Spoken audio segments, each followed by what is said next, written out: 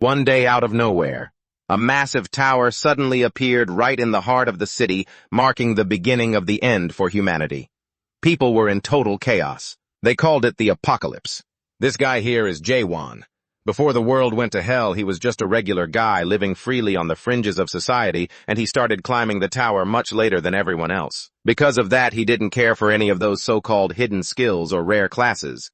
He ditched all that useless junk and went all in on one single skill. It was just a basic thrust. He trained and trained relentlessly, killing over 50 monsters all on his own. His teammates just thought that was all his skill was good for. But as time went on, his efforts started to pay off. His thrusts became faster and more precise, eventually breaking through the limits of normal movement, reaching a level of attack power that rivaled those special hidden skills. During his journey to kill monsters and farm levels, Jaewon met his friends and formed Capitam, humanity's last suicide squad.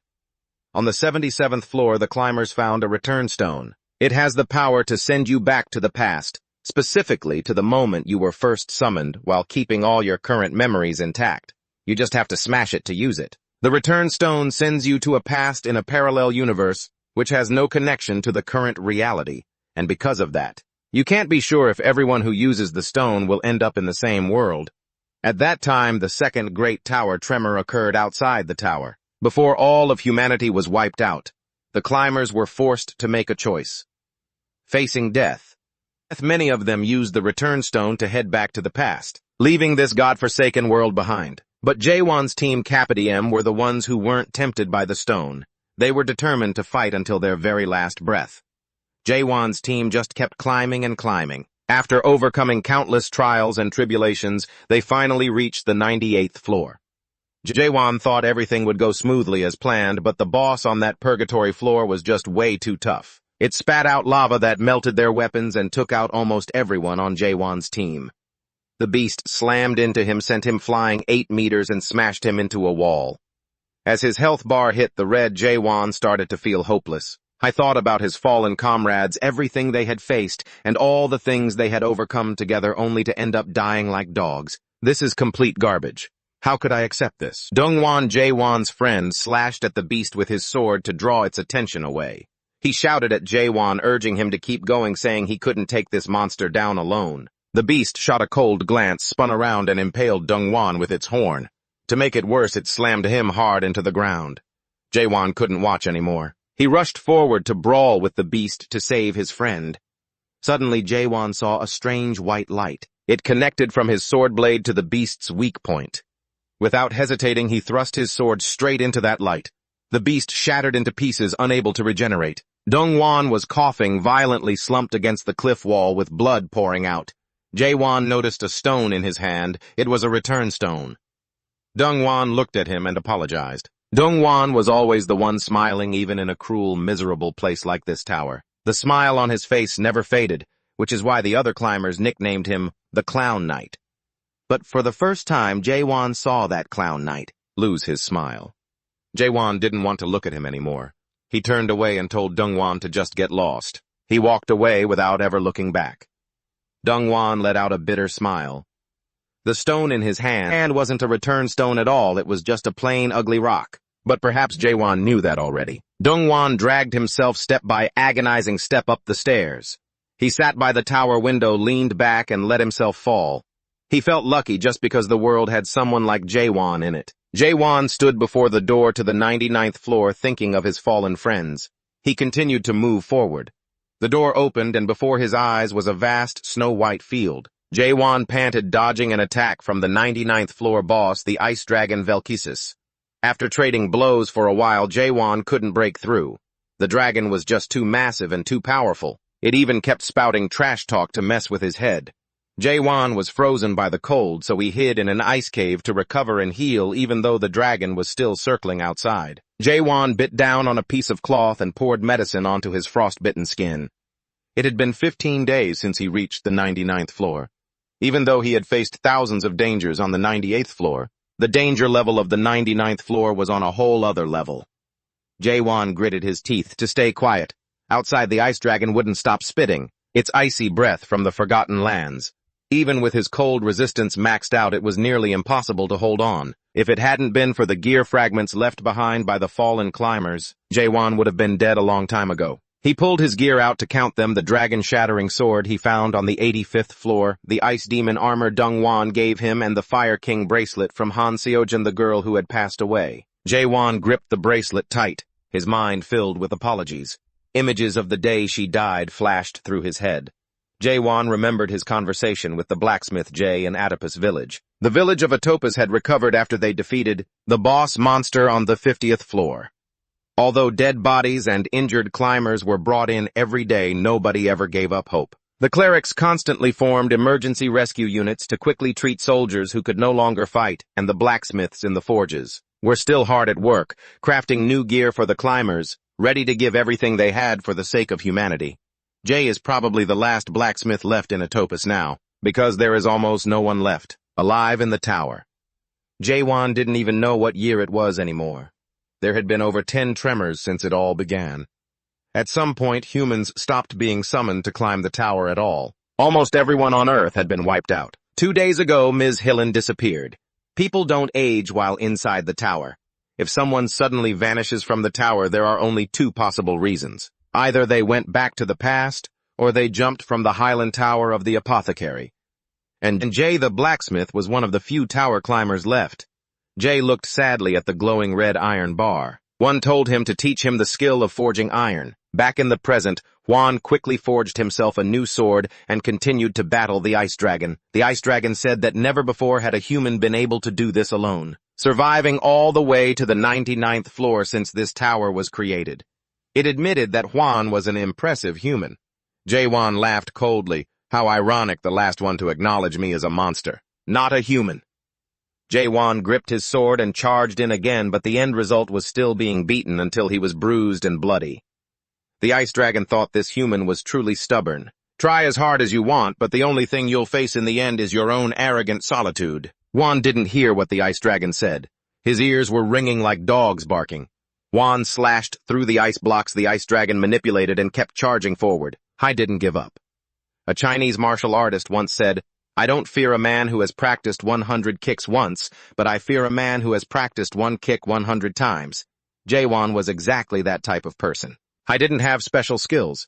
The only move he had was the crushing strike. This time was no different. He continued to use the crushing strike.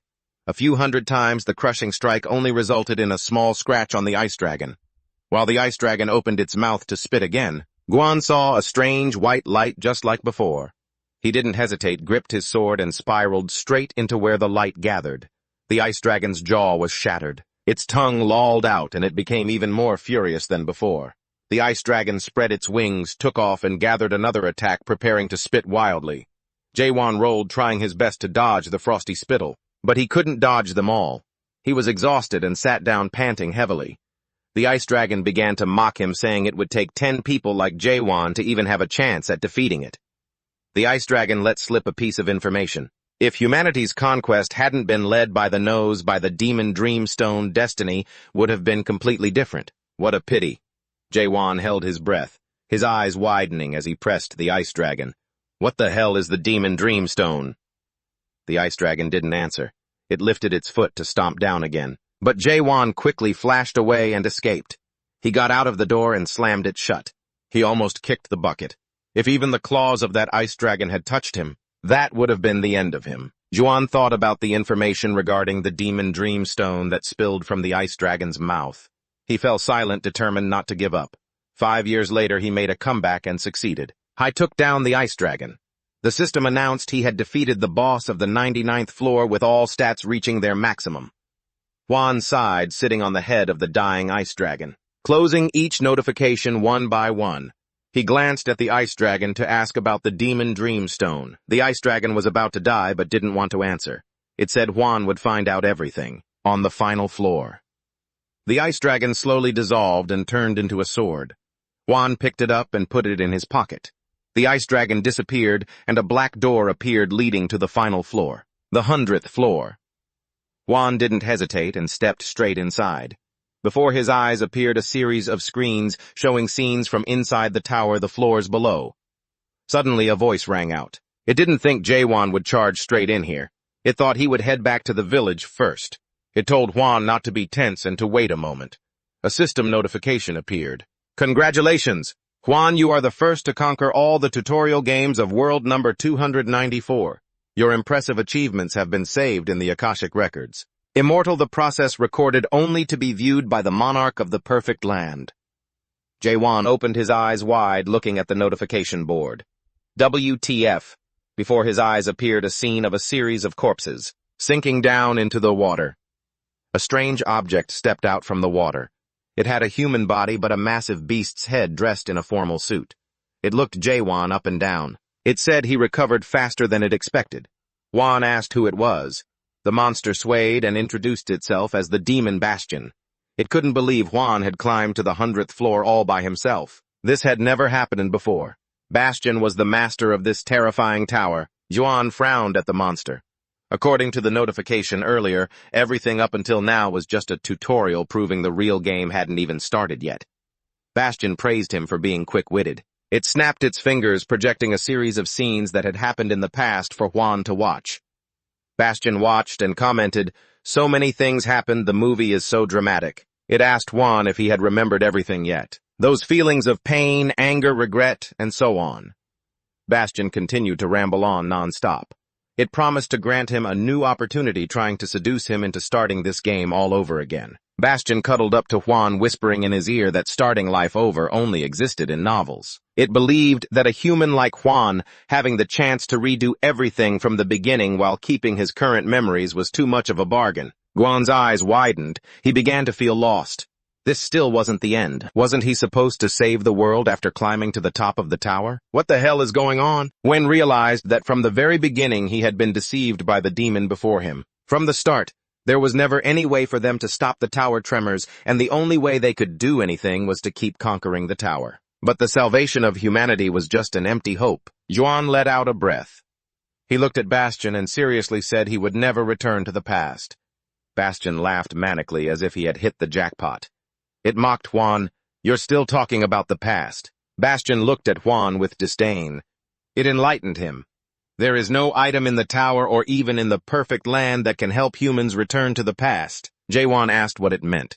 He was startled, remembering what the ice dragon said before. If the conquest hadn't been led by the nose by the demon Dreamstone, things would have been different. Bastion clarified it for him. "It's not a return stone, it's a demon Dreamstone. The demon Dreamstone doesn't have the power to send people back to the past. You all just get trapped in loops within dreams created by the demon Dreamstone." Even though he despised the demon, he still couldn't wrap his head around it. By the time humanity reached the 77th floor, they were obsessed with returning to the past. They couldn't escape the temptation of the Nightmare Stone. Hwan fell silent, then simply replied, "That's right." Beast One saw that the fish had taken the bait. It snapped its fingers, summoned a holographic display, and began seducing Hwan again, claiming the main game wasn't about going back to the past, it was just about resetting the game from square one. Beast One was incredibly confident that Hwan would make the wise choice. But who would have guessed Hwan didn't hesitate to hit decline? Thanks to Beast One, he finally understood what this tower was all about. I had entered the dream of the nightmare demon where the tower itself was created. And since that was the case, I would hunt down the demon Beast One and make it to the next floor. Beast One shook its head in annoyance. "The next floor?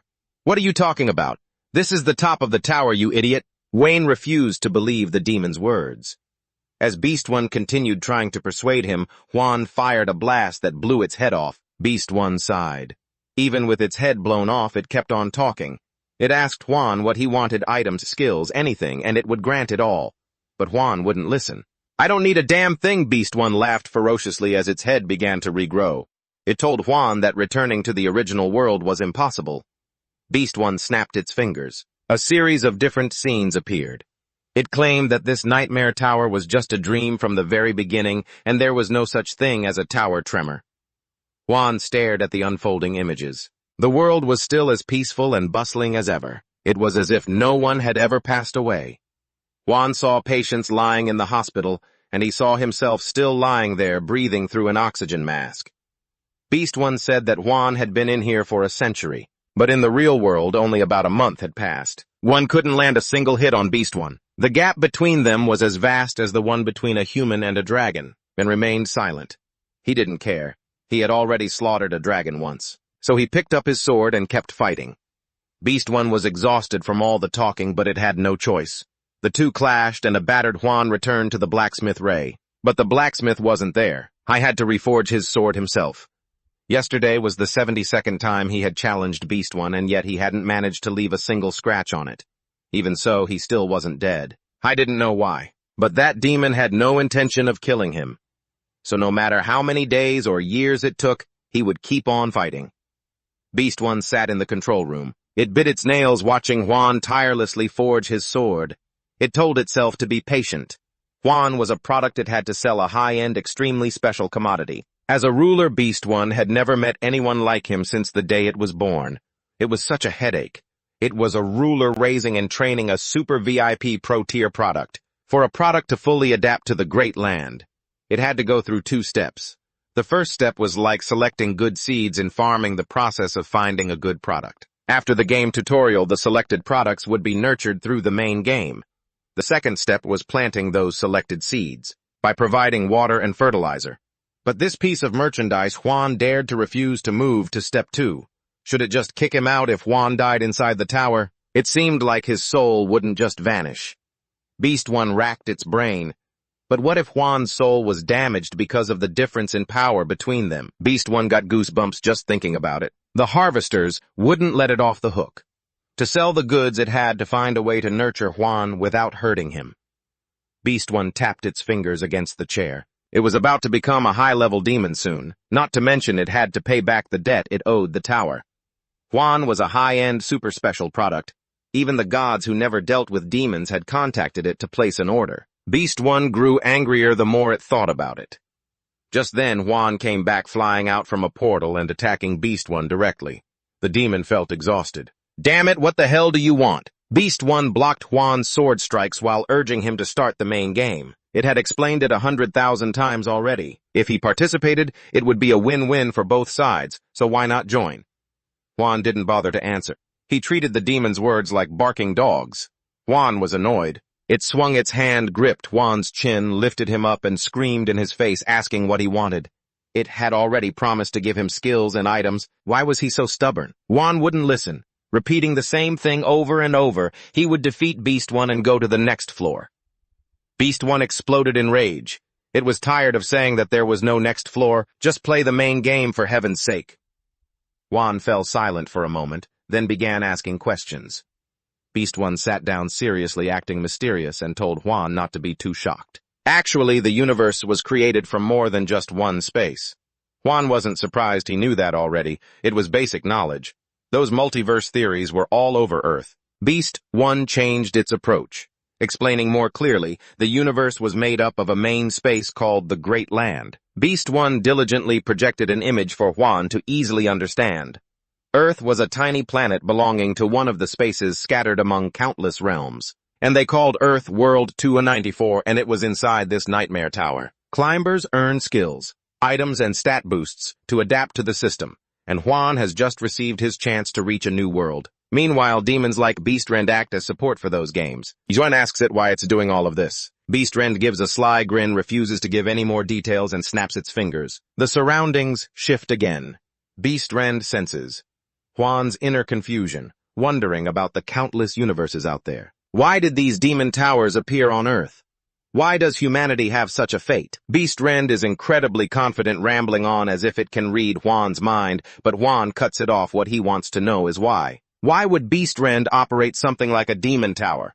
Caught off guard, the creature freezes for a second, then stammers out an excuse, claiming this is just a form of volunteer work. Beastrend breaks into a cold sweat but tries to keep a straight face, adding that honestly demons just love doing volunteer work. It even claims there's a demon on another planet that loves looking after climbers who gave up. Beastrend tries hard to be convincing, clearly flustered, while a message appears behind it. The king has sent you a message, cultivate the product.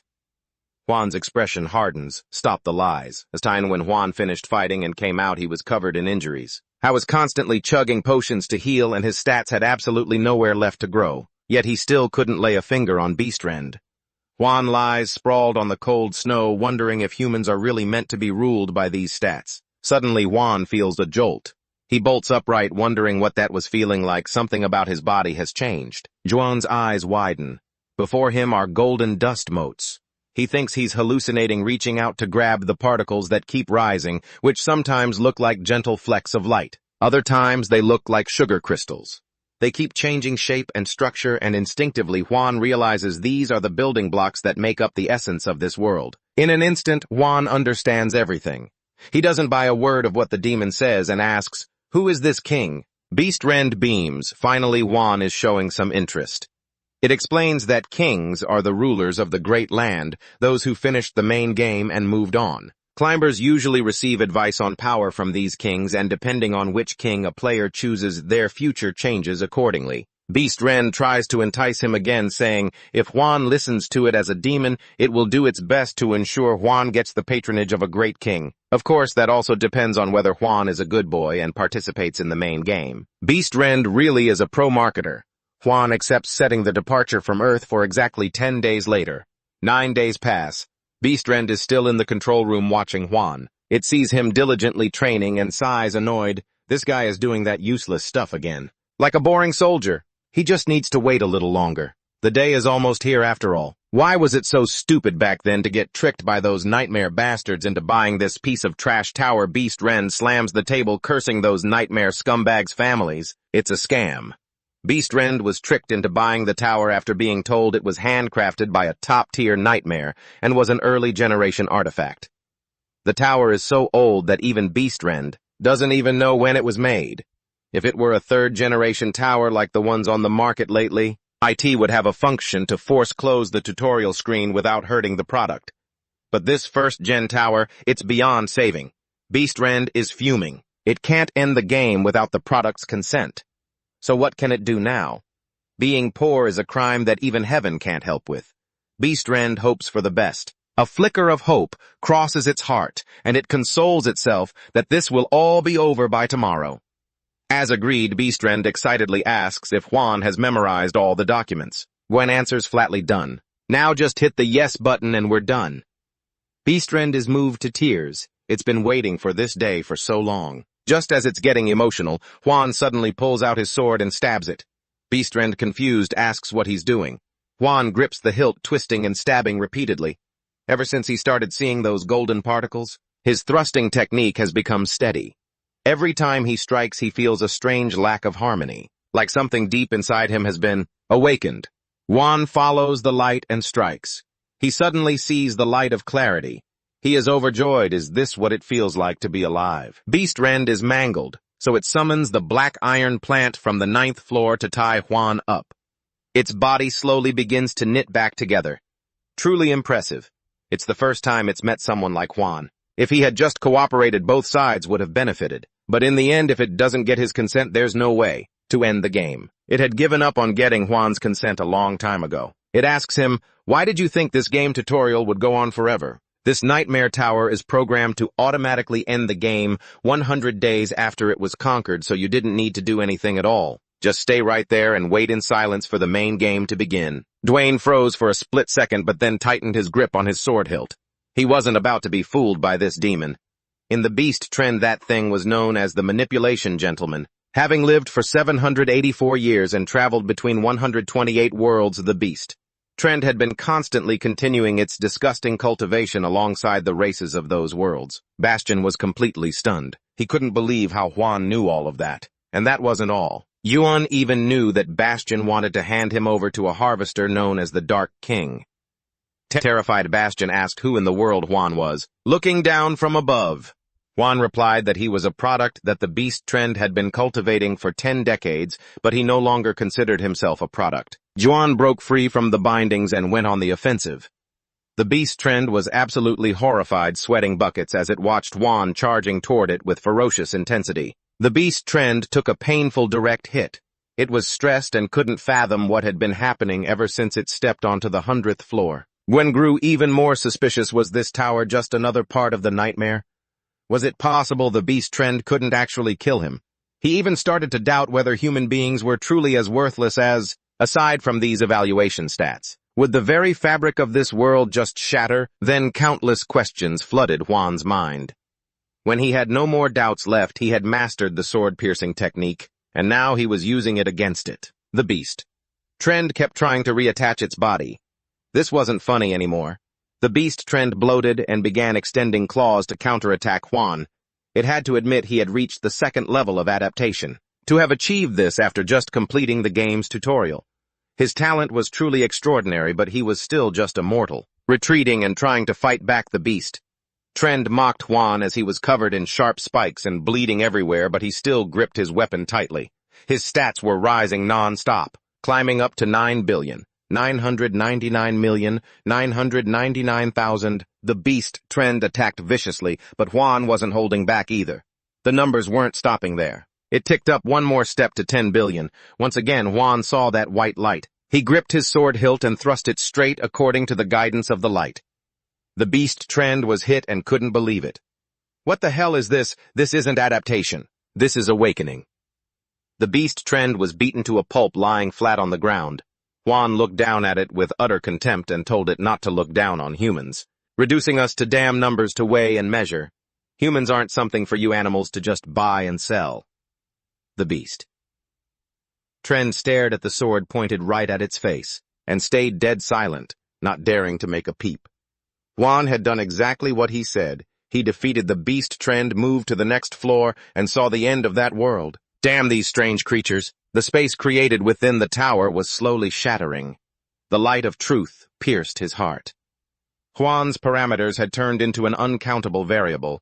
The beast Trend was crying its eyes out. It begged Juan endlessly not to do it, claiming there was no such thing as a next floor. But Juan held firm to his own belief. He wasn't just being stubborn by staying here. When he was on the lower floors, he had seen those scribbled carvings. When he read those lines, he felt like an artist experiencing deep suffering.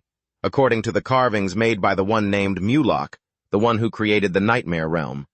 There was still something called the phantom tree that existed. Juan gripped the dragon bone sword, his expression terrifying, and asked the beast Trend if it knew how to make this place the root of the phantom tree. According to his speculation, if there were roots, there should be a trunk. If he destroyed the ceiling of this floor, then surely something would happen. With that, Juan used his spear to rip through the ceiling. The beast Trend screamed in despair as the system began the calculation process for the end of the tutorial game. Then it returned a conclusion: calculation failed. There are no travelers currently remaining in the nightmare realm. Juan vanished into thin air. The tutorial game had come to a complete end. When Juan woke up, he found himself in a strange place. I was surrounded by trees and a pile of monsters bearing their fangs and claws. The monsters swarmed toward him, but Juan swiped his sword. One strike was all it took to take one down. But then a gargantuan one appeared. That last slash wasn't strong enough to finish it. Juan swung his sword with more force, and the monster was shredded to pieces. After finishing off the herd, he pulled the horns off one by one, threw them on his back, and planned to carry them away. Then another group of bug-like monsters blocked his path. They were arrogant, pointing fingers and jabbering away. Things were getting tense, but unfortunately, Juan had no idea what they were saying. Even with his appraisal skill, Juan was a man of reason. He pointed at the pile of horns he'd just collected to try and make a deal with them. If they wanted them, that was fine. In exchange, they had to tell him where he was. The monsters refused to listen. They insisted on a fight and charged at him. Juan just sighed. These guys were seriously brainless. Since the bugs were so desperate to go visit their ancestors, he had no choice but to wipe them all out. The bugs were still in shock. How could a damn mortal take us down? Juan grabbed one and demanded it tell him where he was, but the bug wouldn't say a word.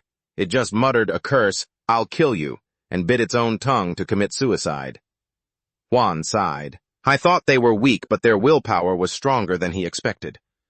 Looking at the antenna in his hand, he decided to mound up some dirt and stick it in as a makeshift grave. Juan started scavenging to see if there was any loot. He ended up with a small spatial pouch. Thankfully, he had something to store his items in. He couldn't access the system interface after leaving the nightmare realm. He really thought he'd still be able to use it. I've got all these items from another world, practically omnipotent level stuff, and yet I'm not using a single one. Just thinking about that scamming bitch makes my blood boil, but thank God I can still use analysis to appraise everything. I held up all the gems I just looted and scanned them one by one. Then I shoved them all into my spatial bag. It's got a storage limit though, and since there's still so much junk left over, I had to toss some of it out. A moment later, I found myself staring at the pile of loot again, nothing worth using. I pulled out the map I grabbed earlier to take a look. It's a map of the Chaos, a place that wasn't mentioned in any of the intel that business gave me. Over there, I saw another group hunting beasts. A red-haired girl and a few big burly guys. The girl threw a knife, but instead of hitting the monster, she stuck it right in the red-haired guy's knee. He was pissed, but since she was cute, he let it slide. He acted like nothing happened, and she wasn't done yet. That red-haired girl started goading a two-horned beast, dragging it straight toward their group. I was watching the whole situation from up high. From my assessment, that red-haired woman seemed to be the strongest one in their crew. I have no idea how those people even managed to survive the nightmare with levels and skills like that. Meanwhile, the red-haired guy was gritting his teeth, preparing to use his ultimate move, Flame King's Breath, to charge in, but suddenly another knife flew right at his face, thrown by that same red-haired girl again. She just laughed it off and apologized. The guy's patience was reaching its limit. He screamed, cursing her out, calling her a total bitch. She acted like it was no big deal. She even reminded him, "Hey, look, the monster's right in front of you." Just as the beast opened its maw to take a bite out of him, I rushed in and took it down with a single strike. After they finished harvesting the two-horned beast, I tagged along with them. They were still hyped up about the kill, but I couldn't help but think. The beast I took down earlier with explosive slash had at least 5 horns. I'm guessing the more horns they have, the stronger they are. The red-haired girl was annoyed that her fun got ruined. She was gnashing her teeth, then turned to me and asked who I was. How could any adapter in Chaos be strong enough to kill a two-horned beast in just one shot? It wasn't simple at all. She asked where I came from. I muttered, asking her, "What the hell is Chaos?" She looked at me like I was insane, not believing a word coming out of my mouth. The red-haired guy started prying into my personal business. I told them I was just a passerby and that I didn't speak the local language. The red-haired girl was still reeling. I had killed that two-horned beast so easily, not even using a skill. She couldn't even use her investigation skill to check my stats, even though my willpower was only at the level of a newbie. She whispered to me that the number of adapters in Chaos who could one-shot a two-horned beast could be counted on one hand. She asked again who I was and where I came from. I just repeated, "What the hell is Chaos?" The red-haired girl lost it. She seriously doubted if I even understood a word she was saying. I understood what she wanted, but as for the "who am I" part, I had no idea how to answer that. The place I belonged to, the connections I had back on Earth, all of that became meaningless the moment I stepped into the tower. In exchange, I got new teammates and memories. But when the tutorial ended, they all vanished like they were nothing more than a hallucination. Even though the teammates who fought by my side were definitely out there somewhere on Earth, it was clear that the only reward I kept was the memories. When you start over, they won't remember me or anything we went through in the tower. I just told her I didn't remember anything. The red-haired girl put on an act pretending to be sympathetic, but she didn't even make it 3 seconds before she started tearing into me. She wasn't buying it for a second. No matter how serious I sounded when I claimed I had amnesia, it was hopeless. She was definitely not falling for it. I told her I never even said I had amnesia, but she just kept on grumbling. She asked if I thought I was some kind of supreme being of purgatory or something. I glanced around, grabbed the hilt of my sword, pulled it out, and tossed a few smaller blades for it to eat. The red-haired girl went dead silent when she saw that sword. A spirit weapon. She figured I wasn't actually strong. I just had a powerful weapon. More importantly, the rest of her group started eyeing the spirit weapon in my hand. They were already plotting something nasty. The red-haired girl was worried I'd mess up her mission, so she suddenly had an idea. She said she wouldn't ask who I was anymore. In exchange, she wanted to make me an offer. Then the girl who called herself Mino gave me a simple explanation of Chaos, and we started talking about teaming up. That red-haired guy's group was a bunch of ruthless thugs from a guild called the Crimson Fox. I quickly realized Mino was trying to get me to kill them for her. It was getting dark, so the red-haired guy suggested we camp out for the night. Moving around in the dark is dangerous because you might trigger the horned beasts. The group started a fire to rest, and I just laid down under a tree. According to the map, there's a village nearby. I reached out and caught some of the glowing particles floating in the air. I could hear the red-haired guy's group whispering. They were plotting to take me out. They assumed I was only strong because of my spirit weapon. Spirit weapons are items you can only get in purgatory. I heard it all. I knew they were planning something dirty. They'd be terrified. If they knew I got this weapon from the roots of the phantasm tree, From what that bitch told me earlier, the tower's gear isn't really all that impressive, and I don't think this place is any kind of omnipotent land either. The group over there started moving, but I didn't react at all. Suddenly, Mino jumped out, looking panicked. "Are you really just gonna lie there?" she reminded me. "Do something already." She grabbed Juan by his shirt and demanded to know if he'd really let them take his weapon, telling him to use it to take those guys down right now. Juan answered nonchalantly, saying he didn't have it anymore because he'd lent it to the red-haired group. They'd wanted to take a look at it while on night watch. The red-haired girl was speechless, unable to believe it. Juan had actually lent out his soul weapon for such a ridiculous reason. Just then, the red-haired gang arrived, surrounding the two of them. They clearly had no intention of giving Juan's weapon back. They even promised to put it to good use, claiming such a powerful sword was just a waste in Juan's hands. "Just let the Red Fox clan handle it for you," they mocked, as Mino gritted her teeth in rage, thinking these bastards were just asking for a death sentence. Yet Juan showed no reaction, as he wanted to see what Mino was truly capable of. So he just stood there. The red-haired group charged all at once. Mino threw her daggers, striking several of them in their vitals, then kicked another one right in the face. She laughed coldly and summoned more knives, ready to keep going. "I'm getting pretty annoyed with you punks. All of you are going to hell," Mino declared, her face hardening. The red-haired guy looked uneasy, having suspected that Mino had lured the monsters to them on purpose. "Is Mino really a ruthless witch?" The red-haired man gritted his teeth and asked who had actually enlisted the help of the Dark Army, but Mino just brushed him off without answering, waving her hand as a flurry of blades flew toward the group. The Red Fox clan had killed so many people, and yet they knew absolutely nothing. Mino was certain there were plenty of people in the chaos who wanted them dead. There was no way the Dark Army would decide to take action just for some pathetic losers like them. The red-haired man pulled out the item he'd swiped from Juan, feeling incredibly confident that Mino would meet her end right here. Mino remained calm, glancing around to assess the situation. At least 40 of them were hiding nearby, all having reached the first level of the adapters. That was exactly why the red-haired man was so confident about taking on a Dark Army witch, especially since he'd prepared so thoroughly, even managing to kill a two-horned monster in a single blow. If he'd known how easy it was to get his hands on Juan's soul weapon, he wouldn't have had to go through the trouble of calling in their guild leader, the captain of the Red Fox, Keelan, who had already reached the third level of the adapters and was several times larger than an average human. With a mouth full of fangs and a lolling tongue, over half the Red Fox Guild's manpower had gathered here to hunt Mino down.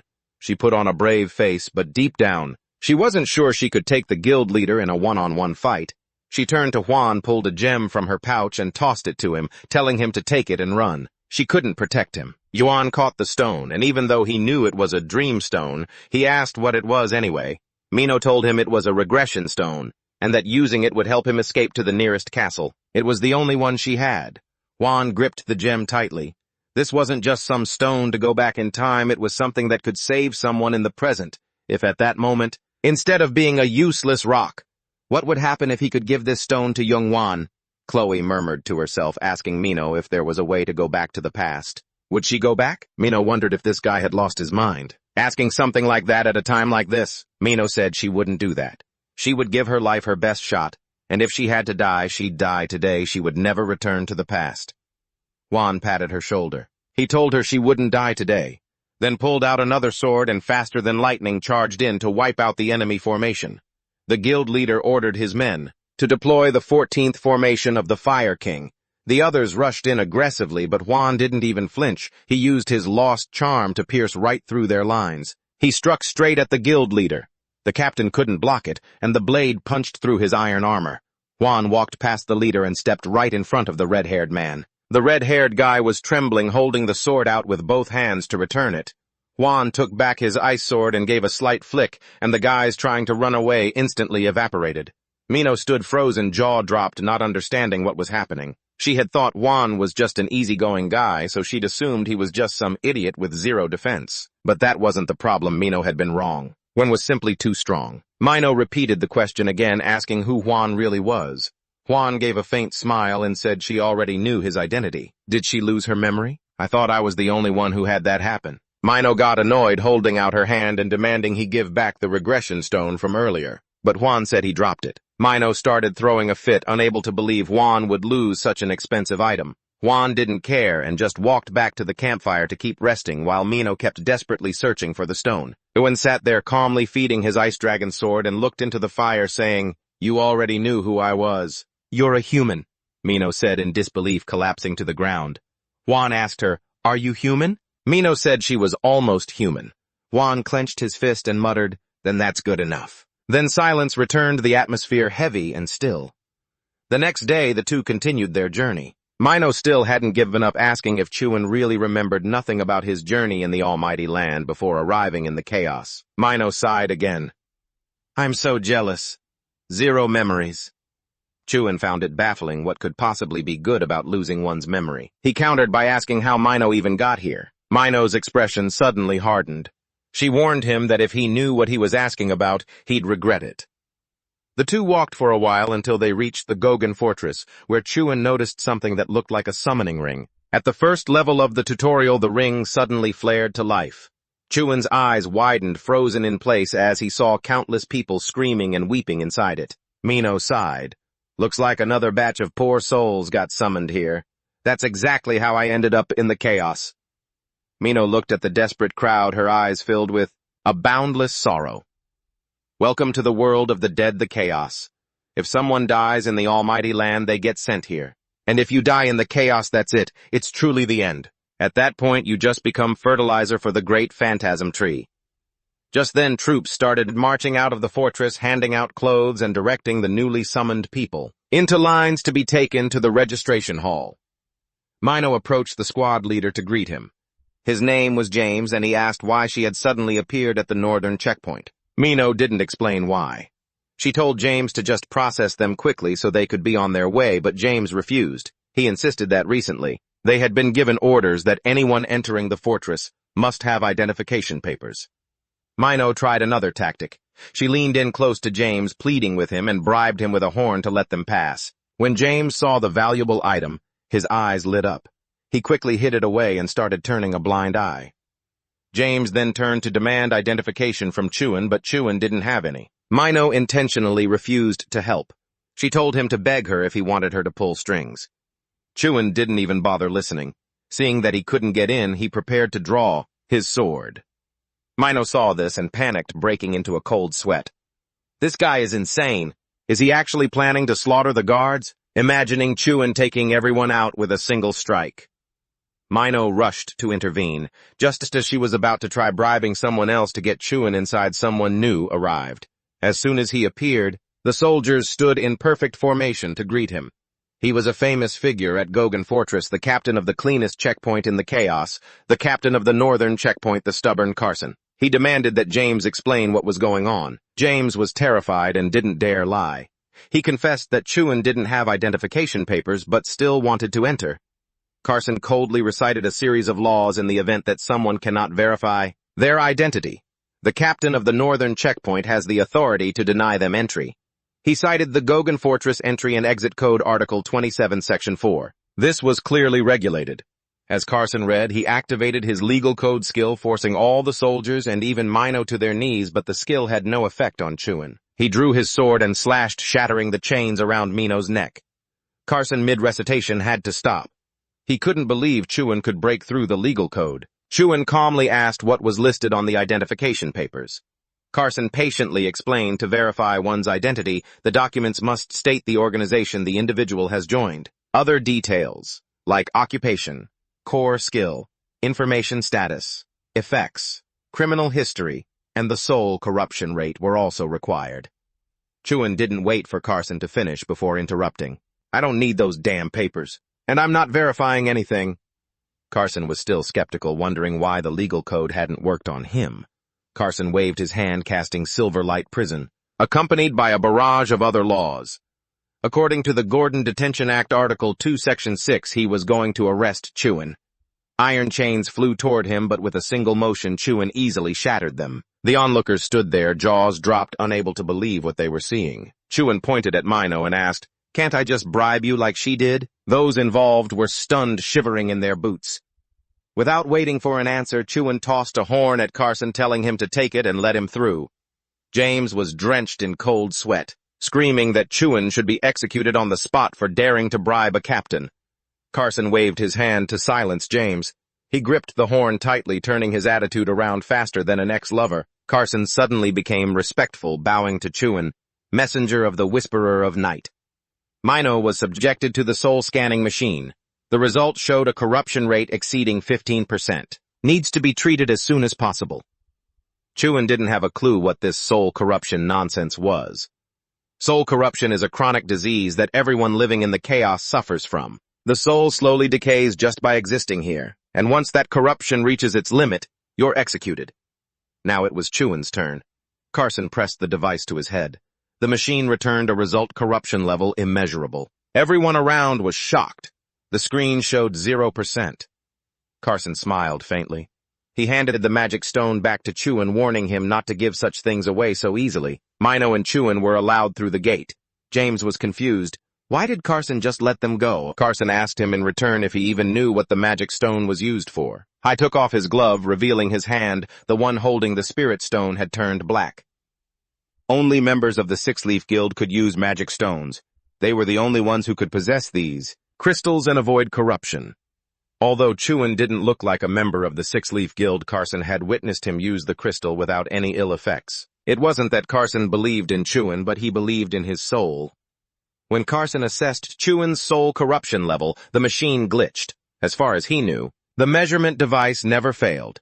There was only one case where the device couldn't measure corruption when the soul was purer than anyone else in the chaos. Regardless of whether Chewin is one of the butterfly's people or not, they simply need someone who can use the magic stones. The people inside the castle will pass judgment on Chewin now. Carton doesn't want to talk about this anymore. Their duty is done. He turns to hold Mino accountable for the bribery earlier. Tron Juan and Mino wander through the fortress. The paths are insanely complicated, and he's stuck dragging a clueless Mino along. Earlier, Carton delivered a ruling on Mino's crime, citing the GOG Fortress Entry Code Article 7, Section 34, anyone who lacks or fails to provide identification, as well as those who forge documents or use someone else's ID, can be denied entry or even heavily fined for their actions. However, Chewin pleaded for Mino, so she was spared. Besides, bribery of any kind is prohibited, citing the GOG Fortress Entry Code, Article 11, Section 6. Anyone who bribes offering money or even valuable items, as well as the person receiving said items, will be punished. Mino is stuck under the effect of the decree, acting completely dumb. She's dazed and confused, and it'll take a while for her to return to normal. Chewin goes to ask around for a professional blacksmith to forge his ice dragon blade, unaware that someone is watching him. A moment later, Mino finally returns to normal. She stands there dazed, wondering when she even entered the village. Chewin waits for exactly that moment to go his separate way and avoid being held up, but Mino refuses to let him go. She grits her teeth and desperately chases after him, insisting on being his guide. She knows everything in here like the back of her hand. Chewin sighs helplessly. He mentions he's looking for the nightmare, and as luck would have it, Mino knows where it is, so she'll take him there. They hadn't gone far before they were blocked again by another bunch of blind idiots trying to intercept and rob Juan's sword. The bandits are a group of 4 brothers. The youngest, a massive guy, is only 12 years old. He's fired up, lugging an axe and following his older brother. Mino is truly seeing something new, 12 years old with that kind of physique. The guys demand the sword, but Chewin refuses. The youngest, the biggest one, charges with his axe, but Chewin just swings his sword once the kid loses both arms. They fly 8 meters away, lying still. Come on if you want more. Seeing his little brother getting bullied, the boss flies into a rage and all 3 charge in to avenge their beloved sibling. Naturally, it ends in a crushing defeat. The others lie motionless. Mino is surprised because Juan only has 1 technique, stabs of light, medium, and heavy force. She remembers someone else. Someone who also only used 1 technique, but it was cutting instead of stabbing. Mino asks why his attack missed at first.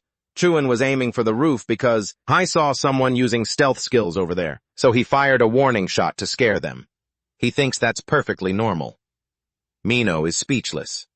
She enthusiastically suggests names for his stabbing technique, but he shoots them all down. He doesn't like anything too flashy. The 2 continue on their way. They arrive at a place called the Dusk Twilight, a smithy built by a dream demon, and it's the biggest shop in GOG. The store clerk is this blacksmith Megan. He announces that placing an order today will take some time because the workshop manager is away, and the assistant manager is busy today too. If the two are looking for something, they should buy pre-made items rather than ordering. Inside, assistant manager Megan and his apprentices are huddled around a sword made from the horn of a four-horned monster. Megan pulls out a horn and challenges his apprentices. If anyone can pierce a hole through this, he will hand over the position of assistant manager of Dusk Twilight for the day to whoever succeeds. The apprentices fight over the tools to drill into it, but nobody succeeds. Continued from above, nobody succeeds. Megan sighs, "You kids are truly green. With hands as soft as noodles, who knows how long it will take to even make a scratch on that horn." Chuan walks past and steps in. He says, "Let me try." Megan doesn't know who he is and assumes he's just a wandering craftsman, so he cheerfully agrees, proudly puffing out his chest. He claims his craftsmanship is top tier, which is why he can handle this horn. It's the horn of a four-horned monster, an extremely difficult material to process. Chuan approaches the horn, points a finger, and lightly taps it, piercing straight through. He spins the horn on his finger. "I'll be the assistant manager for the store today." The horn, once poked, shatters into pieces before 3 seconds are up, right before everyone's stunned eyes. Megan is furious, his eyes practically popping out. He screams. He grabs Chuan's collar. The horn is incredibly expensive. A four-headed monster's horn is worth a fortune. How are they supposed to explain this to the original guild that placed the order? Chuan says he will pay with a better horn, but Megan doesn't believe a beggar like Chuan could have anything better than the horn of a four-horned monster. Chuan pulls out a horn from a five-horned monster from his bag and tosses it to Megan. He gives it to the assistant manager as compensation since he doesn't have a four-horned monster's horn on him right now. Megan holds the rare horn in his hands, his eyes glowing. He orders the apprentices to close the shop. Chuan, as the assistant manager for the day, can freely use all the equipment and labor here. Mino sees that things are sorted out, so she leaves Juan there and goes off to take care of some business. Megan asks Juan how he managed to get the horn of a five-horned monster. As he takes off his coat, he replies that he hunted it himself. Megan can't believe that Juan could hunt a five-horned monster on his own. People who can do that are extremely rare in this entire chaos.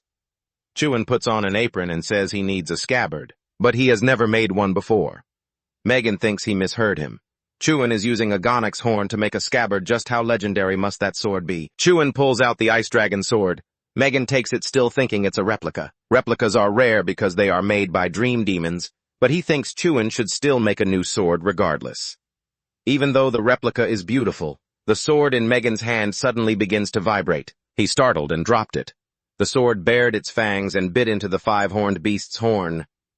Megan broke into a cold sweat, feeling the sheer spiritual power radiating from it. It seems this blade contains the soul of an elite race.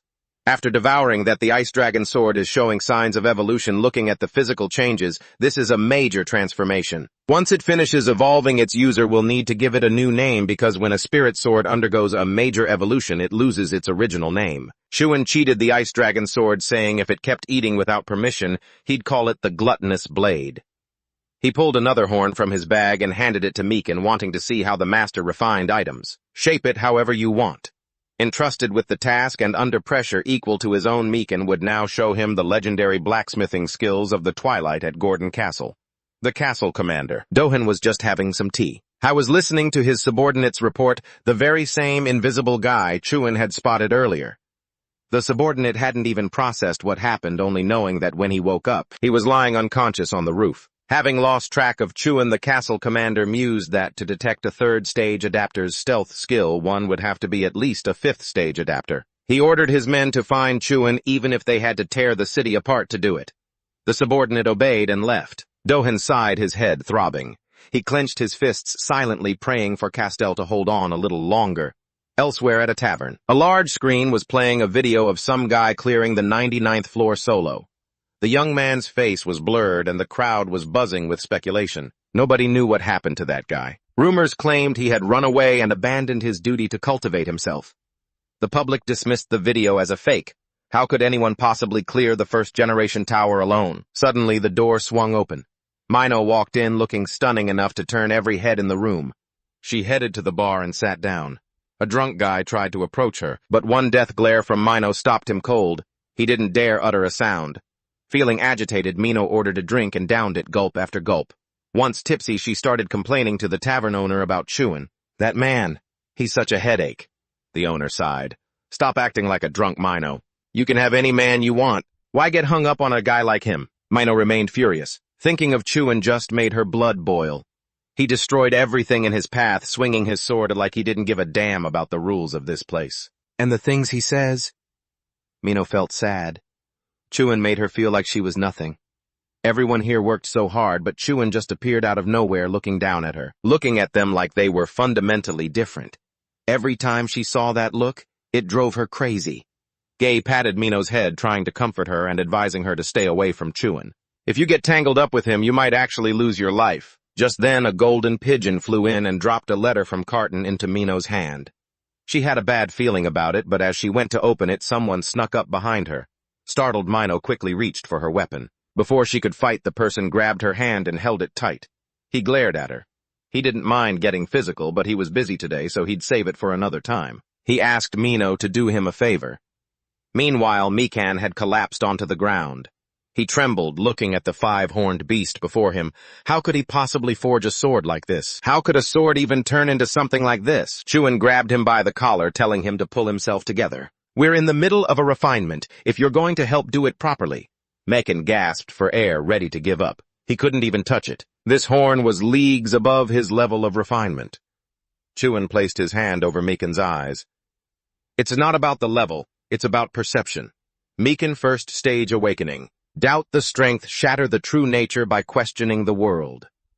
As Chuan pulled his hand away, Mekan reached second stage awakening, gaining the insight to see the broken world for what it was. Mekan looked back at the horn. A black sludge suddenly sprayed out and the five-horned beast stuck out its tongue. Mekan cursed and tumbled backward in shock. Chuan urged him on. I said if you're going to help me, do it right. Mekan was shivering. He couldn't even stand up. The true form of the beast was horrifying.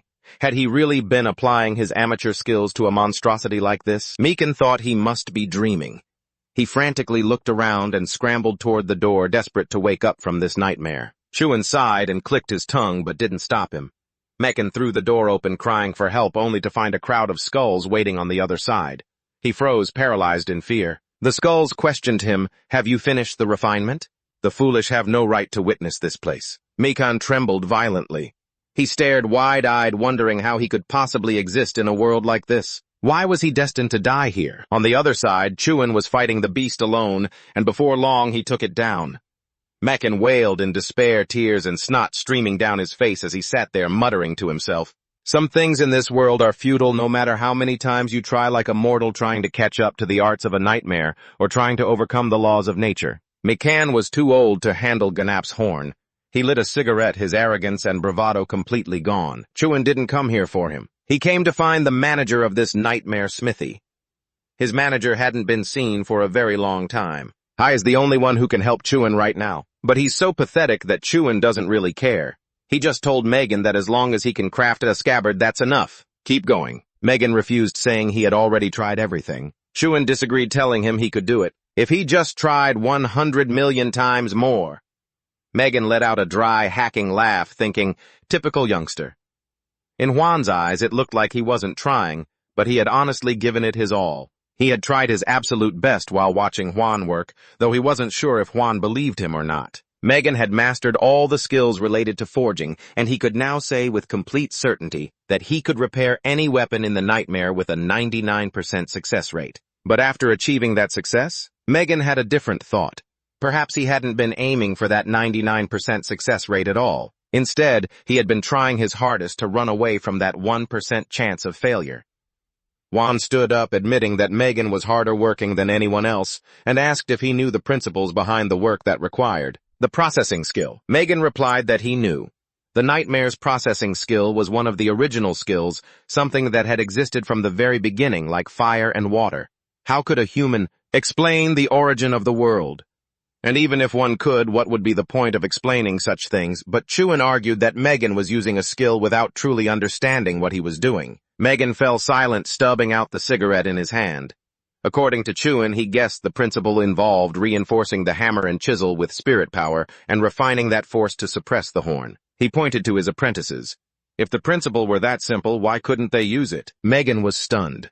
If the principle behind the processing skill was truly that simple, even if they hadn't learned it yet, they should have been able to do the same thing, right? Megan nervously turned to ask Juan if he knew the principles behind the processing. Chuan didn't know, but he had recently figured it out.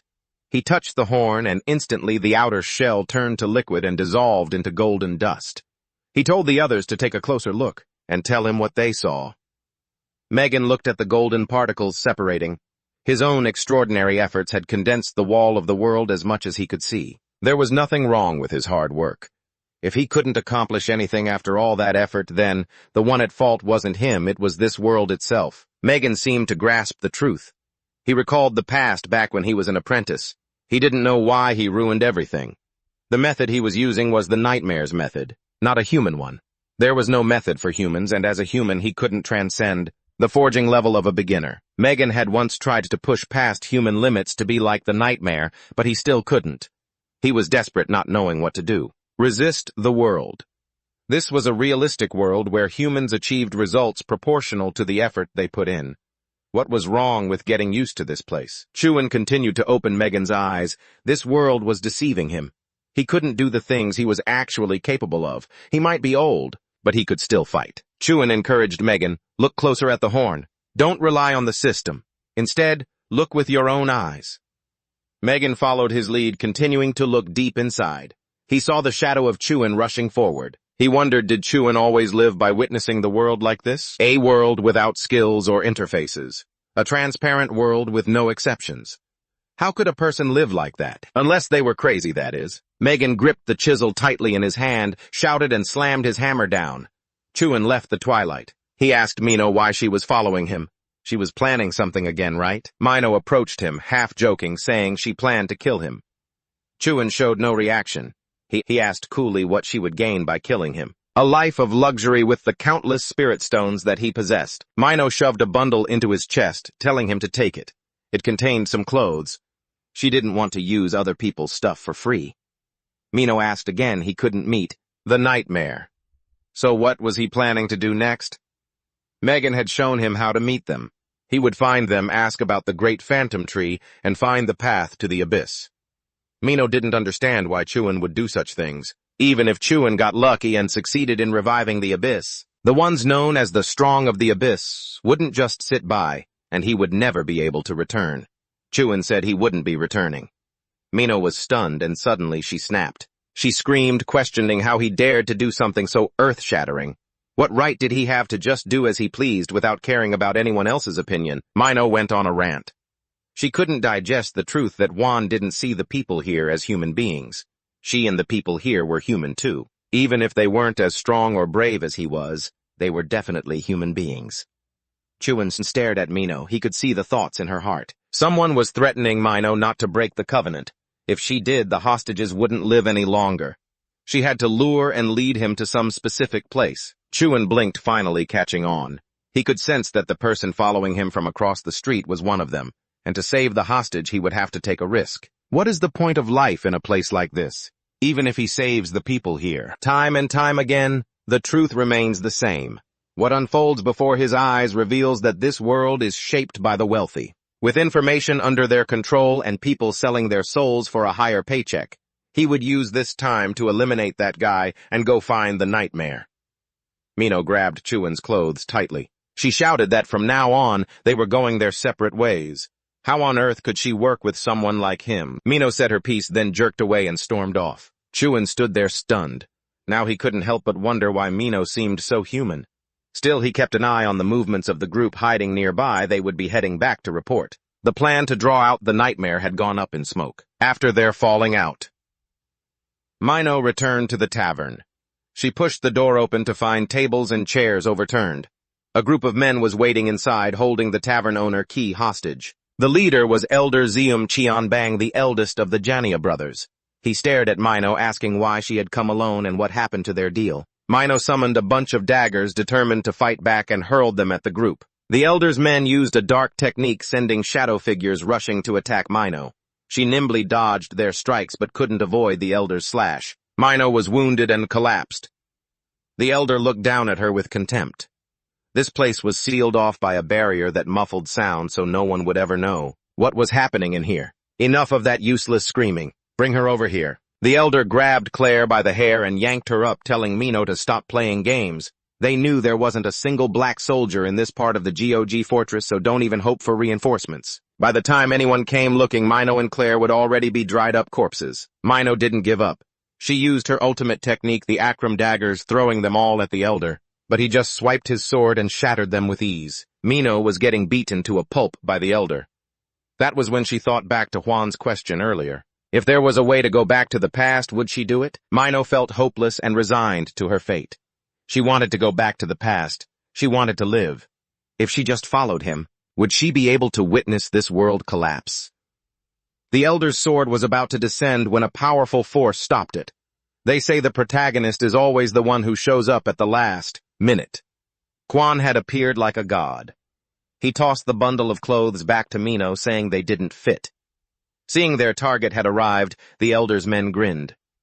The spirit stone has arrived. That made things even easier. Chuan pointed his sword at them and asked if the nightmare was here. Bring the nightmare to me. The group looked at Chuan as if he were a strange creature. Is this guy insane? Hearing his reputation for fighting against the fortress, it seemed he was just like the rumors. Mino struggled to stand, warning Chuan to be careful. That guy was a level 1 mimic of very high rank. He shouldn't underestimate him. Chuan didn't care. He wouldn't lose. Seeing Chuan's arrogance, the group didn't wait and lunged at him. Chuan thrust his sword out as a test. The elder tilted his head and dodged it. They had become more cautious of Chuan. He wasn't a mimic. He might be one of those with the power of the abyss. Chuan assessed the situation. Up until now, the only thing that had evaded his full power strike was the 5-horned beast. So perhaps a level 4 mimic is on the same level as that thing. This fight looked intense, but he didn't care. He was going to take them all down anyway. The other side started playing dirty, using the hostage as a threat.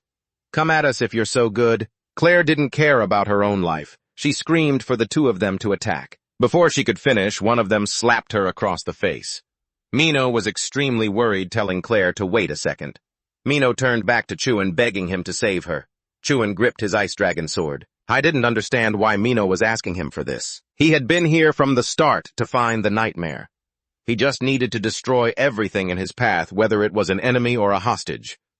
Mino grabbed Chuan's clothes, pleading with him to save Kay. She's a human being too. Chuan was startled. The image in his eyes shifted.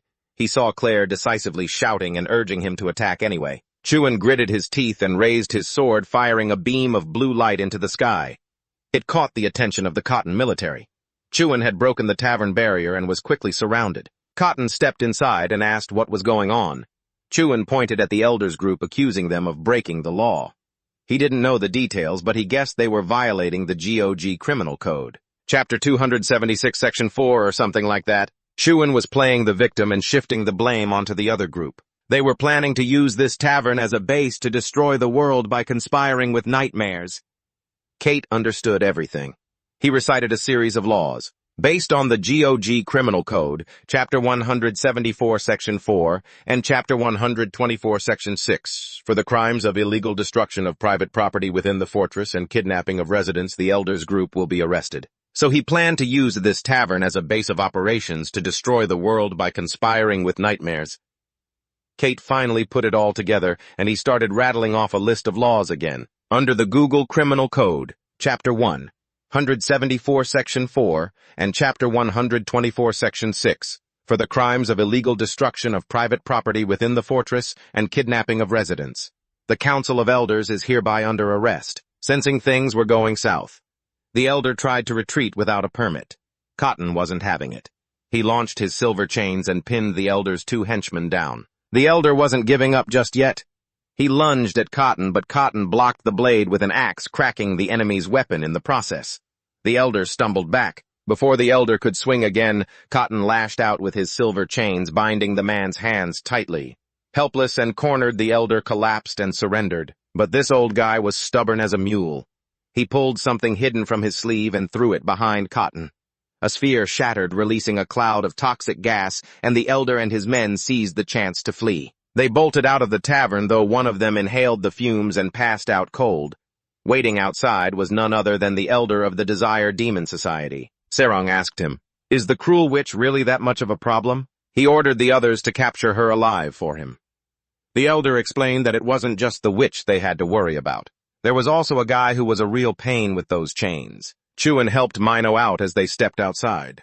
He thrust his sword straight toward the tree where the group was hiding, leaving them in absolute shock. Chewin was still standing after breathing in that poison, with the Desire Demon's elder providing backup.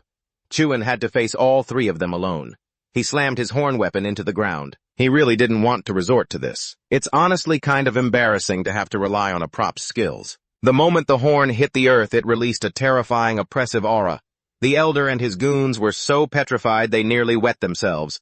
The sheer pressure brought them crashing to their knees, seeing things go sideways. The Desire Demon turned tail and ran, leaving his lackeys to fend for themselves. The elder glared bitterly at his two men who were now lying motionless on the ground. He gritted his teeth, never expecting it to end like this. Chewin stepped up to the old man and offered him a way to keep his life. He demanded to know where the nightmare was hiding.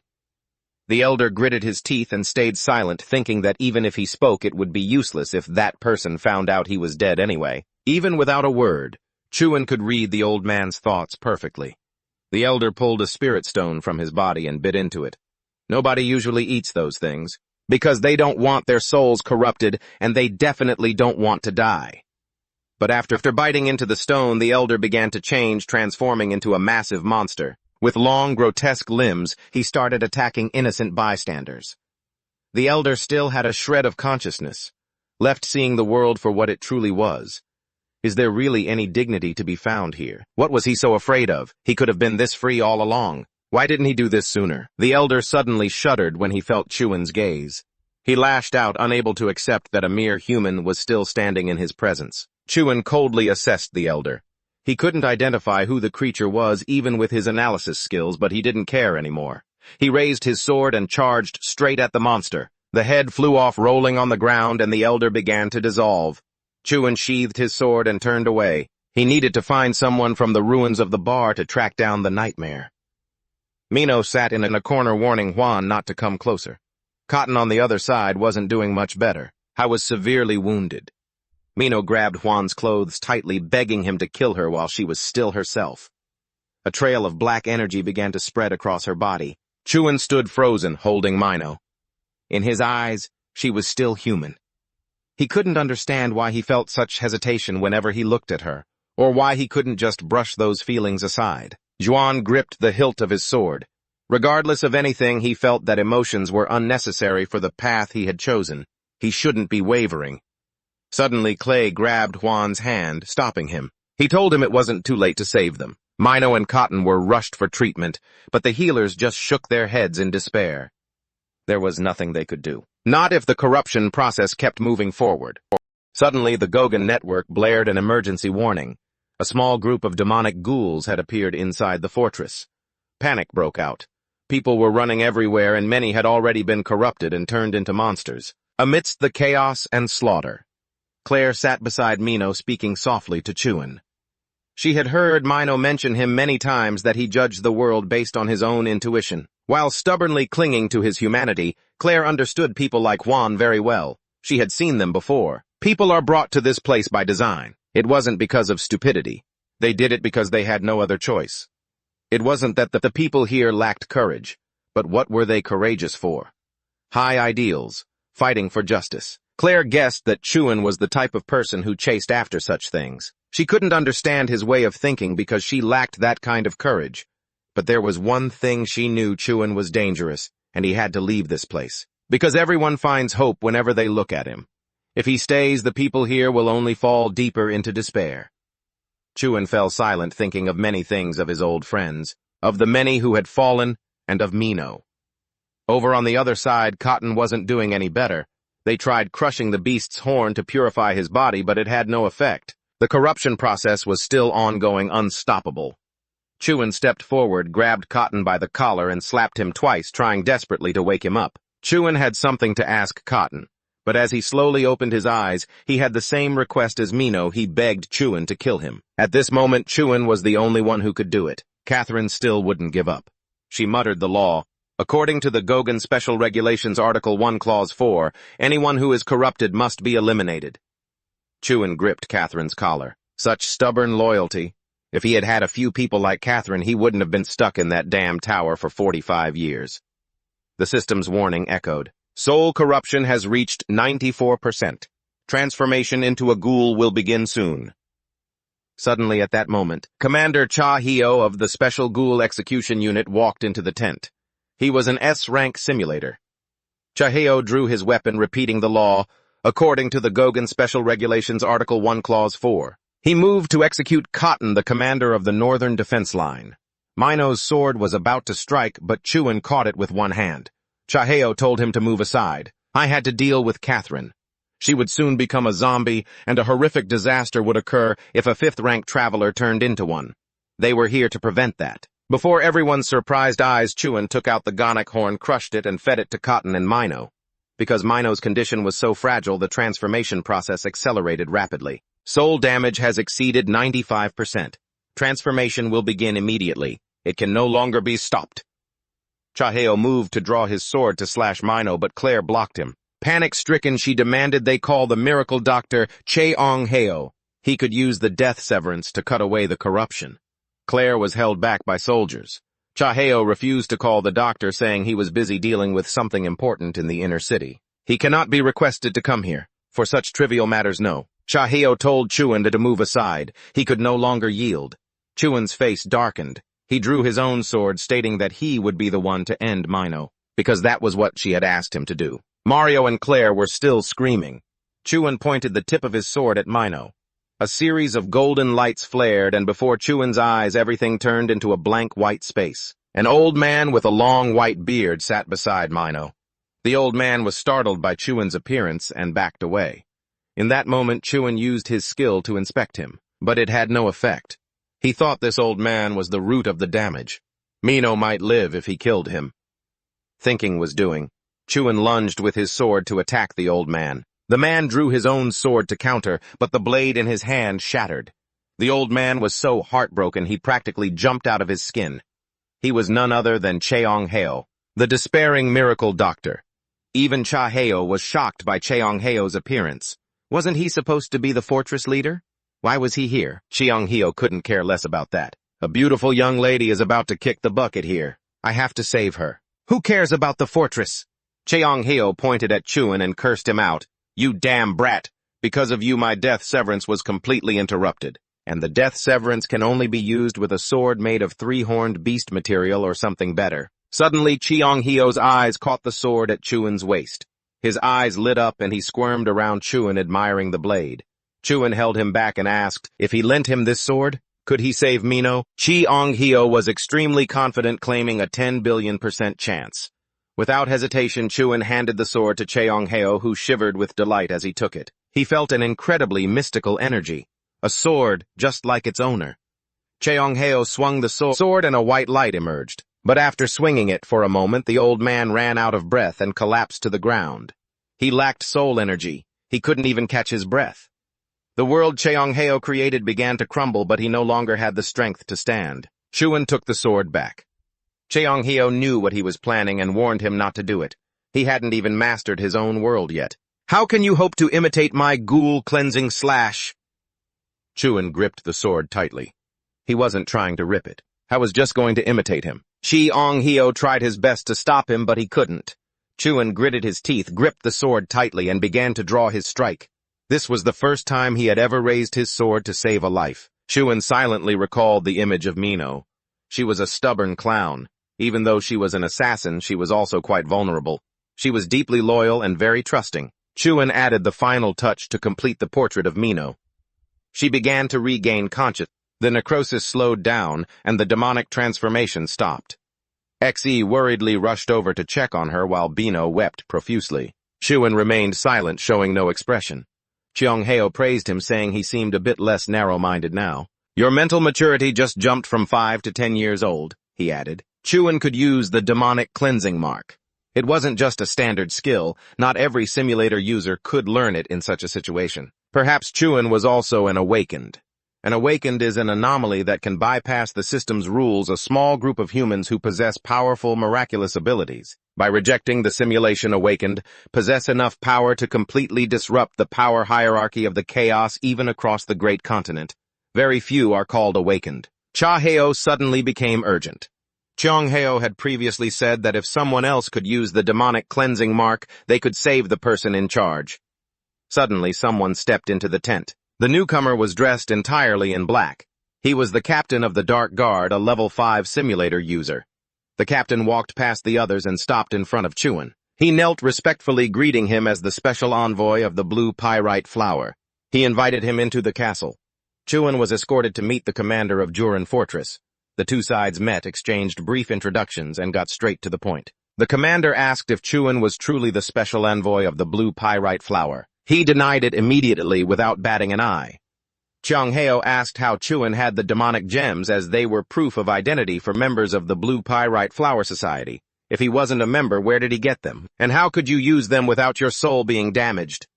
Chuan replied that he just picked them up. The previous owners of the gems are dead. You killed them. Yahello stood up in shock. Who would dare harm a member of the 6 great societies? Chuan explained that those bugs wanted to fight him first. They wanted to steal his horns, so he took them down. The fortress leader understood. The blue pyrite flower was a very resource-greedy society, so fighting each other was understandable. He asked him to talk more about what happened after arriving in the chaos. After a long conversation, the leader set down his teacup. Chuan had accidentally stumbled into something that brought him to the chaos, then coincidentally obtained the magic stones of the 6-leaf clan, entered the fortress, and then again stumbled into the riot. He met Cheongheo and later tried performing the divine healer's demon-slaying / something he had only seen once before. Cheongheo couldn't believe it. Does the fortress leader actually believe what Chuan is saying? Is there something wrong with his head after Castellian disappeared? The fortress leader smiled. He didn't care about what Cheongheo said. He asked Chuan, "Your current body, it's alive, isn't it?" Chuan was stunned. He wasn't participating in the main game. Instead, he had escaped the nightmare. He was currently in a spiritual phantom-like state. The world tree was nearly mistaken. You are an envoy, so you were sent to the chaos. If it were your real body, it would definitely still be breathing oxygen on Earth. Chuan asked back, "Commander, how do you know I'm not dead?" From what Chuan had said, the commander could infer that he hadn't died because no one would describe their own death so casually. Surely Juan must have some reason for not revealing his identity. Juan neither agreed nor denied it. I didn't want to answer. The fortress commander tapped his fingers on the table. Honestly, he needed to apologize for a few things. Over the past 4 days, his subordinates had been tailing Chuan, but Chuan already knew that.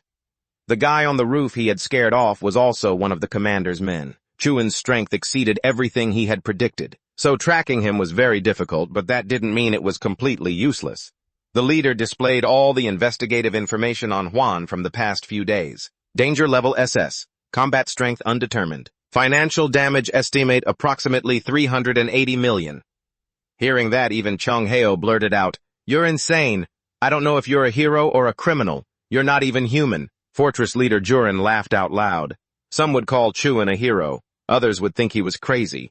He was sure that everyone would call Chuan by different names. But as for him, he called people like Chuan the main character.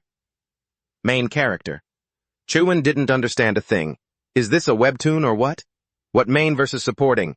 The common trait of main characters is being famous, but it seems Chuan isn't famous at all. That means there's some force deliberately restricting information about you. And that force doesn't seem to be friendly toward you, because if they were the ones controlling you from behind, you wouldn't have had such a hard time just over some identification papers. Jurin thought Juan was a main character who had accidentally fled to the chaos to escape some power. Chuan silently thought about the power standing behind him. He wasn't sure, but it could be the Dark Monarch, one of the 12 monarchs of the great continent. He didn't know how strong these so-called monarchs were. Jurin said he wouldn't ask what Juan's identity was, nor would they hold him responsible for the damage he had caused, and Gogan Fortress would protect him. Juan asked back if this fortress was strong enough to face the 12 monarchs of the great continent. Jurin realized the issue immediately. He affirmed that it was possible. Monarchs were not allowed to interfere directly in what happened in the chaos. Gogan would do everything for Chuan, but in return he had to do them a favor, save their land of Castellan. 2 hours later, Chuan was led down to the basement by the captain of the Black Guard. Currently, Mino and Cotton were recovering in the infirmary while they were heading down to the training ground. Cheongheo insisted on seeing whether Chuan's thrust or his own slash was stronger.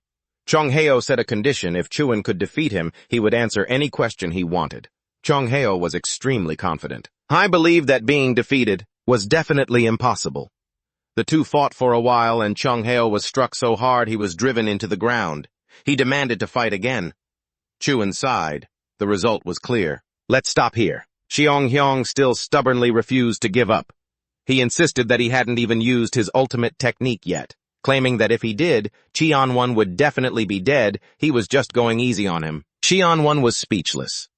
The old man had been parroting that same line over and over again. Xionghyong shouted up from the bottom of the pit asking how old Qianwen was. When Qianwen guessed around 60, Xionghyong threw a tantrum screaming that he was already 1,000 years old. A brat who had only been using thrusting techniques for 60 years could never hope to defeat him. I had been using sword slashes for 1,000 years. Even though Chonghyong had been slashing for a millennium to Qianwen, it felt like the old man had only been at it for 15 years. His pride-wounded Chonghyong lunged out of the pit, sword in hand, unleashing another slash. Qianwen raised his blade to counter the two clashed, and Qianwen was pushed back. Intrigued by Qianwen's technique, Xionghyong asked for its name. Qianwen replied flatly, "Basic Thrust." Xionghyong was left speechless by such a dull name. Who would ever think such a ridiculously powerful technique had a name like that? Qianwen gripped his sword tightly and assumed a stance for another stronger thrust. Xionghyong froze. What he saw before him was no longer the ordinary Qianwen. It was the sole Emperor of Chaos, a figure he could never forget as long as he lived. The overwhelming fear of facing that absolute king washed over him. Cold sweat broke out on Chonghyong's brow. He didn't think he could even cut through that. Although not quite on the level of the sole Emperor, it was still an incredibly powerful attack. Just as Qianwen crouched to lunge, Xionghyong suddenly stopped him. In the Great Lands within the 5th region, the monarch of Iron Huiyu listened as his subordinate reported on the all-mystic monarch moving through chaos. Huiyu frowned. Weren't all the monarchs of the Great Lands bound by a contract that prevented them from interfering in the affairs of chaos? The subordinate bowed under the pressure. Huiyu looked at a screen showing footage of a young man clearing the 99th floor all by himself. Huiyu didn't understand, was this video a fake? The items in the video were those of the all-mystic monarch from the 9th region who was currently linked. After refusing to complete the tutorial, the young man in the video had punched a hole through the tower's ceiling and walked off with the items. There had been no sign of him since.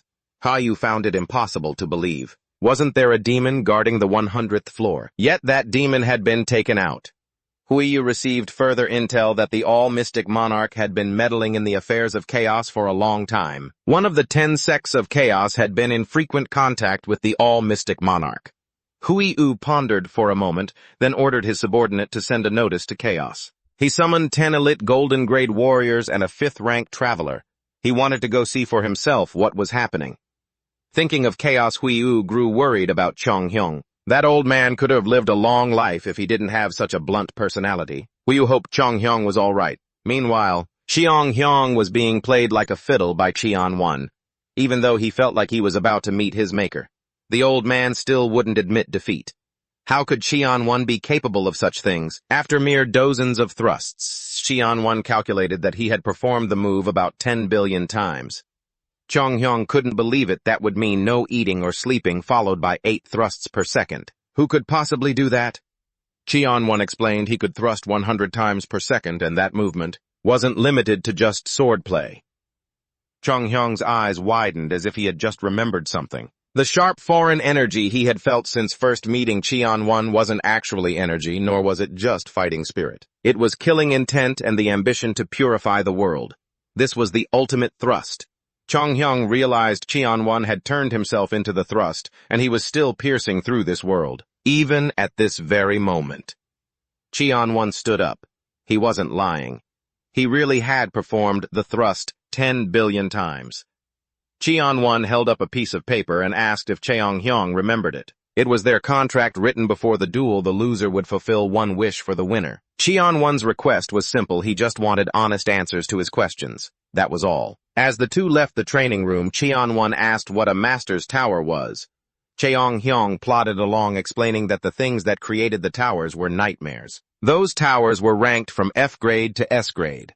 Masters were those who had completed creating an S-grade tower as an apprentice and had become master architects early on. But not every tower created by a master was considered a master's tower. Only specific towers created without ties to a seed could become a master's tower. No one in the world knew what the hell those masters were thinking when they created these towers. Everyone said the masters were the ones behind the truths of the world. But one thing was clear.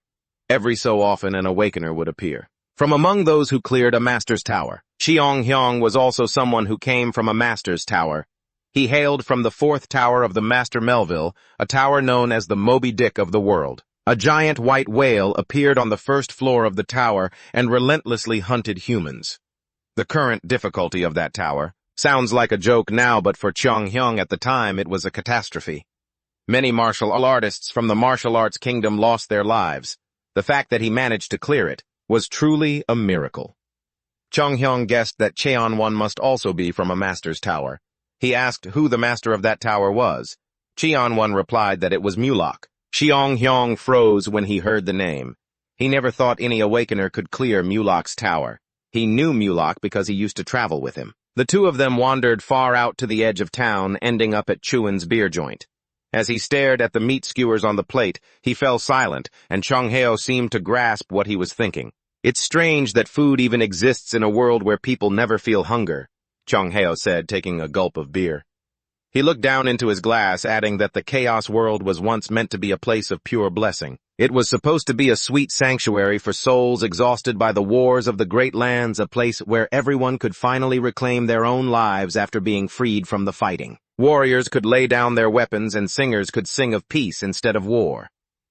Suddenly, a commotion broke out nearby. Chuan glanced over. It looked like a drunken brawl. Seeing it had nothing to do with him, he lowered his head and took a sip of his drink. It tasted just like water. In the world of chaos, people don't get drunk, they don't get hungry, and they don't age. They are only pretending to be drunk. In a paradise like this, people began to crave the exact opposite. They missed the real world with its promise of death and started acting as if they were truly alive, living a life where if you don't eat, you die. A life where if you drink, you get drunk, a life where they had real bodies and hearts that actually beat. Deep in thought, Cheong-hyo suddenly shouted, "One day those drunks started doing something new." A deep expedition team appeared, dreaming of the impossible and gathering everyone to reclaim their true lives. Chuan wondered why they chose the abyss out of so many places. Cheong-hyo slumped into his chair, explaining that they wanted the fruit of rebirth, a fruit that grows on the branches of the illusion tree at the very bottom of the abyss. The only way for the dead in this world to truly live again is by eating that fruit. The Deep Expedition Team was an alliance formed specifically to find it. Back then, Cheong-hyo had already awakened, and he was at that age where he feared nothing, only 150 years old. Mulak was also a member of that expeditionary force, acting as the team leader. He was truly a unique individual. Cheong-hyo recalled his conversations with Mulak. The two of them had even thrown punches at each other. Mulak was a nightmare. He shouldn't have had any emotions yet. He felt remorse for creating the towers. The reason Mulak went looking for the illusion tree in the abyss was because of one specific tower.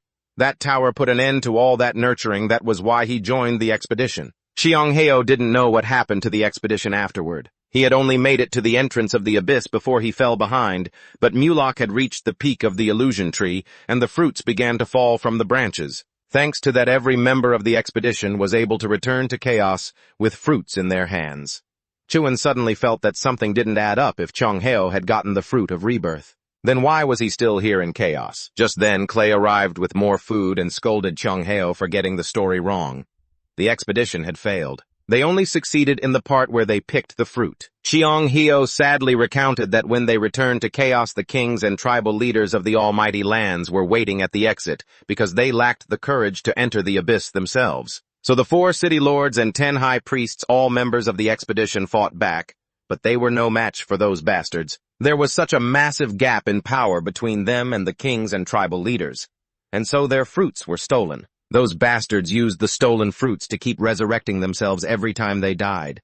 They'd been doing that for 900 years. It was as if they had a private place built just for them known as the Hall of Rebirth. The kings and the 5 great families would take turns resurrecting whenever they kicked the bucket. From the very beginning, it was decided who would get to live. They were the only ones allowed to live a real life.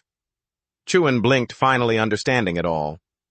That was why the people here were so indifferent. They all understood that the real life they craved, the fruit of rebirth, was something they would never, ever have. Chuan intended to ask more, but he saw that Chongheo had already collapsed onto the table, fast asleep. He had been drunk for 1,000 years, but he didn't even notice when he finally passed out. Clay continued the story with what she had heard. After the expedition ended, no one ever saw Mulak again. He supposedly said something before disappearing, something like, "This is a failure, but I am not defeated." Just then someone dropped by. It was James. He had come to thank Chuan for saving Carton. Chuan just stared blankly, not remembering who this guy was. James sighed and told him that next time he came to Goggin, he should use the North Gate. Since he recognized Chuan's face now, he wouldn't need to check his documents. Of course, this had to be kept a secret from Carton. James chuckled arrogantly. After sitting for a while, the captain of the demon extermination squad, Chahu, came running over pale-faced, announcing that something huge had happened. Chuan hauled Chongheo up and flew off with Chahu. Seeing the black smoke billowing from the fortress, he had already guessed that the fortress master had probably entered a state, no different from a living corpse. The aura pressure was 10 times stronger than any other zombie he had encountered during the day. He could feel it. That energy was coming from deep within the fortress's interior, or rather from beneath the fortress. Chuan thought back to the request from the fortress commander Durin, who had begged him to save the master of the fortress. Chuan quickly realized the fortress master was transforming and had suddenly erupted.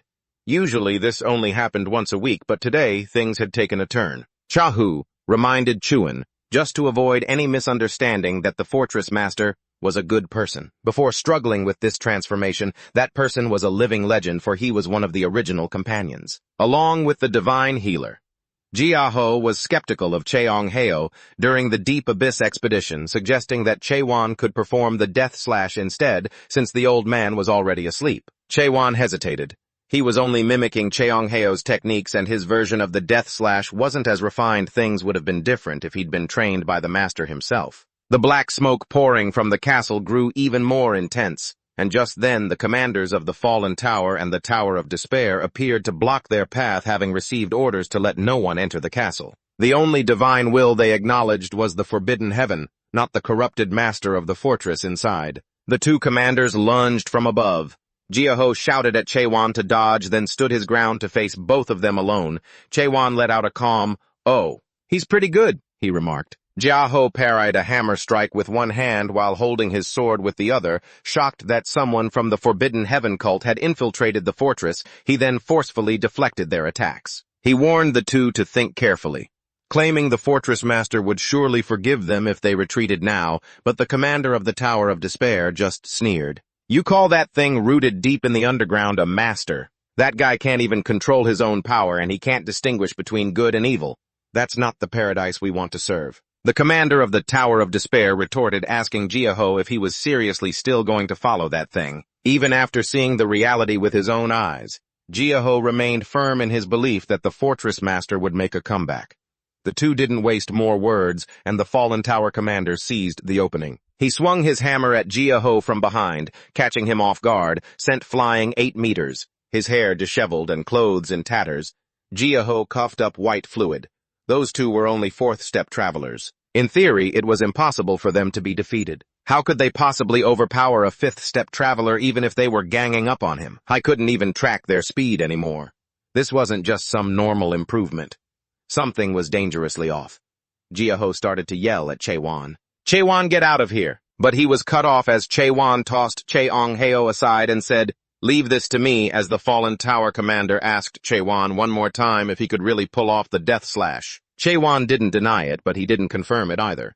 The two enemies used telepathy to quietly judge him. To them, he didn't even look like a traveler. They weren't even sure if Chewan was just full of it. Who on earth attempts a death slash with a sword like that? Chewan's physical condition didn't even look half as good as the fallen tower commander's, who stood ready to kill him in a heartbeat. But little did they know, Chewan had heard every word of their whispers. He moved with lightning speed, appeared behind the fallen tower commander, and punched him so hard his face warped. Before the commander could even let out a sound, he was sent flying through the wall. Seeing this, the Tower of Despair, Commander rushed to help his friend, only to get absolutely thrashed by Chewan until his armor shattered. The Tower of Despair. Commander struggled to keep his balance swinging his spear at Chaewon, but he dodged it effortlessly. The commander unleashed his ultimate move, a rapid-fire spear barrage, but Chaewon backed away, dodging every strike. He could feel a powerful surge of energy. Was this just a heart filled with hatred or something else? The commander growled, "Do you honestly think someone like you can save the fortress, master?" Chaewon could even sense their fear. Were these guys planning to betray each other? And with this level of ability, it was laughable. He replied that saving the master wasn't his job, that was for the old man Cheongheo over there. "But as for you two, that's just way too easy for me," Chaewon said as he stepped on the spear, leaped high into the air, and drove his sword downward. Meanwhile, Fortress Commander Jurin and his subordinates descended to the basement to assess the situation. He gulped nervously. It hadn't even been a full day since the divine healer performed the demon-slaying technique. So why had the fortress master deteriorated like this? Jurin had seen it with his own eyes that morning. The ghoulish transformation process was checked, and the energy had stabilized. So why was he going berserk now, just when there was a glimmer of hope that the master could be cured? This happened. If they could have just held on for another month, they might have saved him. Currently, Jurin's demon-slaying was only a simulation, and unlike Mino's, the master's collapse was severe. Any normal person would have turned into a ghoul long ago. But perhaps in another month, Jurin's demon-slaying would be ready for real use. Jurin gritted his teeth and looked at his subordinates behind him. One of them had to know about the demon-slaying. He had long suspected there was a traitor among them. Before, the fortress master had gone out to inspect the troops to find someone who could manipulate mental collapse, but he returned in a state of mental collapse himself. I wasn't quite human, nor was he a ghoul, and one of the people who witnessed that incident was right here, Maihan. Jurin started to feel suspicious of him, but Maihan urged everyone to stay alert, stressing that this was an emergency, and that if they hesitated any longer, it would be the end of Gogan Fortress. Jurin was stunned. They couldn't perform the demon-slaying strike if the divine healer wasn't here. Was the fortress lord going to bite the dust just like that? Maihan knew that even if they all attacked together, they wouldn't be strong enough to defeat the fortress lord. He insisted on deploying the ghoul seal. If they waited any longer, it would be too late. At the very least, they had to protect the master's mental energy through the ghoul seal.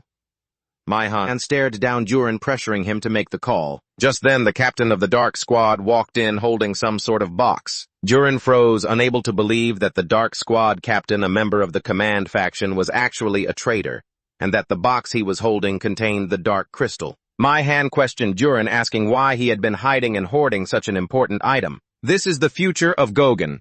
Maihan pressed further, accusing Jurin of wanting to turn the fortress master into a great demon. "Are you insane? Just one mid-tier demon is already an extreme threat to Gogan. A great demon is a catastrophe that rules over countless lesser demons and brings destruction wherever they sweep through."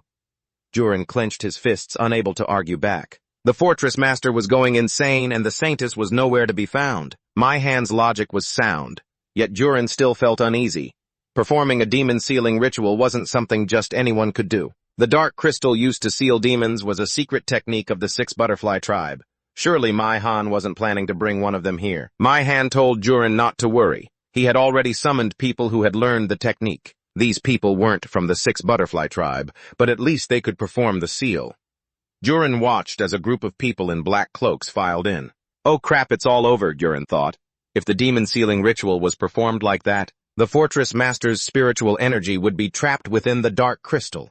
Since energy cannot be inherited in the chaos realm, if someone possessed a dark crystal containing the fortress master's spiritual energy, that person would be able to claim that energy and become the master of Gogan. Jurin broke into a cold sweat.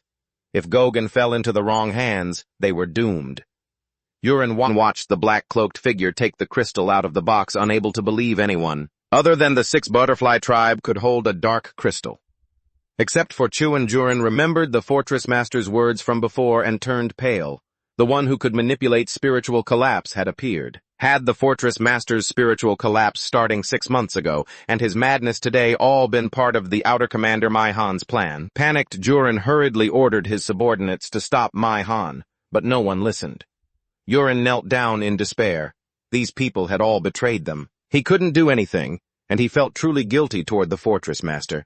Because of his own arrogance, he had failed to protect Gogan. Jurin wept, feeling helpless.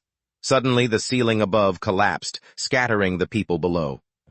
Chuan and Yahello landed in an incredibly cool fashion. Jumping down, they stood before the Dark Squad. Manhwa clicked his tongue and shouted, asking who Chuan thought he was. How dare you show your face here? Yahello tossed the two commanders of the Fallen Tower and the Tower of Despair aside, telling Manhwa to stop right there. Treason is a capital offense. Manhwa glared at the Fallen Tower commander, and the man's face instantly changed and exploded.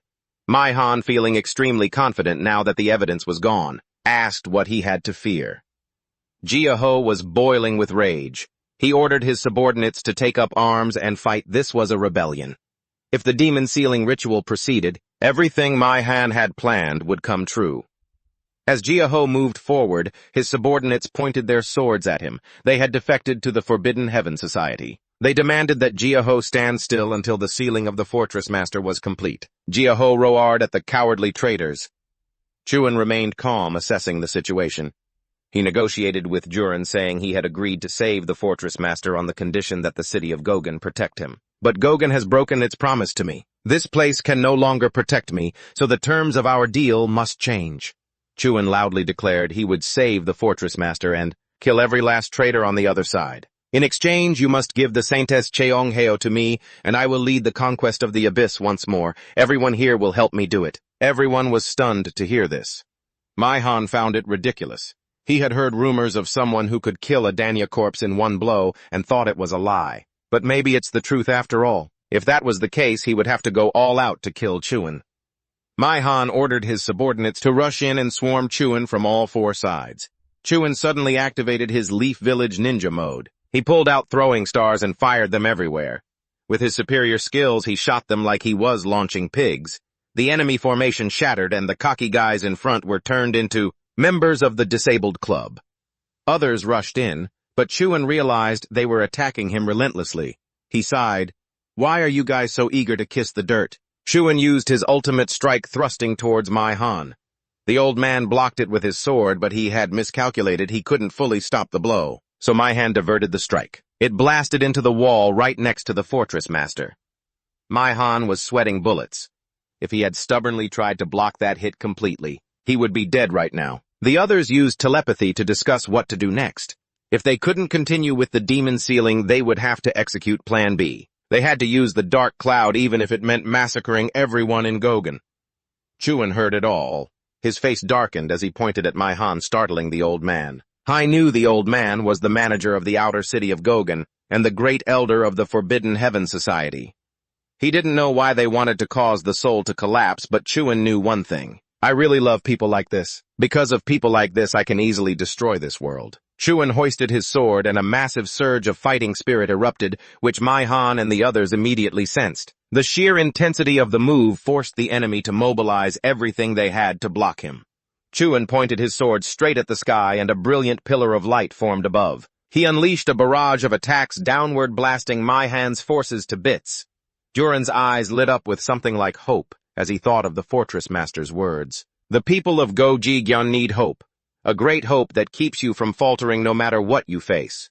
Duran couldn't believe he was actually feeling such profound hope. Just as the fortress master had spoken of the young man who talked about destroying the world, just as Chuan split Manhwa in half, like Gojo, the old man lay dying before he ascended. He still had enough strength left to curse Chuan. You monster! Chuan drove his sword straight into the old man's face, making him vanish instantly. Just then, Yahello arrived, but Chonghui was still dead to the world, showing no signs of waking up. Chuan picked the old man up and slammed him hard against the wall. Chonghui shrieked in agony, crying that his crippled back was about to break for good. The system blared a red alert. The target's mental collapse had exceeded 99.9%. It began the process of deification and calculated the target's threat level. After a moment of calculation, it could not be determined. The system's prediction was a highly dangerous hungry ghost. The automatic emergency protocol for Gyeonggi Fortress was activated, and tremors began to shake the entire fortress. The civilians ran in a panic as soldiers scrambled to evacuate everyone to safety inside. A terrifying amount of dark energy radiated out, and Chonghui went into serious mode. He told Yurin and Yahello to get to the evacuation point quickly. He and Chuan would hold the line here. The other two obeyed and left. Xionghui drew his sword. He'd managed to get his hands on a new one and put it to use immediately. He didn't hesitate and started drawing, as the fortress master had been a very important friend to him. They had shared many beautiful memories together.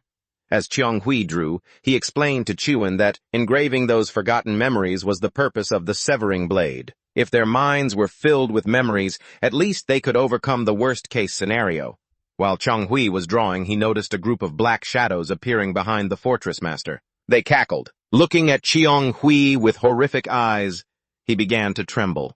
That wasn't the fortress master. Something truly monstrous was coming. The fortress master opened his eyes, snapped his chains, and floated up. His eyes were hollow, his body skeletal and gaunt. Chiang Hui trembled, realizing that was definitely not the fortress master he knew as the entity stepped onto the ground. Instantly, both Chuan and Chiang Hui felt a chill down their spines, a savage sensation rising up as the black shadow behind the fortress master stared at them. It muttered, "How surprising. I never thought I'd be able to enter this world in this body." After all, even this man had become a hungry ghost. The shadow laughed savagely and asked Chiang Hui why he was still in this chaos. Hadn't he already found what he wanted in the abyss 9 years ago? Chiang Hui recognized that voice. Sweat poured down his face like rain. This person was the master of the death god's palace located in the center of the chaos, and the only one who could open the gate to the abyss. The peerless disaster king. Chuan couldn't identify the shadow even with his intuition. It was similar to a hungry ghost, but not quite what on earth was it. The master of the death god's palace flicked his hand, releasing a crushing pressure that made the two men unable to stand. He kept questioning why Chiang Hui was still here. "Do you mean to protect this world?" Chiang Hui slumped to the ground. With just a snap of his fingers, the barrier he had erected was dispelled. The master of the death god's palace cackled, looking toward Chuan. "This young man is interesting, a human with a pure heart, even though he has fully awakened." Chiang Hui remained on the ground, unable to rise the authority of the master of the death god's tower. It was possession. He had definitely taken over the fortress master's body. If so, then the thing in front of him was just a copy. He couldn't believe it. Just a mere copy. Yet the pressure was already this overwhelming. Chuan saw that Chiang Hui couldn't get back up, so it was his turn to take the stage. The master of the death god's tower seemed to hear a joke, staring at Chuan defiantly. Chiang Hui tried to grab Chuan's clothes to hold him back, saying he couldn't do anything in this state. Not even Mulak could harm the peerless disaster king. Chuan cut him off, telling Chiang Hui not to be afraid, firm in his belief that he could defeat the creature in front of him. The master of the death god's tower laughed like a madman. He spat a glob of black strings from his throat, gripped them, and drew them into a sword ready for battle. Chiang Hui recognized that sword the moment it was drawn. It was the sword of nothingness. A horrific weapon that had turned half of the expedition team into hungry ghosts in an instant. He couldn't believe that trump card was being used. The Disaster King charged with the sword, closing the distance. Chuan stepped back to dodge, but the Disaster King had seen eyes like Chuan's before he knew the boy wanted to reach the abyss. He felt extreme interest in this world. There was still someone who wanted to reach the end of the world. The Disaster King grabbed Chuan's head with one hand and swung his sword down, but Chuan flipped to dodge the strike. He struck a blow, shattering the sovereign's arm.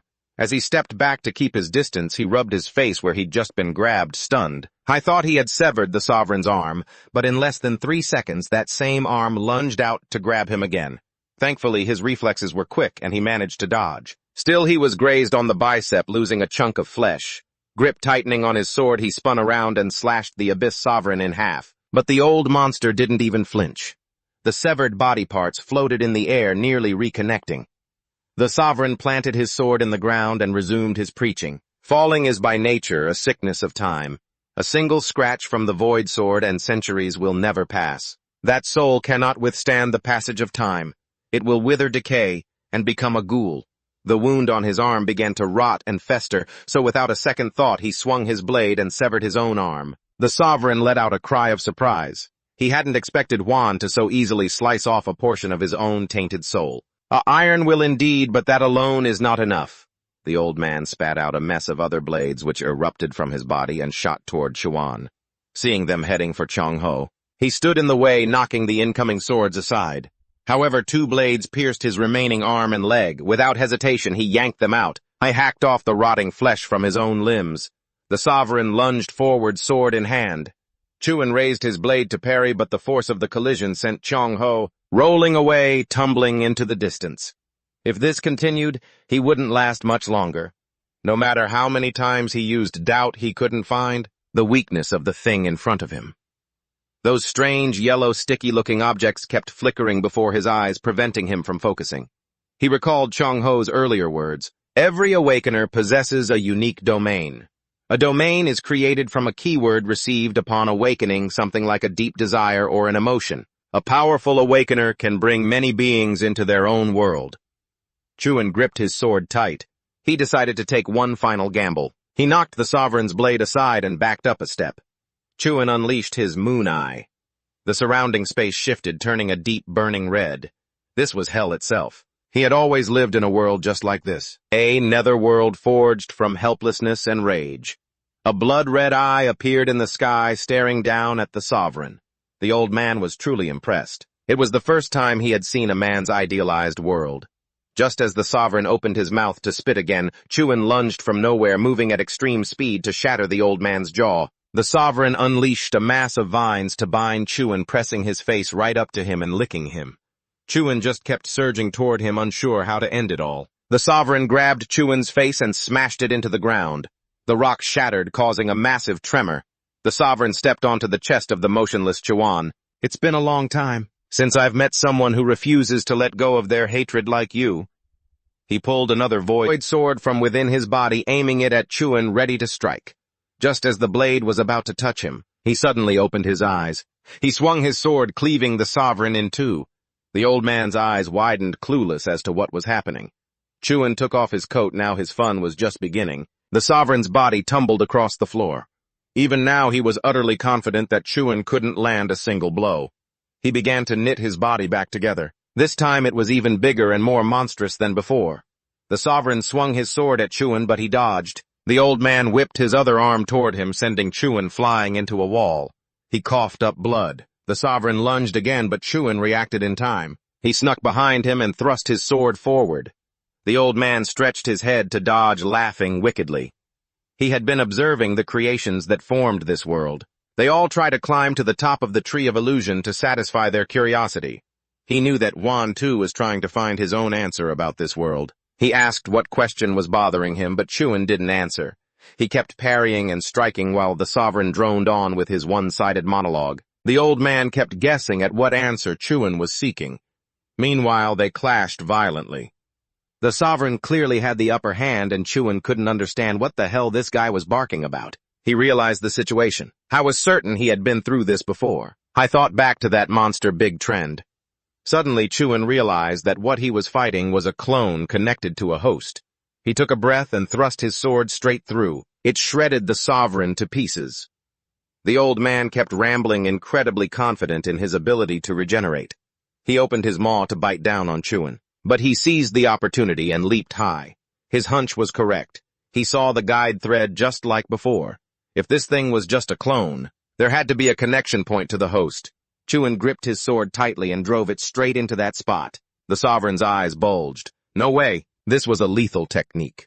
The old man evaporated, unable to recover. Before vanishing, the sovereign left a parting promise to meet Chuan at the gates of the abyss. Chuan collapsed, gasping for air. He told himself he had to become stronger. Aside from simple thrusts, he needed more, especially that powerful slash. It was a skill suited for fighting a massive army, but when fighting a single formidable individual, the range of the technique was too broad, which diluted its effectiveness. This time he only used it as a distraction. The goal was to buy time. He needed a new skill, a special move for one-on-one combat against powerful enemies. By the time Jiahu and Jurin returned, this place had become a ruin. Chiang-ho was unconscious. The master of the fortress had regained consciousness. He called Chuan over. He had something to say. He started baring his soul. He had become a bloodthirsty demon, but he had always been watching Chuan. He was grateful that he had fought against the sovereign. The fortress master gripped Chuan's hand. He spoke weakly, "The time has come for things to change." He channeled a stream of golden light into Chuan, and special characters began to appear on the boy's arm. The fortress lord closed his eyes in pure satisfaction.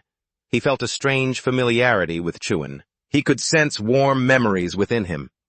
As the fortress lord gradually dissolved into dust, he offered a smile, begging Huan not to let the heart within him grow cold, to keep hope alive. Just then the soldiers arrived. Huan took a step forward as he rose to his feet. When the crowd saw the tattoo on his arm, they immediately fell to their knees. Jurin teared up. Now he finally understood. This was the Fortress Lord's final wish to replace himself with the new ruler. The people knelt reverently, calling Chuan the new ruler of Gogen. 2 days later, Gogen began the process of restoration. Chuan kept refusing, insisting he wouldn't be the lord. Whoever wanted the job could have it. Jurin was at his wit's end. He reminded Chuan of his promise he had vowed to save the Fortress Lord and kill the traitor. But now that the lord was gone, Chuan had a responsibility to become the ruler of Gogen. Chuan felt a headache coming on. How on earth did things end up like this? I didn't have time to waste in this fortress. He had to get to the abyss, and he wanted to pass this ruling position on to someone else. Jurin immediately rejected the idea. It was impossible. If he did that, Goken would not recognize that person. Goken refers to the tattoo Huan bears. That is why the position of ruler isn't something that can just be handed over to anyone. The ruler of Goken only changes when the current one passes away. Jurin dumped a stack of documents on the table, telling Huan they had to be finished today. Since he had just taken office, Jurin had added notes and information that could help him. Chuan picked up a paper to read. It was the laws of Gogen. These laws were honestly ridiculous. No wonder everyone always spoke so highly of the Lord. Jurin pointed out the items in the drawer before heading out to organize the workload. I told him to call if he needed anything. Chuan opened the drawer and saw a crumpled ball of paper with the words, "The 17th ruler," written on it. The paper ball suddenly began to move. Then it folded itself into the shape of an old man. It chirped excitedly, asking Chuan questions. Even though it didn't know who he was, it figured that since he had found this, it meant he had become the new ruler, and he must be wondering how to rule the fortress of Gogen.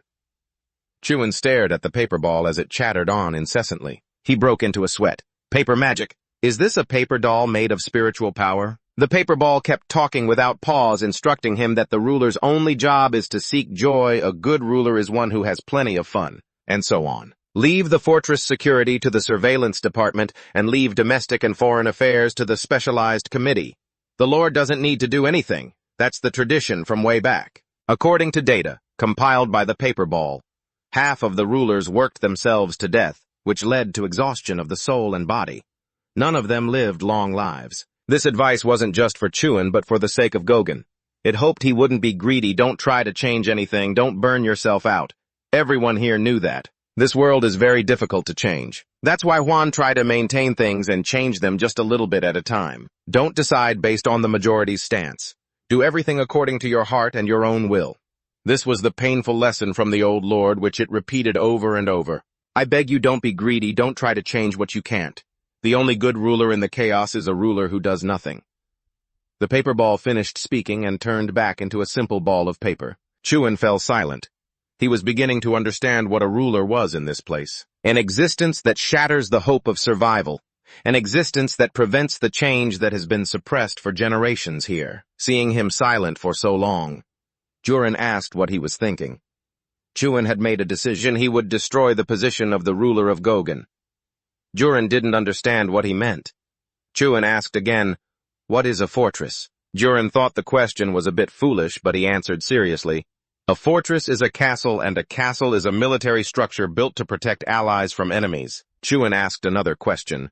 "What if there are no more enemies? What would happen if no one ever invaded the fortress again?" Jurin stiffened. He vaguely understood what Chuan meant. If that were the case, the fortress would have no reason to exist. If so, the ruler would no longer be needed. But to Jurin, a fortress without enemies was impossible. Chuan firmly insisted it was possible, because he would unify this chaos. Funerals no longer exist in the chaos. Instead, there is the soul ceremony, a joyful way to bid farewell to those who have vanished forever. If a funeral is a ritual to remember the dead, then the soul ceremony is a ritual to erase them. During the ceremony, the story of the soul that has vanished forever is told again and again. It is the final gift that the chaos can give to those who have left it. Jurin presided over the soul ceremony. The old lord's name was Emil Rose. They couldn't bury him. This was the only thing they could do to remember him. The others listened seriously. Chuan stood leaning by the window. After hearing the old lord's name, he finally understood. The name of the eccentric person who had thrust him into the position of ruler. Chuan heard all the whispers from the people around him. They were skeptical about whether Shuan could actually handle the duties of the Lord. Shuan noticed some movement beside him. It was a woman wearing a veil. She smiled at him. Just then a short man, Qian-O and Qian-Wan, seemed to know the veiled woman. As they chat about the newcomer who just showed up to schmooze and badmouth Qian-Wan. The old man asks Wan how old he is. Shuan honestly replies that he's around 60. So the old man keeps probing, trying to see if he's the son of the former ruler. Qian-Wan hears every thought in the old man's head and the thoughts of those watching the drama unfold. The old man raises a hand, introducing himself as the president of the Deep Forest Scholars Guild. Zhang Inhan has heard rumors that Qian-Wan is uncooperative. Finally, he gets a chance to respond to the snub he received at Gogol 15 years ago. He had been here before. He had asked to establish a branch office in Gogol, but after bribing the guards at the northern checkpoint, he was arrested by Cotton and flatly rejected by the former ruler. But now that ruler is pushing up daisies. As for Cotton, who arrested him back then, she's currently dying in the hospital. The new ruler is just a snot-nosed kid. This is a once-in-a-thousand-year opportunity. Qian-Wan reaches out to shake Zhang Inhan's hand. The old man seizes the chance to use his top-tier hallucination skill on him. Suddenly, Wan sees the gates of hell opening up behind him. A fire dragon steps out from within. The people around them notice something is wrong with Wan. They already quietly know that Zhang Inhan has cast his 9 layers of hell technique on him. The Deep Forest Scholars Guild president is triumphant. This is his ultimate hallucinogenic technique. He's certain Huan is trapped in the hellish nightmare of the Scarlet Dragon and that he'll be sobbing and screaming any second now. Then he'll have no choice but to follow his demands. Huan just smirks a slap in the face to Zhang Inhan. He grips the old man's hand tightly. That's a real unique way to say hello. Now it's my turn to return the favor. Zhang Inhan's pupils dilate. He starts trembling as Huan uses mind corruption on him. The old man sees himself trapped in hell. Zhang Inhan is so terrified he loses control of his bowels, his face turning deathly purple. He collapses to his knees, unable to stand. The crowd erupts in whispers and gossip. Huan coolly delivers his verdict. Because Zhang Inhan insulted the ruler by all rights, he should be punished, but this time he'll show mercy and spare his life. Don't expect such generosity next time. Qian-O lets out a snort. Is the show over already? How boring. Next on the agenda is Huan's inauguration speech. Naturally, for some reason, Qian-O has a bad feeling about this, and it turns out to be a really bad feeling. Huan brazenly announces, I don't know who the hell Emil Rosek is, what he did or how his life went, or what kind of ruler he used to be. Frankly, I couldn't care less.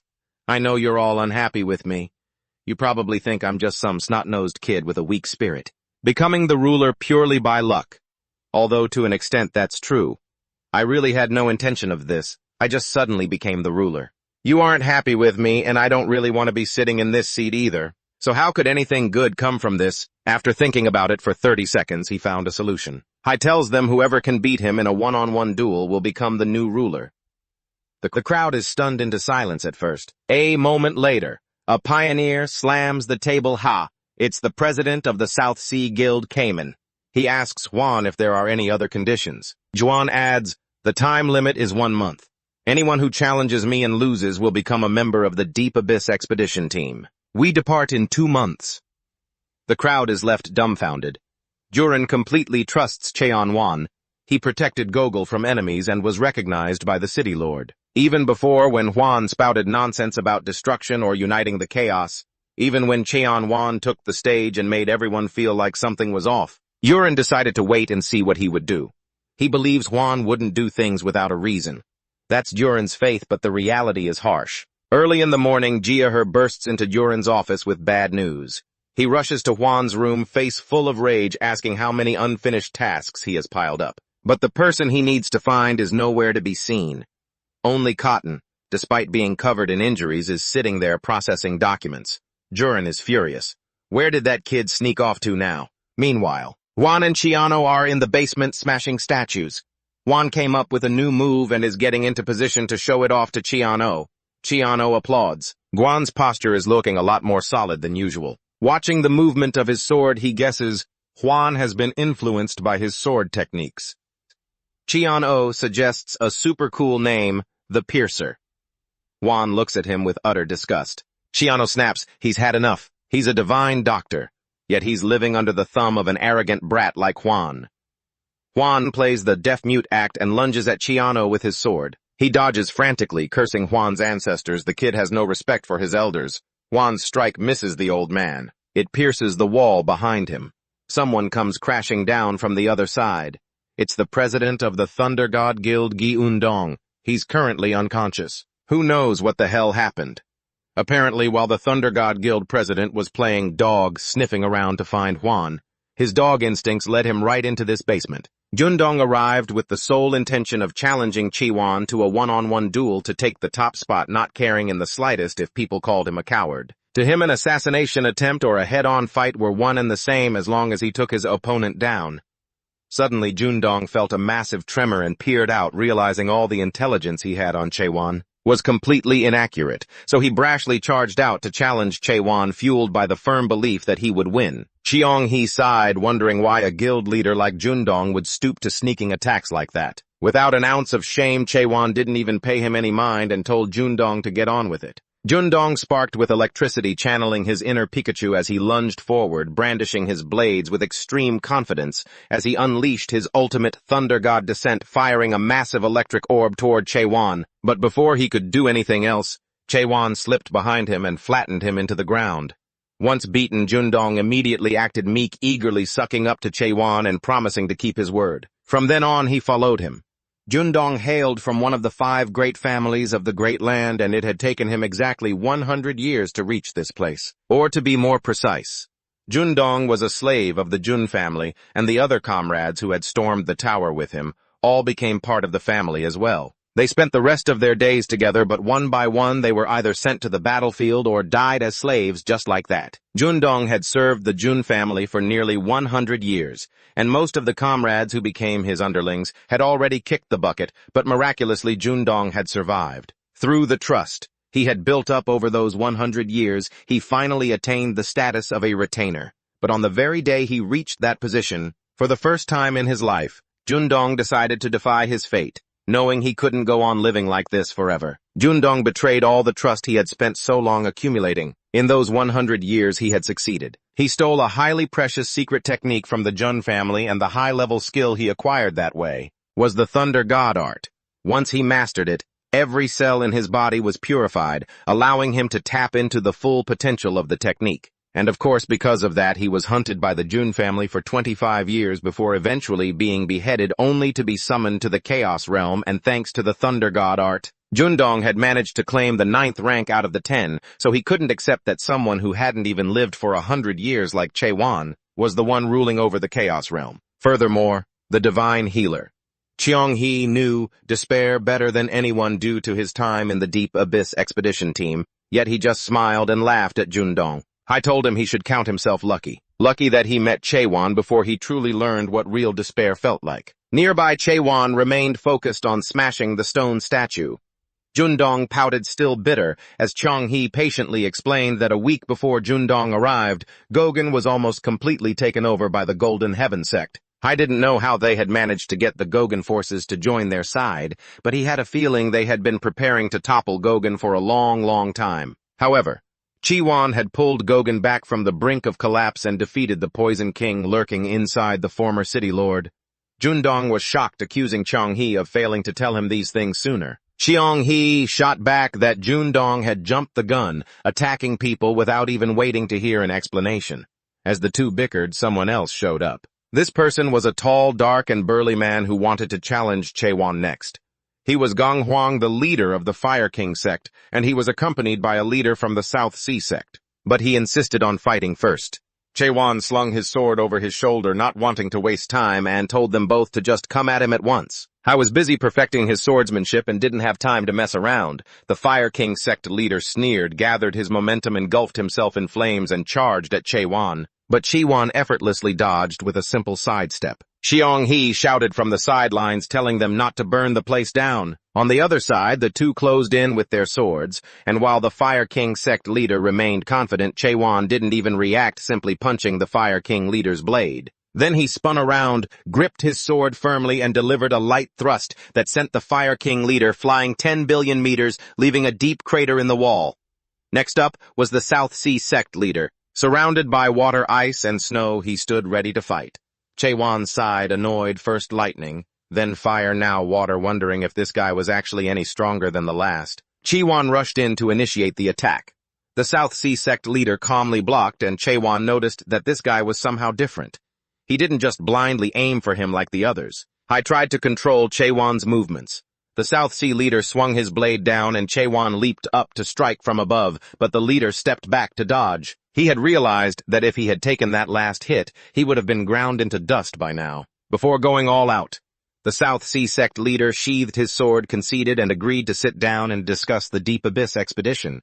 The three defeated men sat together. The Fire King sect leader berated the Thunder Saint Guild leader, refusing to accept that Jundong had only lost. By a little while, he had been defeated the most miserably. Jundong acted like he didn't hear a thing. He completely ignored him, just standing there whistling. Now that they had lost, they just had to obediently join the Deep Abyss expedition. What else could they do? The South Sea sect leader Kamen had not come to dethrone Chaewon but to join the expedition. He had been a close friend of the former city lord. I hadn't been able to join the previous expedition because he wasn't strong enough back then when all their achievements were stolen. And after everyone lost hope, Kamen had witnessed the collapse of the Deep Abyss expedition 100 years ago. Ever since then, he had been training relentlessly, waiting for this very moment. The Fire King Guild leader, on the other hand, had no other choice but to join this team since he had lost. As for the Thunder Saint Guild leader, the moment he made his decision, he rushed toward Chuan, and in front of everyone's shocked eyes, he knelt down on the ground. I swore he would be loyal to Chuan for the rest of his life, even unto death. Chuan told him there was no need to swear loyalty, considering he was already a goner anyway. Jundong sniffled upon hearing that, begging Chuan to accept him as one of his own, even if it meant being just a lowly captain. Jundong, who had a criminal record for theft before he kicked the bucket, swore he wouldn't steal any secret techniques anymore. He just begged Chuan to accept him. Cheongheo asked, "What about the Thunder Saint Guild then?" Jundong clenched his fists, trembling, and blurted out that his Thunder Saint Guild no longer existed in the chaos. Including himself, only 7 people had survived. The Thunder Saint Guild had completely collapsed a week ago. Jundong recounted the situation, summarizing that the Thunder Saint Guild fell right when Gogen Castle announced a tournament to decide the new lord, so he had come here aiming for that position. I told himself it was a go big or go home situation, but when he fought Johan, Jundong was completely outclassed. His guild collapsed and he couldn't become the lord, so he begged to tag along since he had nowhere else to go. Chuan and Cheongheo found that strange. If the Thunder Saint Guild fell a week ago, why hadn't the rumors spread yet? Even though the distance between Mantico and Gogen is huge, a week is way too long for news to stay quiet. The ones behind this are the Imperial Heaven Guild. Jundong's Thunder Saint Guild wasn't the only one destroyed. The 3rd-ranked Dark Guild and even the 1st-ranked Heavenly Dragon Guild were hit too. How could anyone escape the destruction of the Imperial Heaven Guild? The others froze upon hearing this. Mantico Castle had been completely occupied by the Imperial Heaven Guild. 1 week ago, now everything made sense. That information couldn't be hidden for an entire week, unless the castle itself had blocked all news, which meant the Imperial Heaven Guild had already seized control of Mantico. They were controlling the Magic Circle network to block any skills capable of spreading information. The Fire King Guild leader, being all muscle and no brains, hadn't figured it out yet.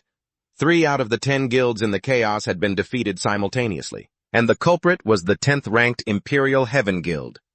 The leader of the Southern Sea Guild had also heard rumors about the Imperial Heaven Guild increasing their power, but how could they be strong enough to control Mantico Castle in just a few years? Chuan finally realized the lower the rank, the greater the power. Huh? Jundong remarked bluntly.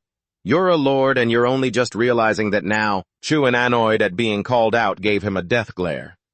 Jundong broke into a cold sweat, hurriedly kowtowing and apologizing, promising to explain everything. After getting a nod of approval from Chuan, Jundong let out a breath of relief.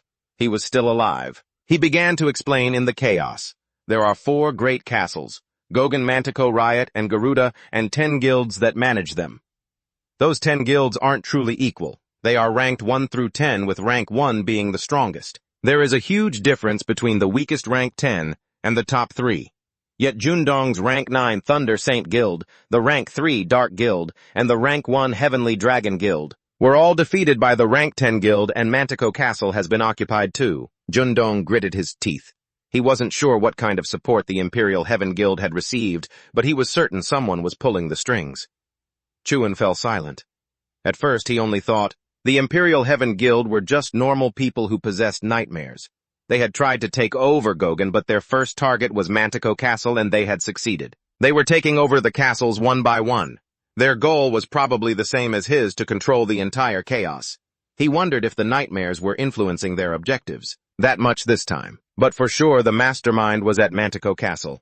At Mantico Castle, the Imperial Heaven Guild leader Lim Jin Hong sat with his chin propped up, watching others being tortured. Two subordinates reported that they had thrown the Heavenly Dragon Guild leader into the dungeon after cutting off his limbs, while the Dark Guild leader and his cohorts were still holding out.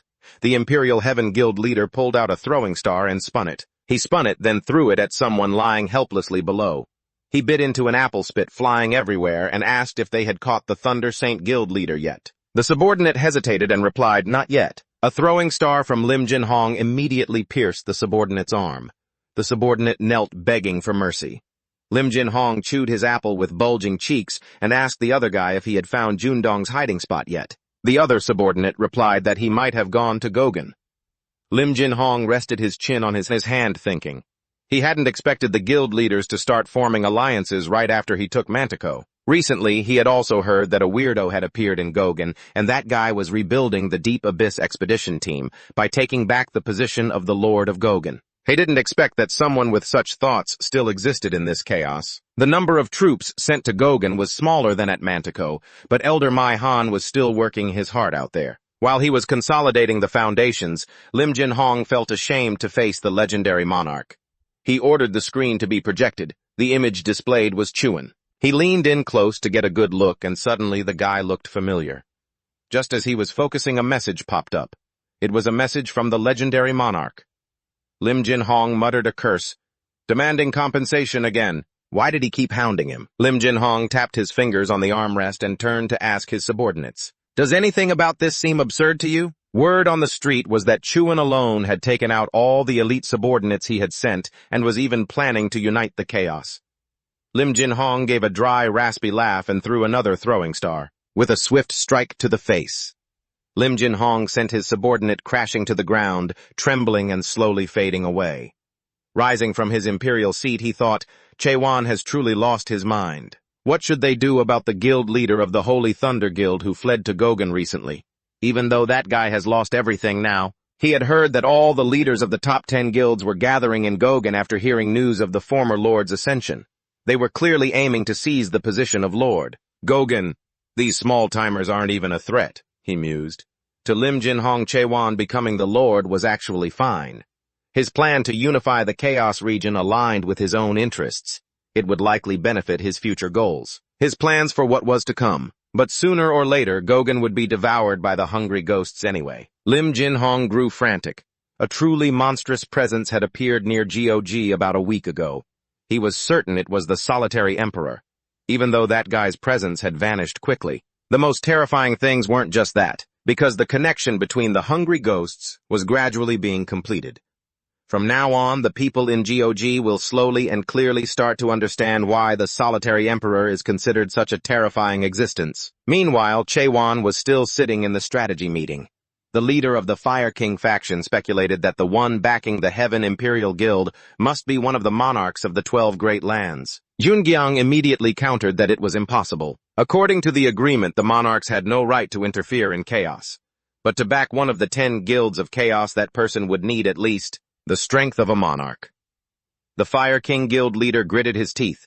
He heard that recently. Wars were raging across all the lands. It wasn't impossible that someone was taking advantage of this chaos to stick their hands into the region. He suggested they should contact the Resurrection Palace. The leader of the South Sea faction was startled. The Resurrection Palace was the place that managed all life and death across the entire land, a place of immense power. Very little information about this place was known. The palace was almost like a legendary entity. Even so, the Fire King leader still felt that interfering in chaos was a violation of the treaty, along with the fact that the Resurrection Palace could seize the entire land. The 12 monarchs and the 5 great families had all agreed that the 12 monarchs were not allowed to interfere with the situation in chaos. They had to investigate this thoroughly to see if one of the 12 monarchs had truly meddled in chaos. Everything they had discussed so far was still just speculation with no concrete proof. The leader of the South Sea faction suddenly grew serious. We shouldn't beg for their help. If we rely entirely on the Resurrection Palace, what will we do if they side with the monarchs? Cheongheo turned to ask Chewan what he intended to do now. The situation was more serious than he had imagined. The city of Mantico had been occupied, and 3 out of the 10 guild leaders had already submitted. If Chewan continued with his plan, a large-scale war would break out. Sooner or later, they would have to fight them. Cheongheo was tense, gritting his teeth. He had heard Jurin recount that Chewan wanted to unify chaos. This unification was completely different from conquering the 4 towers and the 10 guilds. The Resurrection Palace was a force even more powerful than all 4 towers and the 10 guilds combined. With Chewan's current abilities, that was impossible. There were things he couldn't do alone, no matter how strong he was. Chewan, who had been silent, finally spoke up. He said it was fine, and that was exactly why Cheongheo was here. He reminded Cheongheo of when he had mocked him for being inexperienced and young, saying he was here to shoulder the burden. Cheongheo flushed bright red, jumping up and demanding when he had ever said such a thing. Cheongheo gritted his teeth. He couldn't help but admit, why did he feel a sense of trust in a wet-behind-the-ears kid like Chewan? Chewan turned to address the others. I don't just want to form a Deep Abyss expedition team. I will unify chaos first. I will destroy the Resurrection Palace. The start of the Deep Abyss expedition team will happen after that. What I need now are true comrades who can cooperate with each other to achieve those things. If anyone here is not confident that they can do it, then leave. If no one here helps him, he would do it alone. Chewan spoke with extreme seriousness. He had come this far all by himself. Even if it was impossible, he would still do it. The leader of the South Sea faction burst out laughing. He vowed to accompany Chewan. Whether it was the Deep Abyss or the Resurrection Palace, he would follow him. Jundong also enthusiastically volunteered to go. Chewan sighed and turned to ask the Fire King. The man rubbed his head, still unable to decide. The others looked at him with disgusted expressions. You still haven't decided after all that? The Fire King snapped back that his reaction was the normal one. What do you all even know about Chewan to agree so easily? Honestly, the Fire King didn't know if Chewan had the leadership ability to lead the Deep Abyss expedition team or not. The enemy he was facing was too strong, so he wanted Chewan to prove himself first. Gogan already had 6 guild leaders waiting, excluding the 3 people here. If he could get 3 other people to recognize him, he would recognize him as well. Chuan agreed without a second thought, but he had one condition: if he had to be recognized by the Fire King, then in return the king had to be recognized by him as well. He would host a tournament in his capacity as Lord of the City. Anyone who reached the top 8 would earn his recognition. That was the condition. The Fire King slammed his hand on the table and stood up in disbelief. Just because they were among the 10 guild masters didn't mean they were the strongest in the Chaos realm. The Nam-Hai Guildmaster excitedly asked when the tournament would begin. Jurin burst into the gaming room asking about the tournament announcement, but it was already too late. The tournament would start at 1800 hours today. Jurin sighed wearily and slammed his hand on the table with a thud. The situation was even worse than before. The outskirts of Gogan were packed with strong people from all over the Chaos realm, and everyone who wanted to watch the tournament was flooding into the area. All the checkpoints were struggling to identify everyone coming in. The atmosphere in this meeting room was tense. The participants currently included Jurin, Jahur, Catherine, and Claire. Jurin felt a headache coming on as he recalled the battle at Zeum Cheonbang. 4 out of the 5 inspectors in charge of the inner city had been wiped out, and the remaining ones were left incapacitated. Grabbing that opportunity, Chuan planted his own people as inspectors. Clay in charge of finance, Jaho in charge of security, and Catherine in charge of law. That was why everything was being pushed through so easily. And how is some lowly commoner who used to sell booze supposed to manage the finances? Clay seemed to realize Jurin was looking down on her. She wouldn't back down, asserting that Juan's policies had created immense value and warning him not to underestimate her just because she was a former tavern keeper. From a business perspective, where there are people, there is money. Currently, Gogan was seeing more visitors than ever before thanks to the tournament. The tournament was being held on the trading street in the northern outskirts, the very street that was destroyed in the recent combat. Many residents who had lost their jobs were now repairing it, and now they were support staff for the tournament. In the battle against the Guillaume Treobang the other day, Gauguin had lost nearly 13 billion, but the profit from the tournament over the last 2 days had already reached a total of over 13 billion, and that was just the current profit. If the remaining revenue was added in, the figure would be even higher. Claire slammed the table in excitement, her eyes sparkling with the thought of money, whether in this world or any other. Counting cash was her specialty. She wasn't sure what Chuan was planning, but whether he was really going to form a deep-sea exploration team or start a war across the Chaos Realm. Claire knew one thing for sure: from now on, the Chaos Realm was definitely going to change. In the south of the Chaos Realm, in a vast ocean region, there was a castle named Riot, a natural castle formed from tree trunks and their nutrients. A plant-type guardian monster. The Riot absorbed moisture from the sea to grow. Its master was Isa Lincroft, and she felt that something bad was about to happen, so she used her advanced skill. With penetrating eye, she could see for thousands of miles. She saw many demons heading toward Gauguin, and among them was Marie. That monster seemed to realize that Isa was watching it, glaring right back at her. Isa was wounded, so she retracted her vision. She had to inform Chuan right away. Isa released a bird to carry the message. In the north at Gogar, the place was noisy and crowded. People were gathered at the arena to watch the tournament. In just one day, there had already been 60 matches, and everyone was going wild, killing thousands in the preliminary rounds. This man was the leader of the immortal faction, Shin Mugu, an acquaintance of Cheongheo. The two old men met and chatted away, having remembered each other after just one look for a lifetime. Cheongheo sat down next to Shin Mugu. He was quite surprised, even though he loved to fight. Shin Mugu wasn't participating in the tournament. Shin Mugu acted arrogant. He claimed he didn't like participating in such meaningless tournaments. If Chuan had heard that, he would have been sad. Right then in the arena, the Fire King was going solo against a hooded figure. It looked like things were going his way. The Fire King thought he was about to win. Who would have thought he'd be countered with the hooded figure putting a sword to his throat? Shin Mugu and Cheongheo sat in the stands judging that last move. They could be certain the hooded figure was the assassin monarch. Who knew what he was doing here? Jahur, serving as the MC, announced that the round of 16 had ended. Up next was the quarter-final round. Everyone was waiting in anticipation. The person stepping out this time was the master of the Deep Forest Scholars Guild, dressed in a fluffy, fur-covered outfit, fanning himself back and forth. I was considered the warrior with the strongest skills in the Chaos Realm. Chuan threw aside his cloak and stepped out with his sword. The master of the Deep Forest Scholars Guild was quite confident, but Chuan swung his sword just once. Everyone in the stands was left completely frozen. The illustrious master of the Deep Forest Scholars Guild had been taken down in a heartbeat. Shin Mugu had thought Chuan was a disciple of Cheongheo, because their presence felt quite similar, but Cheongheo denied it.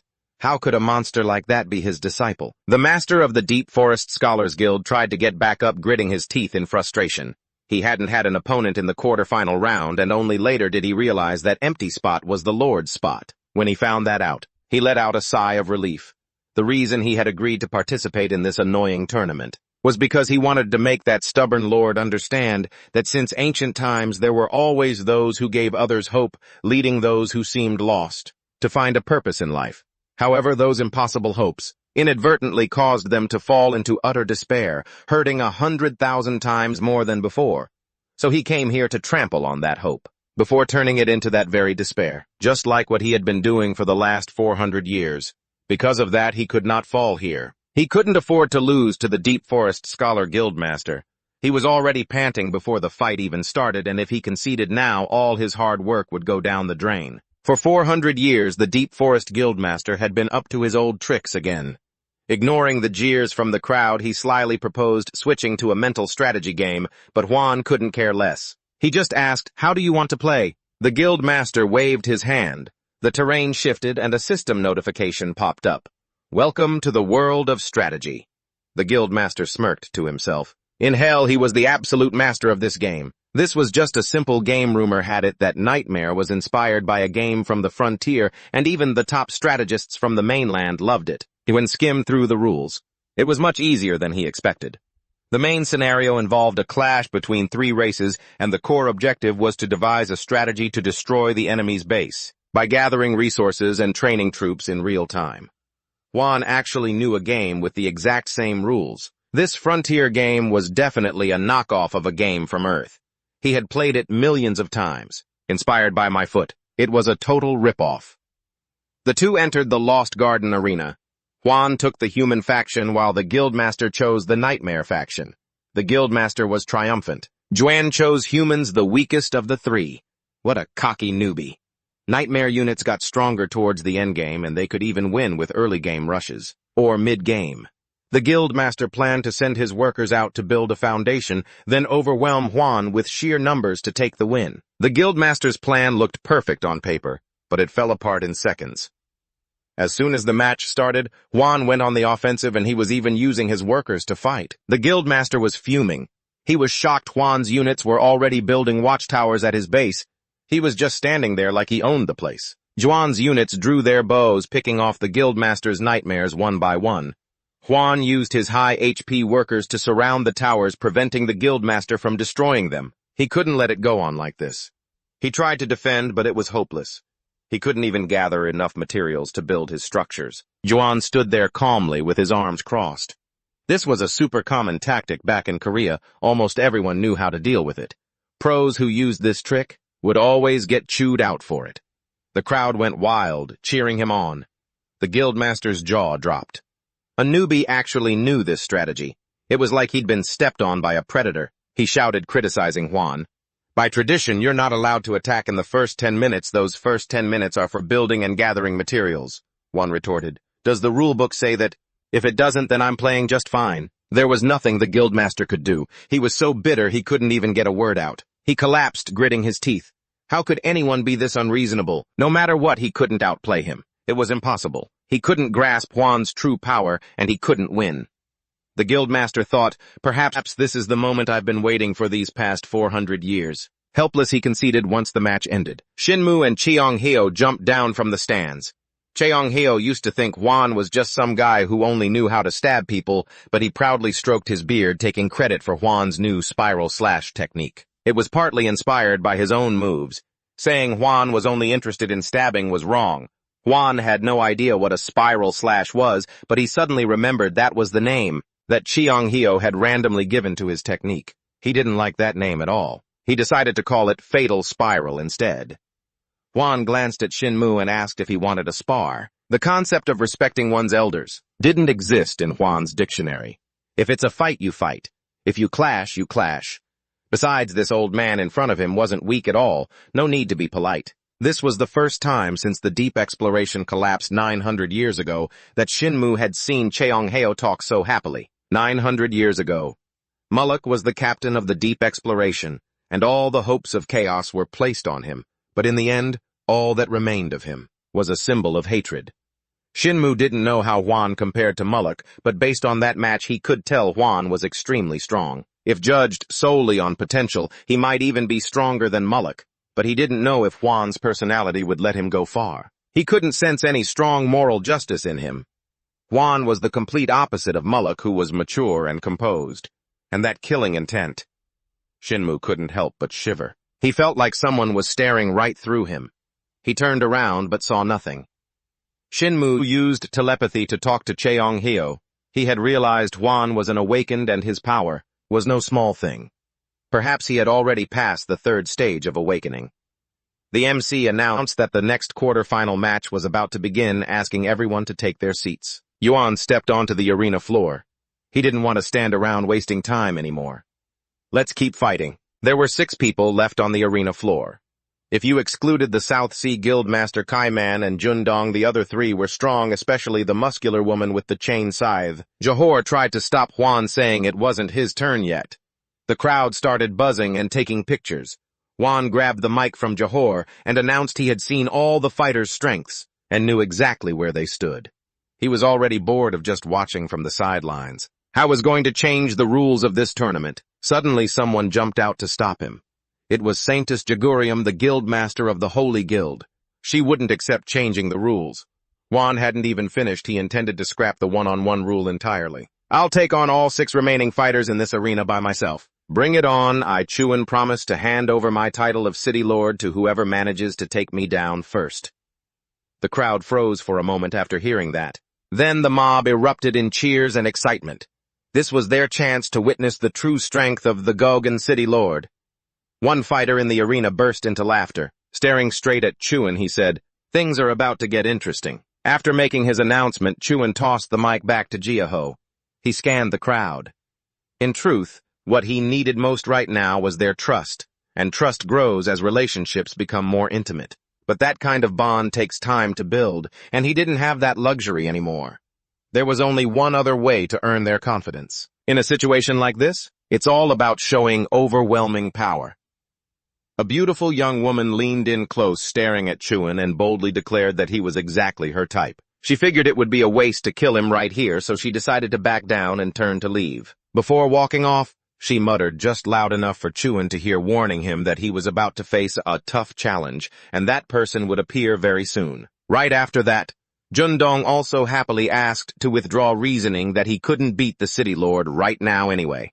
After all, he'd already made it to the quarterfinals. That was enough to satisfy Huan's requirements. The chairman of the Nam Hai sect pulled another friendly fire move. He hypocritically flattered Chuan, saying there was no need to go that far, even though he knew full well he couldn't beat him either. Chuan was speechless. He wasn't afraid of strong enemies. He was afraid of useless allies who couldn't get anything done. If things kept going like this, even if the others were defeated, the scene he was hoping for wouldn't be perfect. The Saintess Guild leader assumed the others were just trying to save face for Chuan. Her subordinate used telepathy, telling her to just go up there. Show Chuan what a real festival is like. But the Saintess Guild leader told her subordinate to stay calm. Their goal for coming here wasn't to fight. She turned back around. She asked the person in the black cloak behind her what his plan was. He replied that he was still assessing the situation. It was too early to say anything yet, so they should just stick to the original plan. As they talked, they wanted to see what a pawn like Chuan could really do. After a brief discussion, the Saintess Guild leader spoke up. She said she didn't want to wage war with Chuan, but she didn't want to give up either. She volunteered to join the Deep Abyss expedition team. The arena fell dead silent. Chuan asked what their true motives were. The Saintess Guild leader covered her mouth, saying they just wanted to help those trapped in the chaos return to a normal life. They only came here to talk things through properly. With one sentence, she exposed Chuan's entire plan from the very beginning. He never intended to give up his position as the master of the match. This wasn't about choosing a new city lord. It was to recruit members for the Deep Abyss expedition team. They were quite impressed by Huan's methods. Since the failure 900 years ago, no one had been able to put together a large-scale selection process like this. So she felt very proud to stand here with everyone, and she believed that everyone sitting here felt the same way. People didn't just come here out of curiosity about the city lord position. The people in the arena began to whisper and murmur. The Saintess Guild leader took off her veil. She activated her Truth Eyes skill, summoning a swarm of purple butterflies. She manipulated everyone in the arena, demanding they speak their true thoughts. She kept whispering into their ears, sowing seeds of doubt, asking what brought everyone here. Here, was it really just the arena? Or was it because of their precarious lives and uncertain futures? Then she dangled some sweet bait, claiming that the chaos had forgotten the deepest desires of the people here. The people in the arena found that reasonable, and started buzzing about the Deep Abyss expedition team. Chuan looked around, noticing the tide of public opinion shifting. I was likely considering whether to end it all right then and there. Suddenly someone spoke up. He agreed with the Saintess Guild leader. It was the Sword King, considered the strongest among the 10 sects. He had traveled from far away, not just to watch these battles. Chuan clicked his tongue in annoyance. What is going on here? He could clearly see the collusion going on. Meanwhile, Catherine was walking around the fortress when she suddenly noticed something. She opened the door to Chuan's office and saw a blue eagle perched inside. The eagle saw him approaching and delivered the message. Catherine read it and was shocked. An army of ghouls, including super ghouls, was marching toward Gogan Castle. The letter was from the Lord of Dried Castle. Catherine looked out the window in a panic. The distant sky was turning pitch black, creeping toward Gogan. Chuan also noticed the sky getting darker. The Saintess Guild leader was still busy with her manipulation. Seeing that the crowd was fully under her spell, she finally revealed her true goal. She asked the crowd who should be the commander of the Deep Abyss expedition team. Simu and Chuan immediately realized what she was doing. This woman was playing a trick. She was using her Truth Eyes along with a high-level illusion spell. The Saintess Guild leader declared that Chuan would take on the role of leader for the Deep Abyss expedition team. This was followed by a wave of flattery. The crowd whispered, praising the Saintess Guild leader for having such a saintly heart, always praising others instead of herself. Suddenly, the Sword King raised his hand to offer an opinion. He said the position of expedition commander didn't just require strength and intelligence, it needed someone with real leadership talent. For hundreds of members, he proposed that the Saintess Guild leader was the only one fit for the job. The Saintess Guild leader acted surprised. Me, how could I possibly take on that position? The Sword King, seizing the momentum, suggested using the eyes of truth, and the crowd immediately cheered in support. He spoke into the loudspeaker, demanding everyone leave the stands. They would force the Saintess Guildmaster to use the eyes of truth. The Guildmaster smiled slyly, pretending to go along with their wishes, and flicked her hand to draw a path of butterflies. She turned to Chaewon and asked, "Can you overcome the eyes of truth and take on the position of Abyss Expedition Team Commander?" Chaewon clicked his tongue, realizing the scheme. They had been played. Most people knew about the Saintess Guildmaster's eyes of truth. Those with high potential for growth would beg her to use them on them, in order to gain enlightenment and advance to the next stage. Chaewon gritted his teeth. If Chaewon were to toss everyone into the sky like he usually does now, the entire Abyss Expedition team would be finished. Because no one would want to follow a commander who only knows how to backstab their allies to death. Chaewon bit his nails. It was even more dangerous than that. Given Chaewon's personality, it was very likely. He hadn't expected her to use the eyes of truth to test his character. Chaewon agreed without hesitation. The Saintess Guildmaster smiled triumphantly and flicked her hand. Instantly, the scenery before Chaewon and those in the arena changed. Chaewon was transported to a river region. He was on a boat being pounded by violent waves. The test of the eyes of truth this time was the ocean. Most of the ocean has dangerous waters just like this, so having boats sunk like this happens as often as eating a meal. Just then, a rescue boat appeared, but one person hadn't made it on board yet. However, the boat could only carry 10 people, and if anyone else got on it, would sink. In this situation, Chaewon would have to make a decision. Let the survivors keep living by abandoning the one person in the water, or don't abandon anyone, even though that would mean the boat sinks. This was a test of righteousness. Chaewon had to make a decision. If he chose option 1, people would call him cold-blooded, and if he chose option 2, they would say he lacked judgment. In any scenario, whatever he chose, he would be doubted as to whether he was worthy of being the Abyss Expedition Team Captain. Chaewon decided to choose a third option. He would save everyone and ensure the boat didn't sink. The Saintess Guildmaster bit her lip in frustration. She hadn't expected Chaewon to find a hidden option. The hidden option only appeared when searching for the answer oneself. She had intended to make Chaewon look incompetent by only providing 2 choices, but she had failed. The Saintess Guildmaster stubbornly asked Chaewon again, "What is your third option?" Chaewon smiled confidently. "Everyone here is slowly dying because of the ocean. If so, I just need to split the ocean in half." Chaewon raised his sword into position. Chaewon yelled in a panic, telling everyone to get away. The crowd fled in a frenzy. Chaewon thrust his sword, piercing through the ocean. Everyone's jaws dropped. The system reported an error. The ocean surged and evaporated in an instant. The people who were saved chirped their thanks to Chaewon, then vanished. The test officially ended. The Saintess Guildmaster screamed, asking Chaewon what he was doing. "How could you do such a thing?" Before she could finish, Chaewon glared at her and told her to stop barking. The space, the waves, and the sea disappeared. Everyone returned to the arena. Suddenly, the Gogol system warning sounded with a red alert. Chaewon turned and ran for his life. The Gogol system warning announced the postponement of all events and the locking of the city gates, demanding all residents quickly evacuate to the northern district. The masses looked at each other and then ran in chaos. By then, Chaewon's group had reached the city walls. They all looked out at the nightmares approaching. Jundong looked pale. His Lightning Saint Guild had collapsed at Mantico, and now he had to fight them at Gogol. "Is today the end?" the Fire King Guildmaster mocked. "Jundong, you're so weak," while his own legs were also trembling.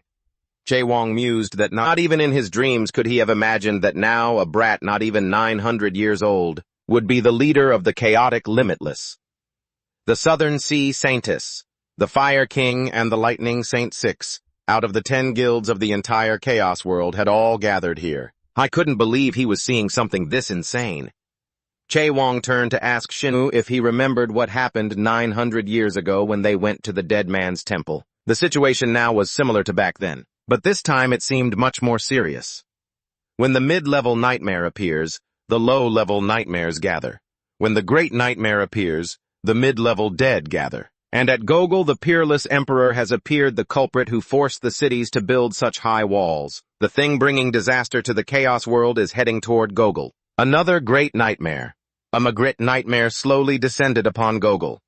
People screamed and wept, struggling to run away, but the nightmare's arms grabbed and eliminated them. The Saintess Guildmaster's face went deathly pale. She trembled, unable to stand. Just then, an elderly civilian tripped and fell with a ghoul chasing behind her. The Saintess Guildmaster saw the Sword King behind her and screamed, begging him to save her. However, the Sword King just walked past the old lady. Fighting a ghoul this big is a bit too much for me, so goodbye, ma'am. The Saintess Guildmaster was stunned into silence. She felt completely helpless, her eyes wide as she watched it all. The Sword King stepped on, a patch of spiked earth that erupted from the ground, piercing his body. The Sword King was done. The Saintess Guildmaster couldn't do anything. A deep despair engulfed her. This is a world where, no matter which choice she makes, the outcome remains the same. This world has no justice, no choices, and no hope. The Saintess Guildmaster stood still, watching the demon open its mouth toward her. Suddenly, the demon was sliced in two. The one who saved her was Jundong. He told her to hang in there. Right now on the battlefield, the only ones still determined to fight back are the Fire King. Namhai and Jundong, the leader of the Saint Guild, were stunned. She wondered to herself why these people kept on fighting. Even if they fought back, it would only buy them a little more time. There was no way they could win. The Saint Guild leader looked at Jundong, then back at a fallen demon. She could see he was shaking with fear, yet she couldn't understand why he was still fighting, surrounded by ghouls on all four sides. Jundong let out a sharp breath and told the Saint Guild leader to stop babbling. There were even stronger enemies up ahead. Meanwhile, on the city walls, Chaewon was soloing the final boss. He easily grabbed a minor demon by the neck, crushing it when the boss roared and lunged at him from behind. Chunks of the city wall shattered and flew toward Chaewon, but he leaped up and dodged them. Margaret swung her arm at Chaewon, trying to grab him, but he dodged again. Chaewon assessed the situation mid-battle. Her techniques were brutal, capable of finishing off an opponent in one hit and extremely hard to dodge. The monster shrieked and fired a blast at him. He sidestepped the blast, raised his sword to strike, but the monster fired another one. Chaewon clicked his tongue and raised his sword to block it on the side. Cheong-hyo and Sin-mu were still busy farming mobs. Cheong-hyo's sword-wielding hand was trembling uncontrollably. The scene reminded him of those past events. A tiny, insignificant human could do nothing against these giant monsters. All that remained was despair. They could do nothing. Suddenly, Cheong-hyo saw the light of truth shine through his heart when he looked at Chaewon. Chaewon was taking down the final boss all by himself. He knew that hope had arrived, a light that illuminated the dark night. Chaewon stabbed his sword into Margaret, tearing her apart, and the darkness faded. The sunlight shone brightly again. Cheong-hyo shouted a warning for Chaewon to watch his back. Chaewon turned around. Another group of monsters was surrounding him. With one swing of his blade, he wiped them all out. His earlier words hadn't been empty talk.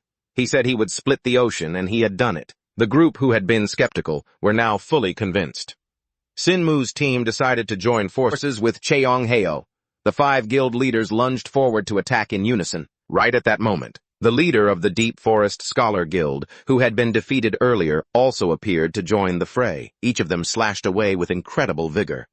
Suddenly, Jundong felt strangely handsome. After finishing off a monster, he flipped his hair and turned to ask the Fire King if he wanted to hang out. Wait, he meant, did he think he looked handsome? The Fire King was speechless, not wanting to engage. He struggled to hold his ground, his movements slowing down from exhaustion as his own solo fight dragged on. Just as things got intense, a rock was thrown, hitting the monster in the face. The person who threw it was a civilian girl. The monster immediately changed targets and charged wildly toward her. Just as the monster was about to reach her, a mass of white chains surged from behind the girl to bind it. It was Cotton's troops coming to support. The Fire King suddenly felt much more confident. He unleashed his skills without hesitation. The others were also energized, fighting even harder. Chaewon smiled in satisfaction and plunged his sword into the ground. Immediately, a wave of light enveloped the entire Gogen. 10 days had passed since the 3 great nightmares and Margaret were defeated. The news had sent the entire chaos into a frenzy. Reporters began arriving to get the scoop. He asked the locals about the aftermath of the incident. What was the biggest change in Gogen? The locals replied that life here was more comfortable because 6 out of the 10 major guilds in Chaos had moved their headquarters here. Trade volume had increased significantly, causing the economy to skyrocket. Although the surroundings were filled with ruins and debris, the atmosphere was vibrant and cheerful. The locals laughed heartily. They had witnessed the incident where the Black Sea was split in half by a single sword. Those who saw it were like people under a spell. They rushed straight into the scene and fought the ghouls, and countless people lost their lives. The locals told the reporter to just write in the article that life in Gogen was much better now. Anything more wouldn't make sense anyway. The reporter diligently took notes, but suddenly a loud explosion occurred, startling him. The locals comforted him, telling him not to worry. That sort of thing happened all the time lately. 6 of the 10 guilds had moved their headquarters to Gogen.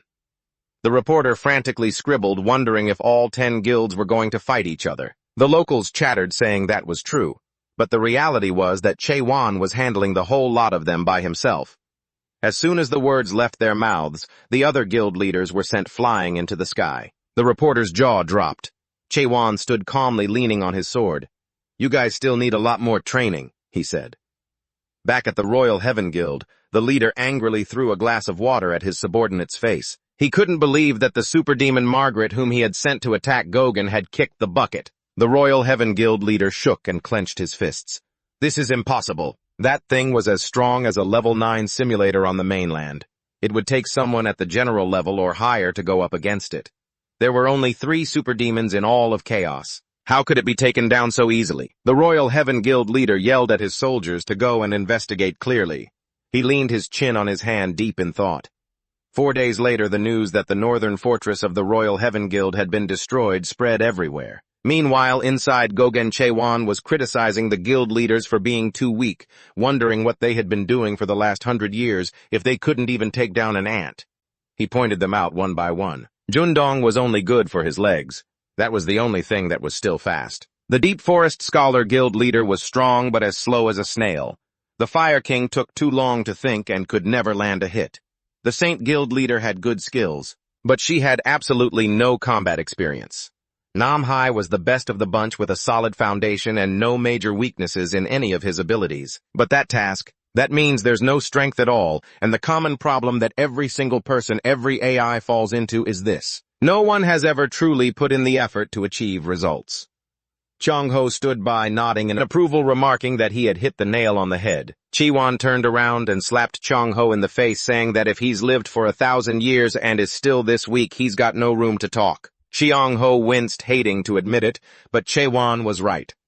900 years ago, the leaders of the 10 great sects were all simulationists of level 7 or higher, the leaders of the Heavenly Dragon Association. The strongest leader among them was a level 9 simulationist, but Mulak is 1,000 times stronger than that person. Even though they were all powerful, an expedition is still a goal far beyond their reach. The Abyss is an extremely brutal place, Che-Wan warned sternly. During the recent conquest of the Yellow Heaven Association's northern pillar, they hadn't even reached the Manticore headquarters yet. Yet half their troops were critically injured and the rest were killed. If you're already on the brink of death just from fighting one association, how can you expect to carry out an expedition? That's why I've decided to conduct special training for 1 week starting today. The Deep Forest Scholar Guildmaster turned bright red, his eyes sparkling as he listened. He cleared his throat and said to Che-Wan, "All the leaders here are simulationists. There are 15 levels to evaluate a simulationist's proficiency, however reaching that level in such a short time is not easy. Normally, those who are not privileged simulationists need 15 years to level up, once 25 years for 2 levels, 45 years for 3 levels, and 85 years to reach level 4. However, staying alive long enough to reach those levels is a whole different story. So a level 4 simulationist is already considered very talented." The Deep Forest Scholar Guildmaster wondered if Che-Wan wanted to turn them all into awakened ones. The others, hearing this, all gasped in shock. The strength of an awakened one doesn't increase bit by bit like normal. It suddenly jumps to the next level. Chi-Wan didn't deny it. He wanted everyone here to become awakened on the condition that they were willing to leave their own worlds. Chang-Ho stepped in to explain. In order to successfully awaken, you must go through 3 stages. The first step is to destroy the simulated world that you have lived in all this time. Those who reach this realm can become awakened. A vision that can see through the true nature of this world. Chiwon silently realized that Changho was talking about his own ability to doubt. Jundong felt a headache coming on. He didn't quite understand, so the Holy Saintess Guildmaster explained it again. To help him understand, it means they have to give up all the system's benefits, including skills and stats. Jundong finally had a light bulb moment. They are currently privileged simulationists. These are people who receive many favors from the system with tons of perks ranging from skills to the interface. Such people would awaken 10 to 100 times faster than others. All the gods enjoy these privileges, including the 12 monarchs. It's not easy for them to just give up these favors. The South Sea Sect Master was silent. He was serious. I'm not a privileged simulationist.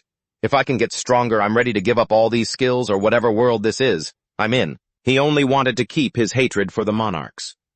The Holy Saintess Guildmaster tried to persuade South Sea to reconsider, saying that giving it up meant they had to abandon everything they have. It's not that simple. She reminded South Sea about the Great Rupture. Chiwon, of course, had no idea what the Great Rupture was. It all started with the appearance of the Rupture faction. 700 years ago on the mainland, they were a terrorist group that appeared and announced they would resist the apocalypse. They slaughtered 4 monarchs who opposed their dogma in an extremely brutal way. They declared, if you want to become an awakened, come to the Forgotten Land. They were the anti-world faction. Thousands of people flocked to the Forgotten Land, but no one knew what happened afterward. They vanished without a trace. A few of them did return. Among them was a colleague of the Holy Saintess Guildmaster. She had become an awakened one, but she said that was only the first step. All the others committed suicide. Everyone who went there developed severe schizophrenia. If they didn't go insane, they lost all their memories. Each person's symptoms were different. However, they all had one thing in common. They didn't know where they were. Chiwon stared at the Holy Saintess Guildmaster, confirming 2 things. First, I have no connection to that Rupture faction.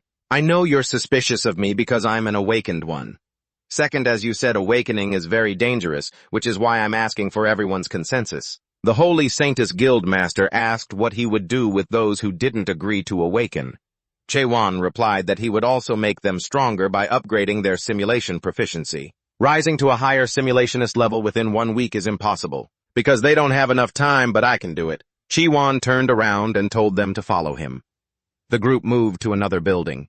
He spoke to the Sunset Forge assistant, instructing him to show everyone. Jundong gasped, touching the walls. He couldn't believe the architecture here was entirely made of horn. Suddenly, all the guildmasters received a notification. Do you wish to summon the Nightmare Tower? Cheong-ho was equally surprised.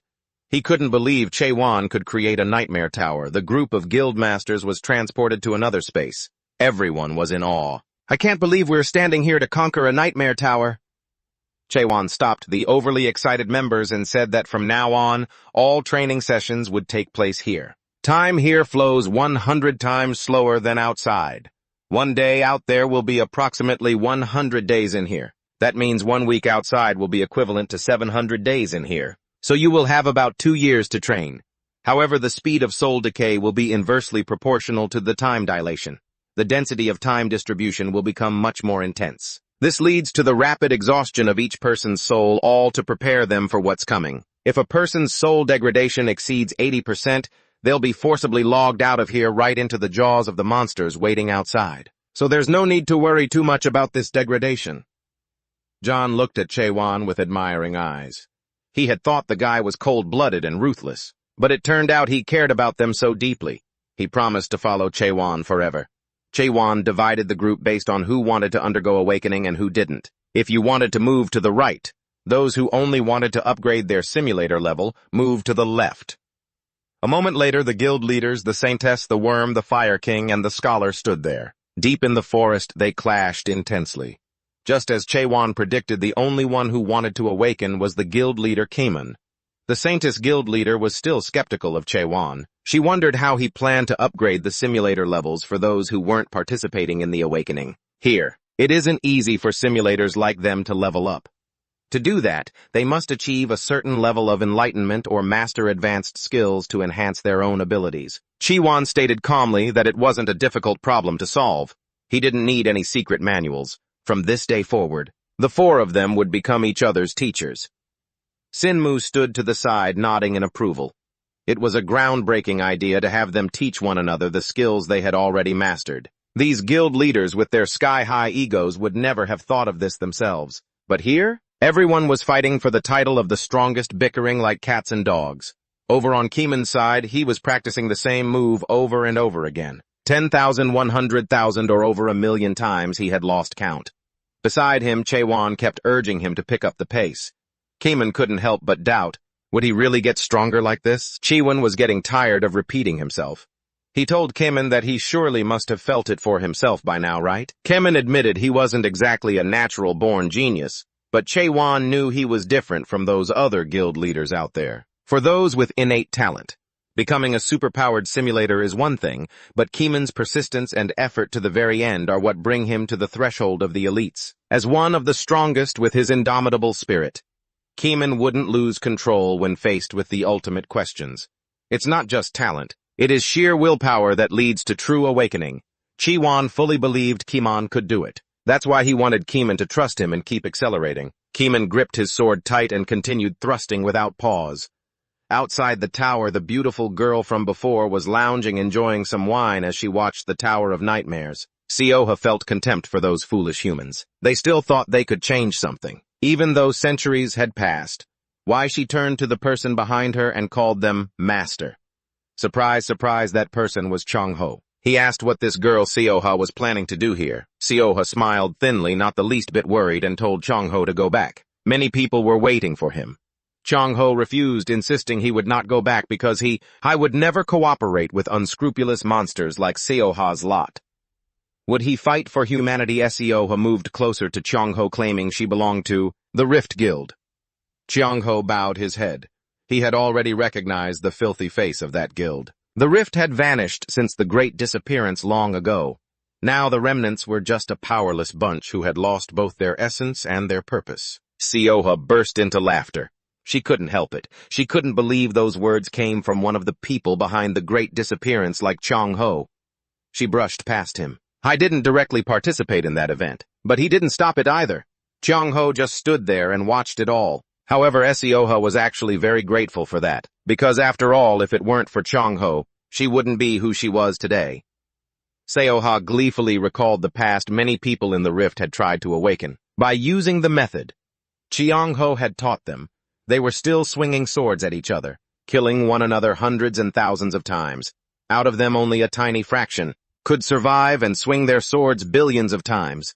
Those people became numb to life or death and to overcome human limits and see beyond this world. That is how to pass the first stage of awakening destruction. Chong-ho drew his sword and marked a boundary. He stubbornly insisted that wasn't the right way. Seoha remained calm as if nothing happened.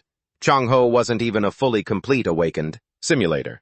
His world remained just as monochromatic as ever. Chong-ho was a man afraid of losing his humanity. He could never paint his own unique world, something he had spent his entire journey searching for. Seoha drew the weapon from her side. She had found her own world and become the commander of the 2nd Legion of the Rift. Seoha cast her chains toward Chong-ho. A matrix of chains encircled him. He had heard that Seoha had become a commander could she have reached the 3rd stage of awakening. Seoha felt triumphant. She didn't just stop at the 3rd stage. Around Chong-ho, a matrix of chains appeared and heads rolled, blood spilled. Seoha was painting a scene of despair right before his eyes. The grand landscape is vanishing. This is the masterpiece you created yourself, Chong-ho. Now I'm just reenacting it for you to admire, Seoha said, dripping with sarcasm. Chong-ho, if you're alive, there's no need to pretend you're dead. You can't change anything in this chaos. This world is never going to change. Seoha invited Chong-ho to join the Rift Guild again. Chong-ho cut her off, insisting that the world could indeed be changed. I held a firm belief that chaos could be shifted. Seoha's expression changed. She couldn't believe Chong-ho would still show that kind of look. But you're just going to fail again. Seoha withdrew the boundary she had drawn and turned to leave. Just like you failed 900 years ago in chaos, and 700 years ago in the land of the Almighty. Just like when you abandoned me before and ran away. Fine, do whatever you want. She warned that the members of the Rift Guild would always be watching him. At that moment, Keeman was lost in thought, struggling with the 1st stage of awakening, doubting the world. The second stage of awakening is understanding the world you doubted, and the third stage is forgetting the world. Cayman sank deeper and deeper. Chaegwan chased after him with his sword drawn. He screamed at Cayman to wake up, striking with his sword to snap him out of it. He relentlessly urged him to pick up his weapon and fight with his life on the line, forcing him to stand under immense pressure. Cayman didn't think he could do it. He couldn't even begin to understand why Chaegwan was this strong. Chaegwan kept pushing him. Break through all the limits this world has placed on you. Cayman closed his eyes, then opened them. He had entered the third stage of awakening. Forgetting himself, he thrust his sword forward. He had successfully opened the lunar eye. Chaegwan was satisfied and congratulated Cayman on becoming much stronger. Even though both were at the third stage of awakening, Cayman didn't think he had caught up to Chaegwan no matter how many limits he broke. Inside the Gogan Castle meeting room, a heated argument was breaking out among the three cities. The others were arguing that Gogan's organization of the Abyss expedition was a breach of treaty. Jurin sighed, his head throbbing.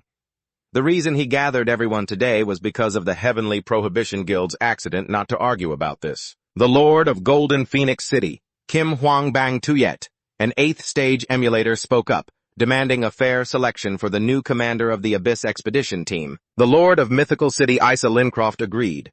Everyone then turned the conversation to where Hwan was. Jurin had received word of the three-city meeting. Before it could even be organized, the Eagle Messenger arrived announcing that the Golden Phoenix City envoy had already departed. At that time, Junyong's emulator group had returned, but Hwan and Cayman were still missing. They were in a tense situation, lacking anyone to make decisions. They were being pressured by uninvited guests.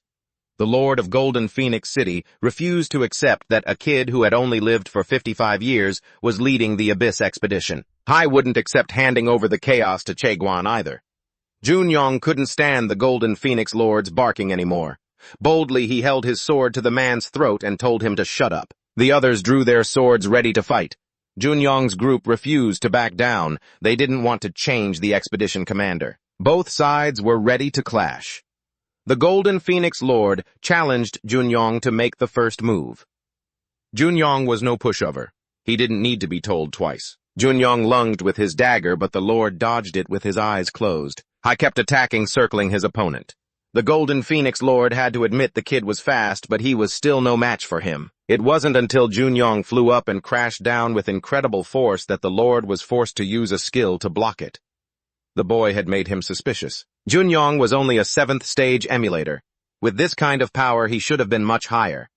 By this point, the Lord had to admit his opponent was stronger than he'd imagined. But he figured no matter what the kid did, he couldn't overcome the wall of the level gap between them. An 8th stage emulator like me, he said, throwing a holy wheelstone straight at Junyong. Let's end the play here. It's time for a life-or-death battle. Everyone outside was worried for the Lightning Saint Junyong, who had been hit. Despite the Lightning Saint Guildmaster fighting well, he had to fall to the Golden Phoenix Lord. The Lord believed that today everyone had seen the defeat of the Lightning Saint with their own eyes, since he was the one who defeated the expedition captain. But Junyong was still capable of fighting. I wouldn't let that guy decide the match was over. While Junyong was still perfectly healthy, he was fired up, brimming with energy and power. He was about to show that panda-eyed guy a few interesting things. Since the guy had been blabbering for so long, he probably felt tired himself. The Golden Phoenix Lord felt this kid was stubborn and didn't know when to quit, even though speed was all he had. Junyong darted forward like lightning, flying past the holy wheelstone without a scratch. Then he used the 7th and 8th Imperial Fire techniques to surround his opponent. Before the Lord could even be surprised, Junyong used the 8th faceless formation that the Chalam Guildmaster had used. Just then, he finally sensed the danger of the situation. Losing his cool, he shouted, "How could those Guildmasters be crazy enough to teach their ultimate techniques to an outsider? Have they lost all their pride?" But pride couldn't help him improve. The winner is always right. Junyong successfully landed 2 slashes on him.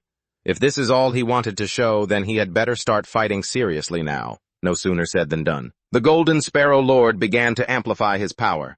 Junyong watched, mouth agape, while everyone around them quickly scrambled to get as far away as possible. Better to run early and save your own skin. His myriad sea wheel was larger than the tower itself, with a destructive force beyond words, like a tornado sucking up all the earth and rocks in its path.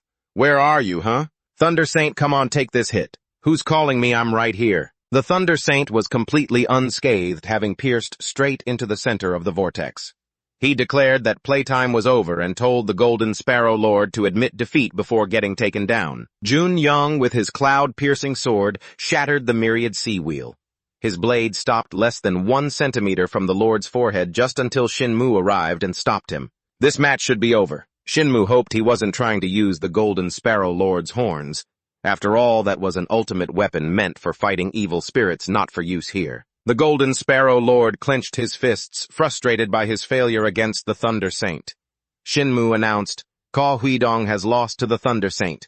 Who's next? Who will be the one to fight me?" "Your opponent is Isaac Lincroft," Shinmu announced. "If anyone else wants to fight, feel free to step down here." At that moment, the head of the Saintess Association, Ri-Ohm, also stepped down. Shinmu stared confused, wondering what on earth she was trying to do.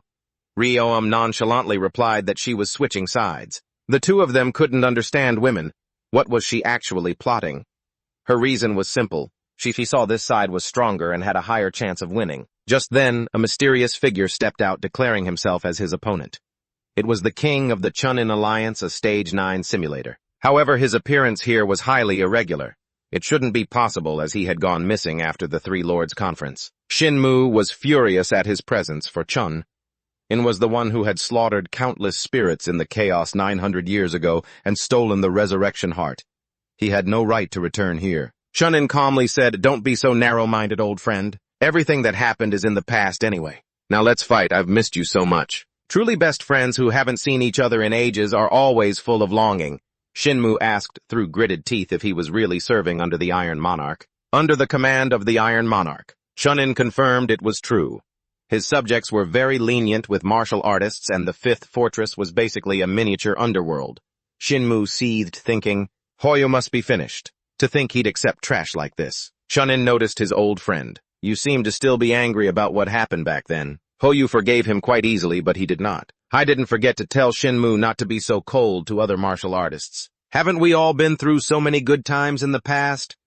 Upon hearing that, he felt as if he were catching fire, and without hesitation he lunged at the one who was truly the traitor. "You're a man who betrayed his comrades. You have no right to speak these words." Chunin blocked Shinmu's sword with his bare hands, not forgetting to taunt him, "You're too harsh. It's been 900 years since we last met." But thinking of Riat Garuda and the high priest whom he had also deceived, he couldn't hold back his rage. Chunin still claimed he was talking nonsense, saying they only offered advice so they could make wise decisions. From the very beginning, Lord Gogan and the others were just chasing a false dream. "How pitiful," he said with a mocking attitude. It made Shinmu go insane.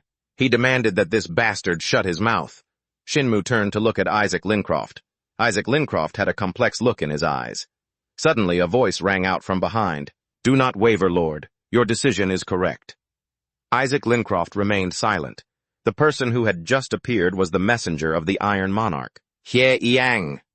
He said Lord Gogar was far more dangerous than the head of the Forbidden Heaven Association. He was trying to use the Abyss Expedition team to unify the chaos. The monarch considered him a threat. Signs are given to creatures that try to change the chaos. Every time a threat appears, signs of hope will emerge in the chaos, and that sign will eventually lead to despair. He continued to speak persuasively. "If we don't destroy him, blood will flow throughout the chaos. Since you have lived for 975 years, you know very well what happened 95 years ago." Isaac Lincroft didn't want that tragedy to repeat itself ever again. Hye Yang offered to have her cooperate with them. In 1 week, the Three Lords Conference would take place at Gogold. Isaac Lincroft was struggling intensely with her thoughts. She didn't know if this was truly the right decision. Down below, Chunin and Shinmu are still standing there talking it out. Chunin advises his old friend to just give up, claiming that beating him is impossible, and that it's just an undeniable reality. One that can't be changed. Shinmu couldn't care less about his blathering. He's intent on teaching him a lesson.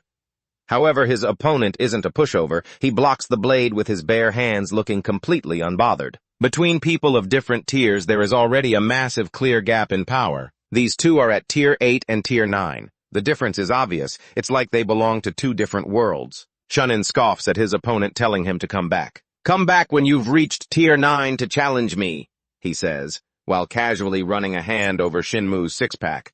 A guy like him, who doesn't even hold the rank of a monarch, couldn't even leave a scratch on him. "Shinmu, gets sent flying 10 meters back with a single strike. This is the terrifying power of a monarch. Shinmu was shoved aside by just one hit from the jade-faced monarch, the one from the 12th zone. He isn't even a great monarch. Right below the great monarchs are the lieutenant generals, and then the major generals, but he's neither of those. He's the lowest rank Brigadier General Zaguri. Shinmu can't believe they are carrying out an expedition into the abyss to fight monarchs this strong. There's just no way for them to win. Chunin advises Shinmu to abandon those delusional dreams. There isn't even a 1% chance of winning. Haven't all the others already secured their high positions in the chaos? Don't try to reach for a sky you have no hope of touching unless you want to vanish forever. Shinmu collapses at his feet, but in that moment he seems to snap out of it. His eyes turn sharp as a blade as he thrusts his sword directly at the guy's face. The guy was busy yapping, and luckily he barely dodged it. He lost a few strands of hair but kept his life. Shinmu is going to keep fighting even though his condition is looking grim. 900 years ago, how was the one defeated at the Resurrection Temple, and then he stole their resurrection fruit? Back then they lost precious comrades he has never forgotten. The pain that everyone endured. Not even for a day has he forgotten, but everything is different now. Shinmu confidently swings his sword down. Despite the mockery and underestimation from his opponent, Shinmu unleashes his heavenly sword technique, catching Chunin off guard. With all his pent-up hatred, he rains down the heavenly destruction formation, but Chunin quickly uses his deep night shroud to shatter the technique. Shinmu stands there jaw dropped, unable to believe his eyes. The guy mocks him, saying that this old man once again failed to reach the heavens 900 years ago, and even less so now. Chunin grabs Shinmu's face with one hand. Everyone is incredibly worried. Chunin stares down his old friend with narrowed eyes. Blame Lord Gogen for filling your head with those dreams. That's a pity, my friend. At that critical moment, a familiar voice rings out from behind. Sorry for being late. The Lord is late because he's busy.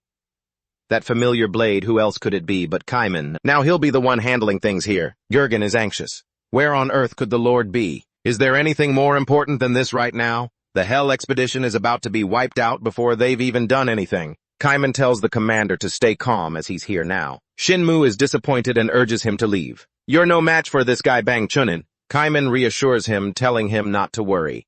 The priority is for everyone to get out of there with the civilians as fast as possible. If even Shinmu is no match for him, then all of them combined won't have a chance, so leave Kaiman to fight alone. Chunin puts on that arrogant big boss attitude. Do I know you, kid? I feel like I've met you before, Kaiman. That's when he remembers he was that rookie soldier from back then. The guy who couldn't join the Hell expedition because he wasn't strong enough. Kaiman asserts that it was like that back then, but he's different now. Seeing the brave young man in front of him, Chunin offers some praise. Considering you're actually trying to stop me right now, you must have improved quite a bit. Since seeing is believing, Kaiman is going to let him see it for himself. At this point, Chunin also wants to see just how good this young man really is. The two charge at each other, one with a sword, one bare-handed, but it's still fair, everyone. The force of Kaiman's strike stuns Chunin, immediately pushing him back. His hand starts trembling. It's obvious this guy isn't bad at all. He wonders what kind of technique that was.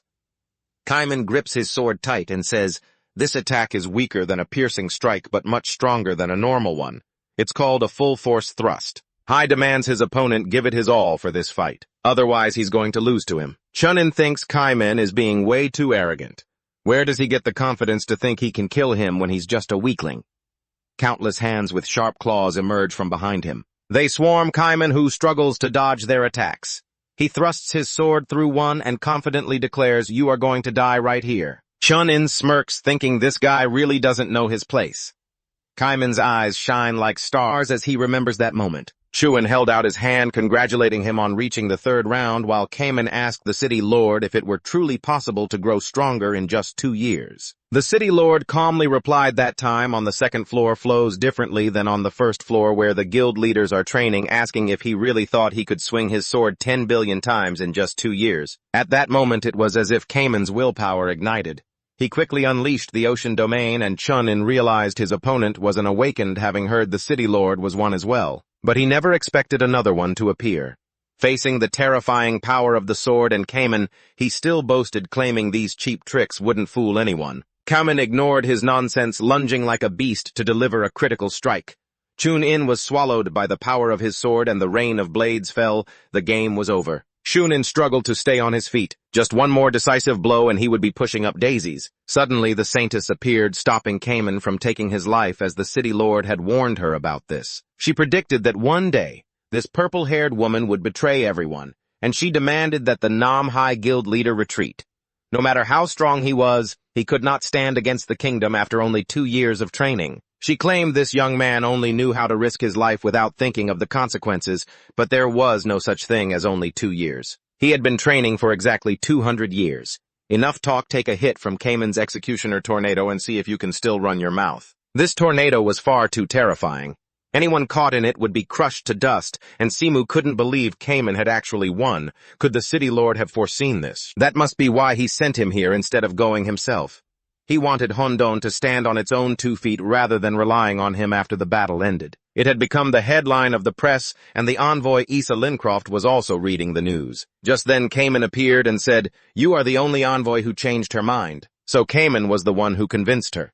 That was the reason Issa Lincroft was there. But they knew better than anyone how powerful the monarchs truly were. Issa Lincroft asked Cayman if he really intended to fight the monarchs. He confirmed it. The likes of the Heavenly Prohibition Guild were nothing compared to opponents like the Resurrection Palace, and Cayman was the one who had defeated one of the 3 commanders of the Night King's army. However, that commander only held the lowest rank of the 3, which meant he would have to fight monarchs far stronger than those commanders, and Cayman clenched his fists, knowing it all too well. He and the others had run away once 900 years ago, which was why he wouldn't do it again.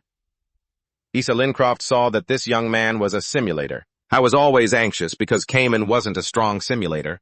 He had once fallen into despair, facing a wall that effort alone could not overcome. What was the reason for him to change this much? Was this really the Cayman that Issa Lincroft knew? If Cayman truly believed in himself, then she would believe in him too. Suddenly, there was a commotion outside. Issa Lincroft hurried to the window, seeing a massive crowd below. This was the Nightmare Tower, and all of them wanted to enter to become simulators. That's what it looked like, at least. But not just anyone could enter that tower. Becoming a simulator wasn't simple, as time within the tower was almost at a standstill, and the trials one had to overcome were incredibly difficult, Issa Lincroft thought to herself. A tower where time is practically frozen. Don't tell me Cayman became stronger thanks to that Nightmare Tower. Cayman told her to see for herself. Hondon could now exist on its own merits. Issa Lincroft didn't understand even ordinary people were trying to enter the tower despite their fear. Why would they do that? Because of the longing they had waited so long for, to choose the freedom they had lost 900 years ago. What would be the point of having a chance if you didn't take it back with your own strengths? Now she understood. Cayman was trying to believe in himself once again. Issa Lincroft asked where Gogan's master was currently, and Chuan was chilling with Cheongheo at an oasis. The meeting between the 3 cities had now officially ended. He asked Juan if it was really okay to go there directly. They might bring their strongest simulators, but Chuan was confident that Cayman could handle it just fine. After all, Cayman was stronger than him now. Cheongheo vehemently disagreed, saying it was ridiculous and too soon. How could he possibly defeat him? He also wanted to start over. This old man should have entered the 3rd stage long ago. But because he had approached it the wrong way, if Cheongheo had awakened differently, he might have been much stronger now. Cheongheo was shocked that Chuan knew this. At the very least, he knew that he saw the world very differently. Cheongheo and other awakened from the cracks had all awakened through the same methods. The first step to awakening is separation, then passing the second step of reintegration, and finally ending at the 3rd step. The final step is submission. The awakening stages he knew. None of it was hard to understand. He simply continued to slaughter enemies on the battlefield. No questioning during separation, no suffering during reintegration. And just like that, Cheongheo awakened without facing any obstacles. I is in pain yet. Chewan is different. He asks himself why someone like him still survives wrestling with the meaning of his own existence in this world. And so he wonders endlessly and suffers without end. Even after achieving his goals, he keeps moving forward on a path that is quite thorny. Cheongheo asks him how old he is now. It seems the 3rd floor of the tower was completed a few days ago. According to what the cat said, the temporal distortion on the 3rd floor is 100 times greater than the 2nd, and Chewan has only been on the 2nd floor for 2 days. Yet he has already reached the 3rd floor. The old man wants to know how long he trained there. Chewan replies that he practiced for 2,000 years, making the old man's eyes pop out wide. Are you crazy? You think I'll believe that? I don't know how to lie, you grumpy old man, Chaewon says, realizing he couldn't have been in the tower for as long as he thought. He stands up and says, let's keep going. The old man isn't done yet, sighing. Whether you've lived 1,000 or 2,000 years, to me you're still just a brat. Even after living another 200 years, the old man hasn't changed a bit. Still just as nagging and noisy as before. Chongheo wonders. You still want to go to the Resurrection Palace like this? That's right, the Resurrection Palace is a formidable opponent, but it won't be too late to stop. The Resurrection Palace is something deep and mysterious, but Chaewon only asks him one question. Do you really think those monarchs will be waiting for us there? They must have guessed it. They will act after gathering the awakened, so we must attack now before those bastards have a chance to be on guard. He has no intention of facing the entire Resurrection Palace. He is only going to eliminate the most important thing inside the palace. Chaewon is planning to steal the heavenly fruit. And one more thing. The Nightmare's treasure. The very thing that transformed a living person into an unrivaled entity, the Narrow Gate. It would be hard to survive entering the chaos if they used the Narrow Gate. So if someone steals all the heavenly fruit and destroys the gate, the monarchs won't be able to pursue them into the chaos. Yes, of course, they could risk their lives to reach the chaos another way, but few would dare to do that. Regardless, to reach the Resurrection Palace, Chaewon still has to get past this place, the Manticore Fortress at the entrance to the Resurrection Palace. Currently, Manticore is ruled by the Heavenly Prohibition Society, those people. They won't let him and his group in easily. Chongheo asks about the Fortress Lord's plan. He just gently draws his sword and says, just as I've always done. The old man is skeptical about just two people fighting the Acropolis while there are other more feasible ways. Chaewon doesn't care. He said he would do it the way he always has. Chongheo gives up. He had expected too much from this young man. From now on, just save your strength as much as you can. But also never forget that Manticore is the only gate leading to the Resurrection Palace. Chaewon says he knows, then he bolts forward toward the mob. Over here, Lim Jinhong is watching a live feed of Chaewon's battle. This is the first time he has seen that the rumors were not exaggerated from the destruction of the Heavenly Prohibition Society's northern branch to the shockwaves. He didn't expect all of this to be done by Chaewon. He didn't expect this to be the person the darkness told him to find. If only he had checked that scene sooner. At this moment, Seo Wen speaks up. You seem so worried talking to yourself this whole time. No wonder the darkness wants him so badly. She says, this place is the chaos. Wear those dull outfits at home. Don't wear them here. Before judging others, look at yourself. Does this martial arts group think this is their world, wearing such country bumpkin clothes? Then she ignores Lim Jinhong's presence, showing interest in Chaewon's skills. How could everything turn to dust in just one strike? This playful attitude of Seo Wen's has made Lim Jinhong unhappy. He thinks she came here mainly to irritate him. But Seo Wen didn't come here to annoy him. She says she came to share something extremely interesting that has taken place. There is a rumor that the jade-faced monarch has appeared in the chaos. All the soldiers sent to Kim Tuok have been killed. It turns out, all those things were done by the jade-faced monarch. It seems that instead of helping Kim Tuok and Driat, he has taken over those two strongholds. However, the contract between the monarchs, which states they will never interfere in the chaos, is still in effect, but for some reason this happened. Even the subordinates of the Iron Monarch have started acting in the chaos while following the orders of the darkness. At this rate, the proxy war for the leaders of the great sects will take place soon. She leans into his ear and whispers, but I heard that the great General Bonbang Chunya has been beaten to death by one of those leaders. Lim Jinhong is very surprised by this information. Who did this? Then he is even more surprised when the culprit is one of the leaders of the 10 great sects. He thinks there is no way they could have beaten him. Even if those 10 joined forces, it would be impossible. Seo Wen asks if Jinhong knows about the ones in the Abyss exploration team created by Fortress Lord Goggin. Right, I heard the one named Namhai is the leader of that team. Jinhong's face was a mask of confusion and disbelief. He'd killed the Jade Monarch, no way. There's no way some Southern Sea leader could just kick the Jade Monarch to the curb like that, even if he'd been hiding his true strength all this time. I wouldn't do something so stupid. The Jade Monarch was one of the 12 leaders ruling the Great Land, a place where the fight for power had reached a boiling point. Every leader from the rank of Lieutenant General and up is crucial. Surely Qian Wu knows better than anyone the consequences of laying a hand on the Jade Monarch. Serwin asked him what he'd do now. Because of his negligence, the person he was supposed to bring to the shadows has become a Shadow Castle Lord, and his master will be absolutely furious when he finds out. However, Lim Jin Hong thought this might actually work out in his favor. Since the guy he needed to find had walked right into his trap, he didn't have to hunt him down anymore.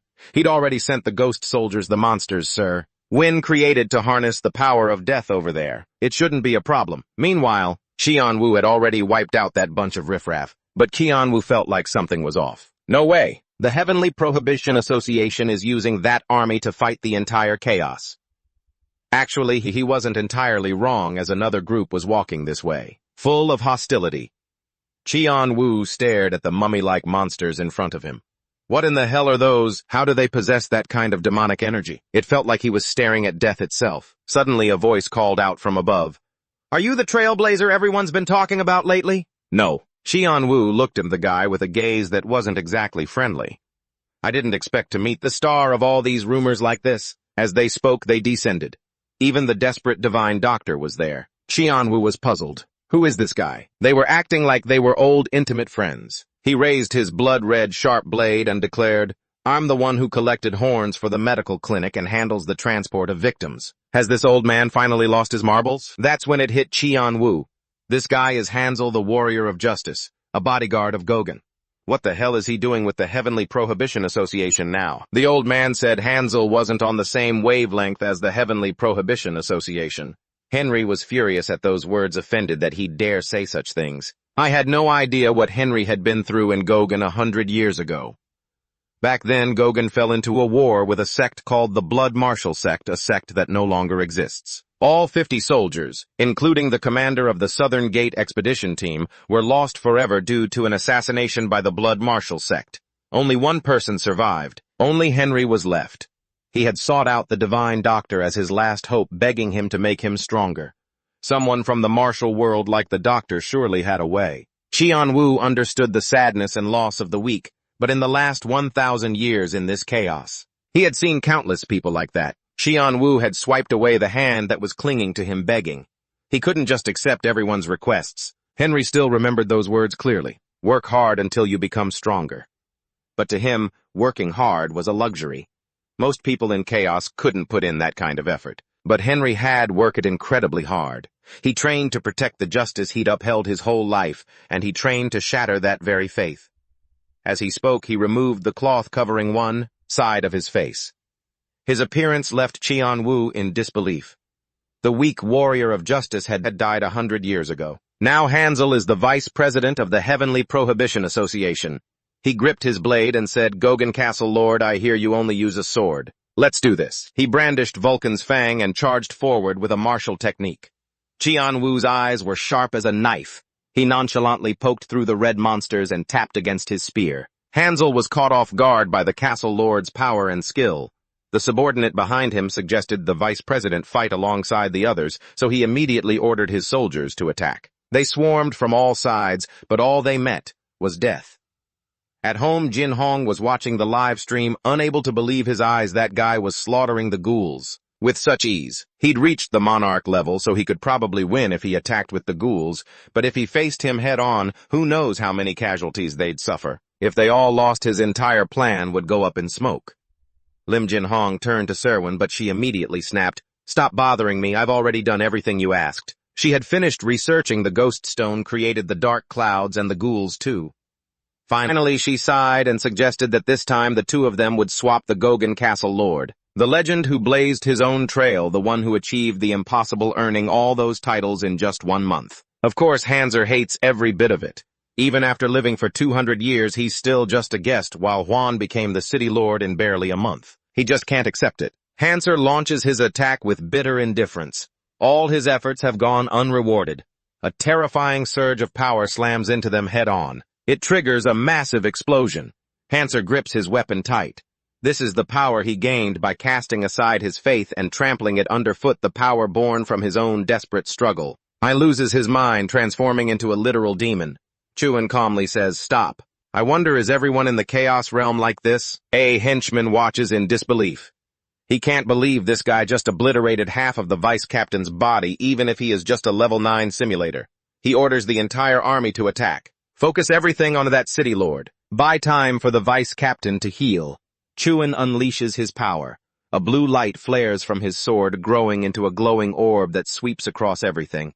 He sees how everyone keeps rambling, on and on about their own efforts even though out in the real world. There are people who work way harder than them. Hanser drops his weapon, stunned. Something is manifesting before his eyes. This is the world of the awakened, just like the rumors he'd heard. So if humanity doesn't surrender to the world, they get to see its true face, huh? Watching the system operate and oversee everything in the chaos realm. You really want to challenge this. Hanser is fading away right before he vanishes from this world for good. As he fades, Hanser wonders if he had stayed a champion of justice, would he still be on this path, chasing this dream? Chuan really is a terrifying monster. He wiped out thousands of years of Mantico's history in a single heartbeat. Instead of Great Sword, it should be called World-Ending Sword. Enough standing around talking trash, let's get moving. He's already paved the way for us. A few of them are still standing there with their jaws dropped, but they can't do a thing. Chong-Woo still can't grasp how Chuan did that. It's unbelievable, wherever his blade cuts the world just falls apart. Such terrifying power. He has never witnessed anything like it before. Chuan shrugs. I just swung it really hard, nothing fancy about it. He's truly reached a level of indifference to all things. Thanks to Chuan, things are a lot easier now. He can't sense the aura of any generals left. It seems that last strike dealt massive damage to the Emperor's society leader. Suddenly something pink starts appearing in the air.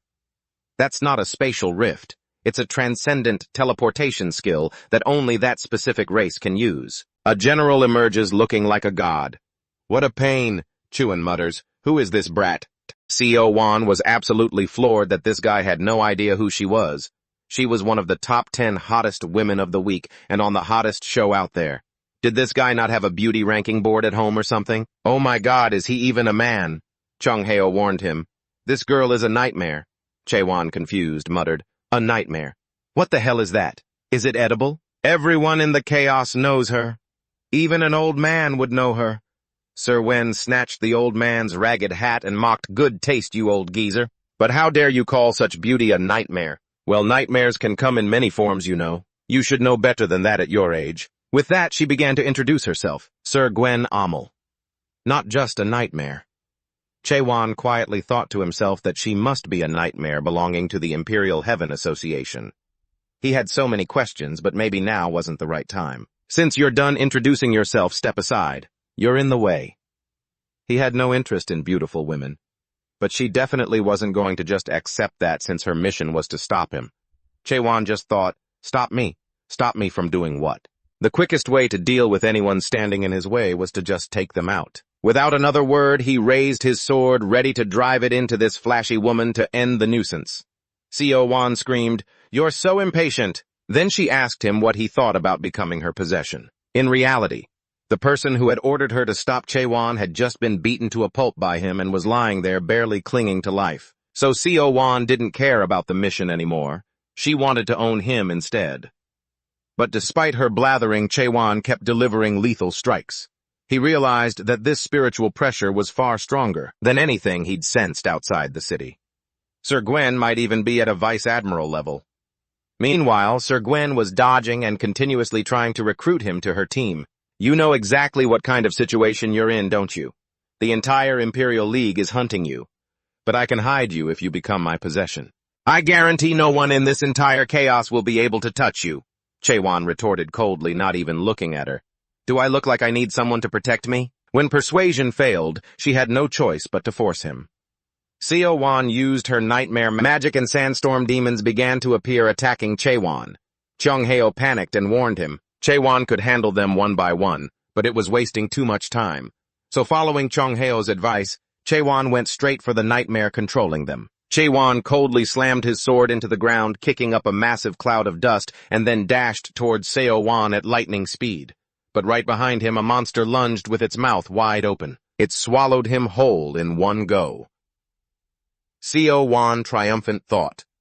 Chaewon was too naive and took the opportunity to tell him that if he and Chung Heo wanted to live, they should join her. She was Siren Ackerman the Enchantress, the one who could easily take first place on the popularity ranking of the 10 most beautiful women. Perhaps because he couldn't stand hearing this woman talk anymore, Chaewon broke out and decided to teach her a lesson.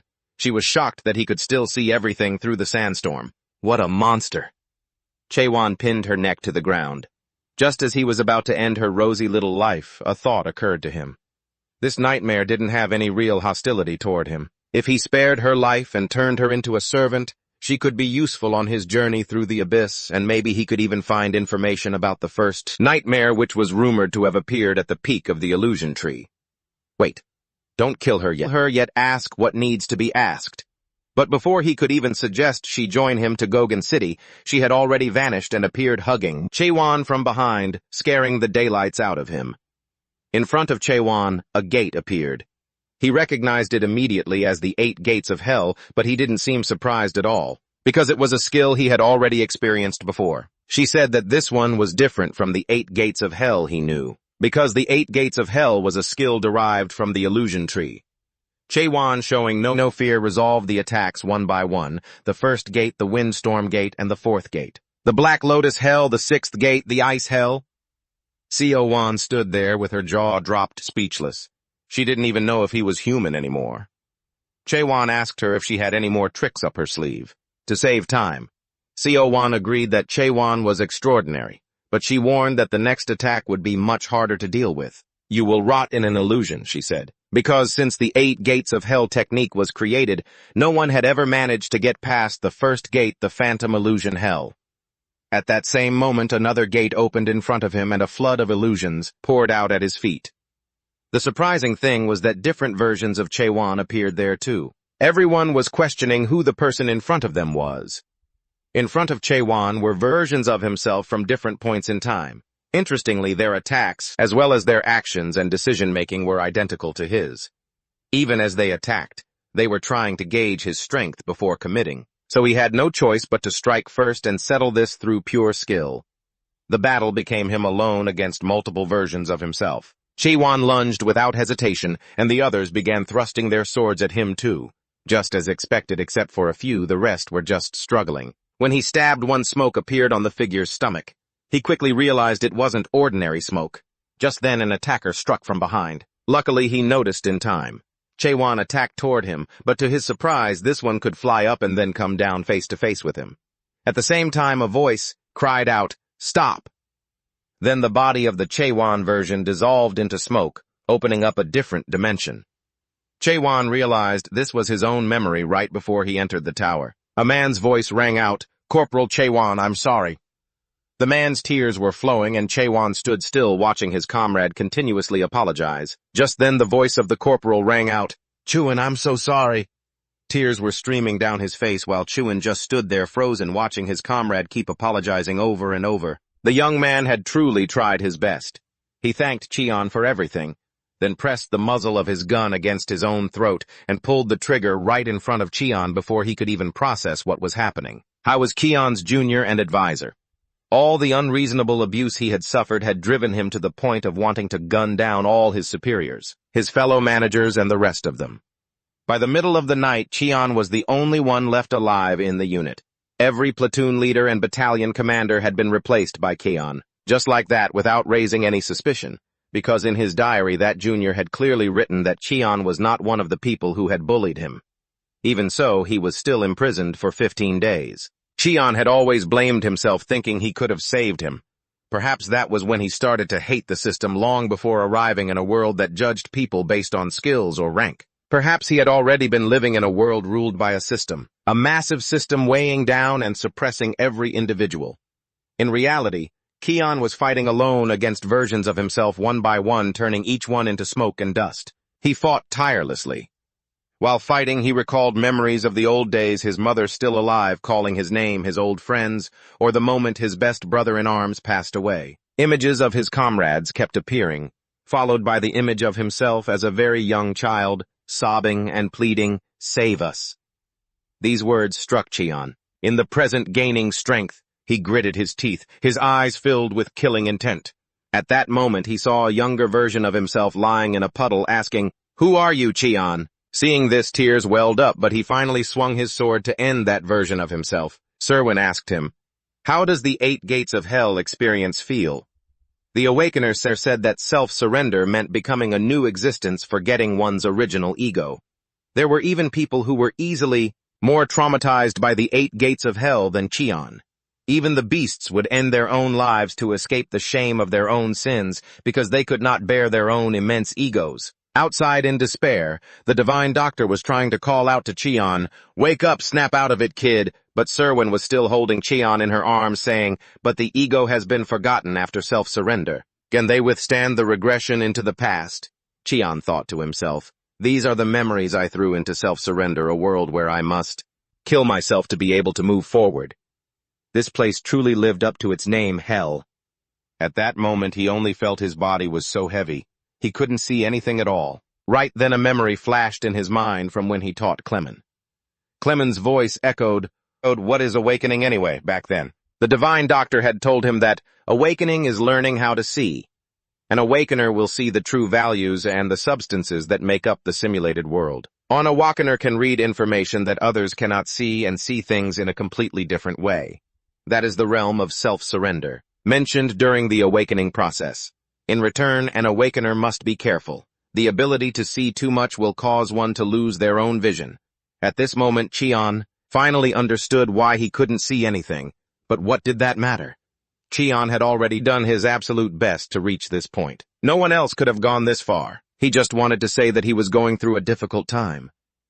Suddenly, stars began to fall from the sky, sparkling beautifully and glimmering.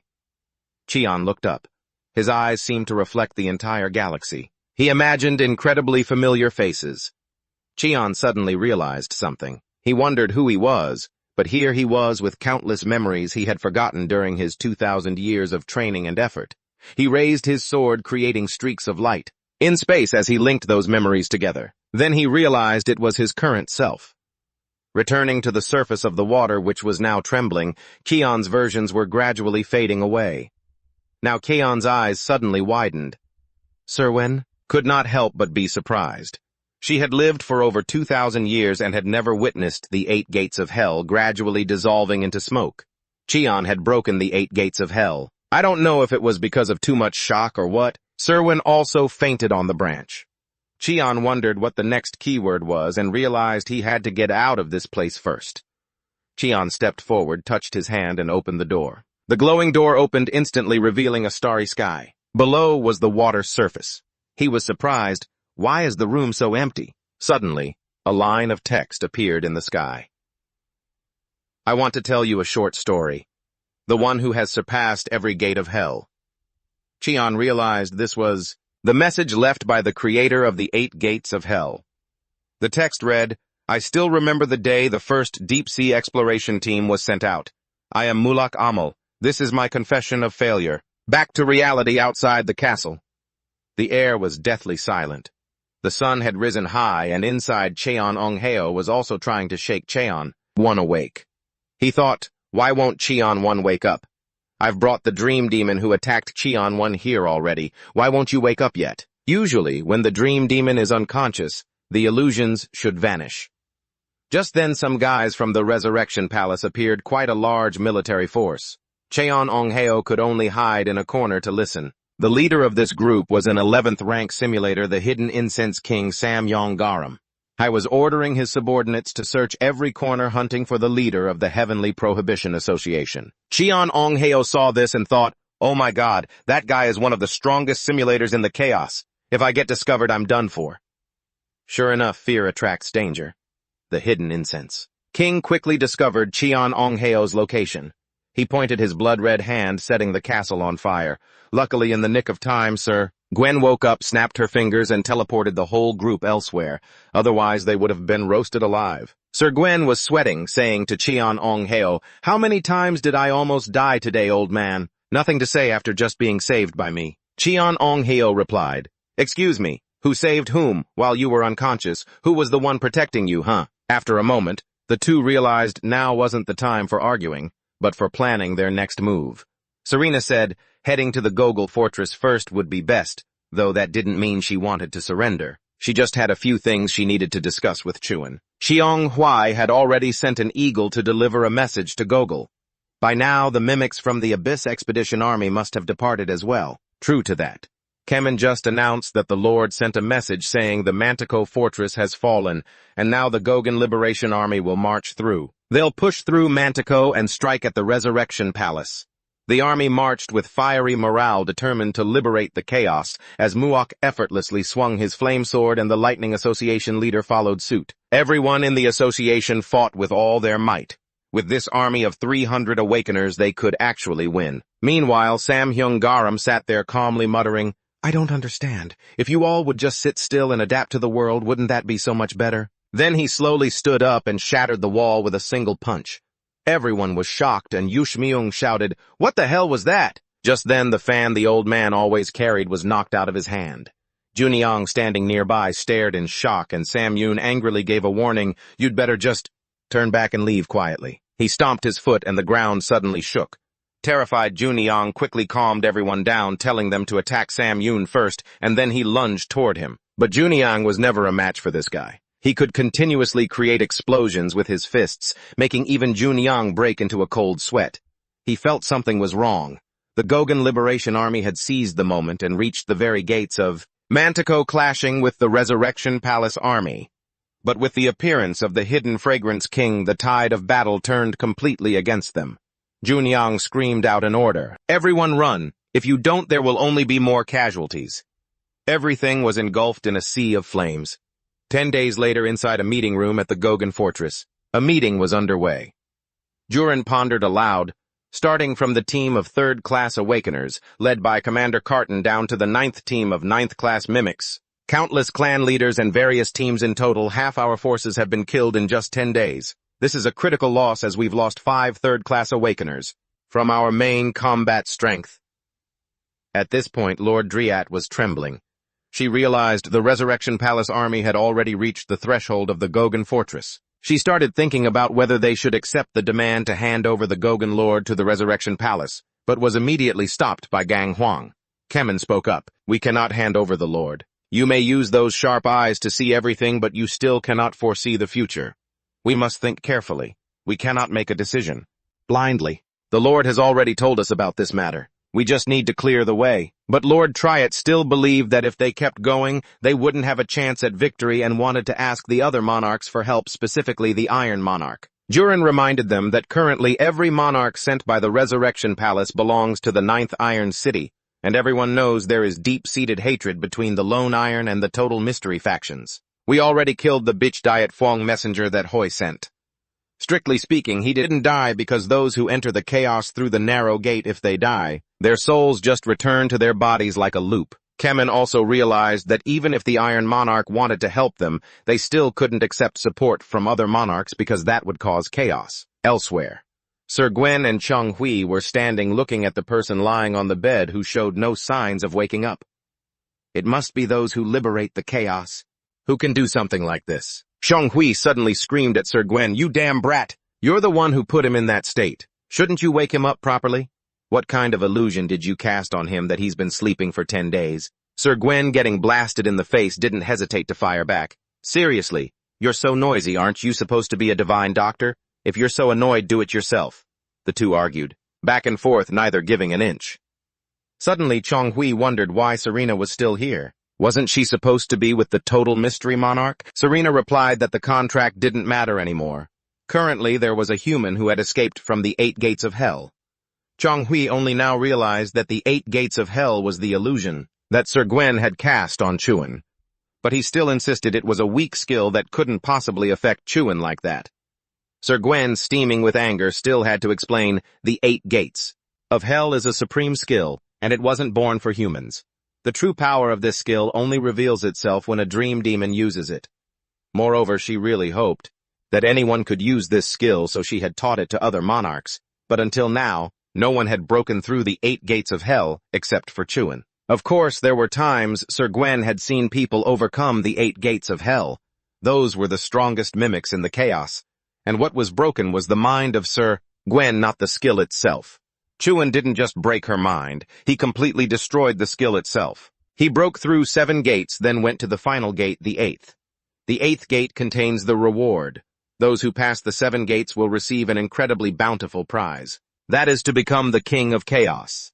Chung Hui heard this, and recalled Diego Myung's words. He had said exactly that. I thought the old man was talking nonsense, but it turned out to be the truth. He asked Sir Gwen what was inside the 8th gate. She said it was the legacy her godfather had left behind. Before she could finish, she noticed Chuan's finger. The moment he started moving, he woke up and sat straight up. The first thing he asked was, what the hell happened? So Chang-ho had to sit there and explain the whole situation to him from the start. Once he heard Juan headed straight for the meeting room. Chang-ho and the others scrambled to stop him because right now some people are suggesting they send him to the Resurrection Palace. If you're really going to make me go there, you'll have to step over my dead body. Juan didn't care at all. He just stepped right over him and kept moving forward. Do you think you're such a big shot, old man? Are you even a meter tall? Juan suddenly appeared in front of everyone, catching them off guard. Everyone was relieved and happy that Juan had woken up except for Duran and Lincroft, who just hung their heads in thought. Seeing him like this makes me feel so ashamed.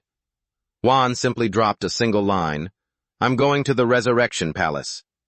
Hearing that everyone looked like they'd just heard a death sentence like, damn it, what the hell are you doing? Juniong desperately tried to talk Juan out of it. Can you reconsider? Do you even know how many of our comrades sacrificed themselves while you were unconscious? If they hadn't come here seeking freedom and hope, they wouldn't have had to die. We didn't even have time to hold a proper funeral for their souls. Chuan just said, I'm sorry. Juniong kept hoping he would change his mind because at the end of the day, they really needed him. Everyone stood up to object. Lord, please don't go to the Resurrection Palace. Please stay here. I'd rather we fight and die together. This left Chang-ho standing on the side, speechless.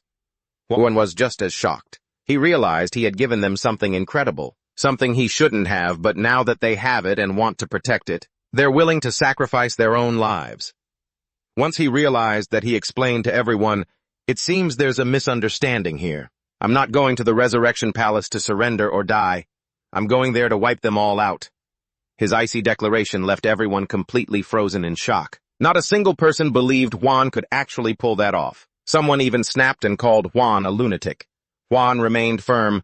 I'm perfectly sane, and right now I'm going to destroy the Resurrection Palace. Sir Gwen, standing to the side, sighed. She thought Juan was truly a strange human being. It seemed like facing reality wasn't in his dictionary, but eventually everyone has to kneel before the cruel truth. No one would follow him, or so she thought. One by one, people started speaking up, saying they wanted to follow Juan, wanting to go crush those bastards right now. Their determination made Sir Gwen skeptical again because up until now, they had lived under the subjugation and oppression of the Resurrection Palace without ever fighting back. Why the sudden interest in freedom now? Was it all because of Juan? Juan was touched by their sincerity, but this time he said he only needed 4 people, including himself. Then he listed the names of those who would accompany him. Cheong-ho, Cayman, and finally Sir Gwen. Seeing this, Cheong-ho quickly spoke up. Hey, where do you think you're going without me? Cayman was also ready, but Sir Gwen was completely lost. Why would that lunatic want to drag her along? She asked why she had to go, but Juan ignored her question. She said angrily that she wasn't going, but Juan didn't seem to care. Naturally, his decision caused a lot of disagreement. Many people wanted to go with him, but Juan encouraged everyone to stay calm, saying the others still had work to do, so there was no need to be sad. Then they continued planning. Lincroft asked, is the collapse of the Resurrection Palace really the end of it all? What does everyone think about all the rebel factions gathering? Not everyone accepts Gogan as the center of chaos, so there will surely be more insurgent forces. That depends on how the remaining legions handle it. Juniong wondered if it was safe to let those forces be the backup plan, especially after they destroy the Resurrection Palace. After all, if the narrow gate of the Resurrection Palace is broken, the lords will have to reconsider their future actions. Then maybe we can reduce the number of rivals in the short term. But Juan thought differently. He wasn't sure that destroying the narrow gate would end the war with the lords, because he knew the narrow gate wasn't the only path to chaos. Juan just wanted to be prepared for every possibility. Meanwhile, over with Sir Gwen, she was driving Chang-ho up the wall. She was furious, then walked over and grabbed Juan by the collar. I told you I'm not going anywhere. Juan found it annoying and replied, don't you want to know what's behind the 8th gate? If you help me, I'll tell you what I saw behind that 8th gate. Whether it was because the offer was too tempting, or because of Juan's charisma. Sir Gwen agreed right then and there without another word. The 4-member team was now at Sir Gwen's private laboratory. Everything here was pink and eye-catching. She even had dolls and paintings of herself. Cayman and Chiang-ho were curious and picked them up but started criticizing. "This is so gross. Ugh, these succubi are really narcissists." Sir Gwen was both angry and embarrassed, blushing red. "Hey, I told you guys not to touch anything. And that wasn't made by me, okay? My godfather made it for me." She still couldn't believe she let strangers into her private lab. She just wished that her request for their help didn't involve using her engine to get to the Resurrection Palace. She wished she didn't have to use the warp engine. The warp engine in her lab was used to bridge a long distance. An engine that can bend space, allowing objects to move from one point to another instead of using propulsion based on Newton's physics. You could also think of it as teleportation across multi-dimensional spaces. By now, the other three were still looking at Sir Gwen's interesting items, including things that looked like children's toys. Sir Gwen screamed, fuming, "I told you not to look. I was only 1,200 years old when I made that." Cayman looked at her questioning. Is she really one of the 500 most notorious succubi? This stuff is a bit embarrassing to them, so Sir Gwen just wants to find a hole to crawl into immediately. She thinks doing a striptease would be less shameful than this. She has been creating these products for a while, but they still don't feel quite right. Siowen seems sorrowful, thinking to herself, "Oh, these were all once creations of mine. Things trapped in her creative void. Things she once loved. But in the end, the workshop of a succubus specialized in making such things has completely fallen apart." Thinking this, she crushes the puppet in her hand. Just then, Chaewon asks what the name of this tower is that he sees, and Siowen is shaken from her deep thoughts. She quickly explains to Chaewon, "This is the world after the apocalypse. That is the name of the tower, even if it is not fully complete. This tower has been taking shape in my mind since the first time I saw that person. Honestly, I couldn't imagine how he would feel looking at it. Come to think of it, I had never thought about a tower from the perspective of a simulator. Not even once." Having said that, it is time for Sir Gwen to finish connecting and successfully open the gate. She says, "Everyone go in." Chaewon doesn't hesitate and immediately heads toward the gate, but Kay looks at this pink-colored gate with a sense of unease and anxiety. He doesn't know why, but his heart feels very strange. It feels like something has gone off course. I'm not sure, but when my godfather stepped into that expedition team back then, was it because of a feeling like this? Behind the gate is a completely new land, gloomy and desolate everywhere. In the middle of this land lies a palace. This is the Resurrection Palace. At this moment, inside the Resurrection Palace, there is a chaotic noise. Two guys with hostile glares are looking at each other. "Get in line. You just cut the line." Meanwhile, on the second floor, a guy in black sits imposingly, yawning long and thinking to himself, "If I were them, I would have stormed straight into the fruit warehouse instead of waiting in line so miserably." This guy is the 72nd Lord of the Resurrection Palace, the Mist Lord Hickmeyer. He says, "Goodness, waiting for half a year, one should think about giving up right." No sooner had he finished speaking than another voice replied, "Lord, you've been waiting for 3 years already." The Lord says it is not that he cannot resurrect the former glory of the Resurrection Palace. It is just that he is simply fulfilling his duties here. The two guys below respond in unison. What difference does that make? The Lord's situation and theirs are almost exactly the same. Hearing this, Hickmeyer is unhappy. He uses a wave of pressure to bear down, making the two guys who just spoke turn pale as they struggle to breathe. Hickmeyer asks, "You insolent bastards, do you want to die? If so, keep talking." They immediately bow their heads, repeatedly begging for mercy. Seeing this, Hickmeyer doesn't hold it against them anymore, but he feels weary. If it weren't for that agreement, he wouldn't be rotting here forever. The lords who fell in war and moved toward chaos established a duty called the Resurrection Palace Lord, the obligation of the master of the Resurrection Palace. It will be decided after the departure or appearance in the chaos of any new lord. This means that if Hickmeyer wants to leave here, a successor lord must appear. Hai explains further that there have been strange rumors surrounding the Face King shifting to the rebel side of chaos because he was defeated by an awakener from Goguen, and those people are forming a suicide expedition team to attack the Resurrection Palace again. But to Hickmeyer, that means nothing at all. He thinks no one would dare to set foot here. However, it is very clear that something is happening because lords from other areas have arrived here through the narrow gate. So as a leader of the Resurrection Palace, he cannot leave this place yet. Everyone is yawning when suddenly a shocking sound rings out. The wall is shattered and a powerful attack flies toward Hickmeyer. He quickly catches his breath, then shouts loudly, asking who it is. At the same time, he blows out another attack to intercept the thing coming toward him, then draws his weapon and charges. He realizes that the opponent is dealing with both sides at once, which means the attacker is at least equal in strength to him. At this moment, the three people, Chiwon-K and Cheong-hee, gradually appear. It's been a long time, Mist Lord. We've come to settle the debt from 900 years ago. Now a gentleman's revenge is not too late in 900 years, and it's not 15 anymore. K doesn't hesitate to charge at Hickmeyer. The Mist Lord inhales a large amount of air, then blows out a massive amount of mist. Now you understand why he has that name, right? Quickly, the entire thick mist covers K. He loses all vision. He tries but cannot do anything, so he gets a bit angry. K thinks to himself, I have practiced so hard, and yet I still can't predict the movement of any of them. Just as he is stuck, he remembers Juan's teaching, you can do it. Trust in your own senses.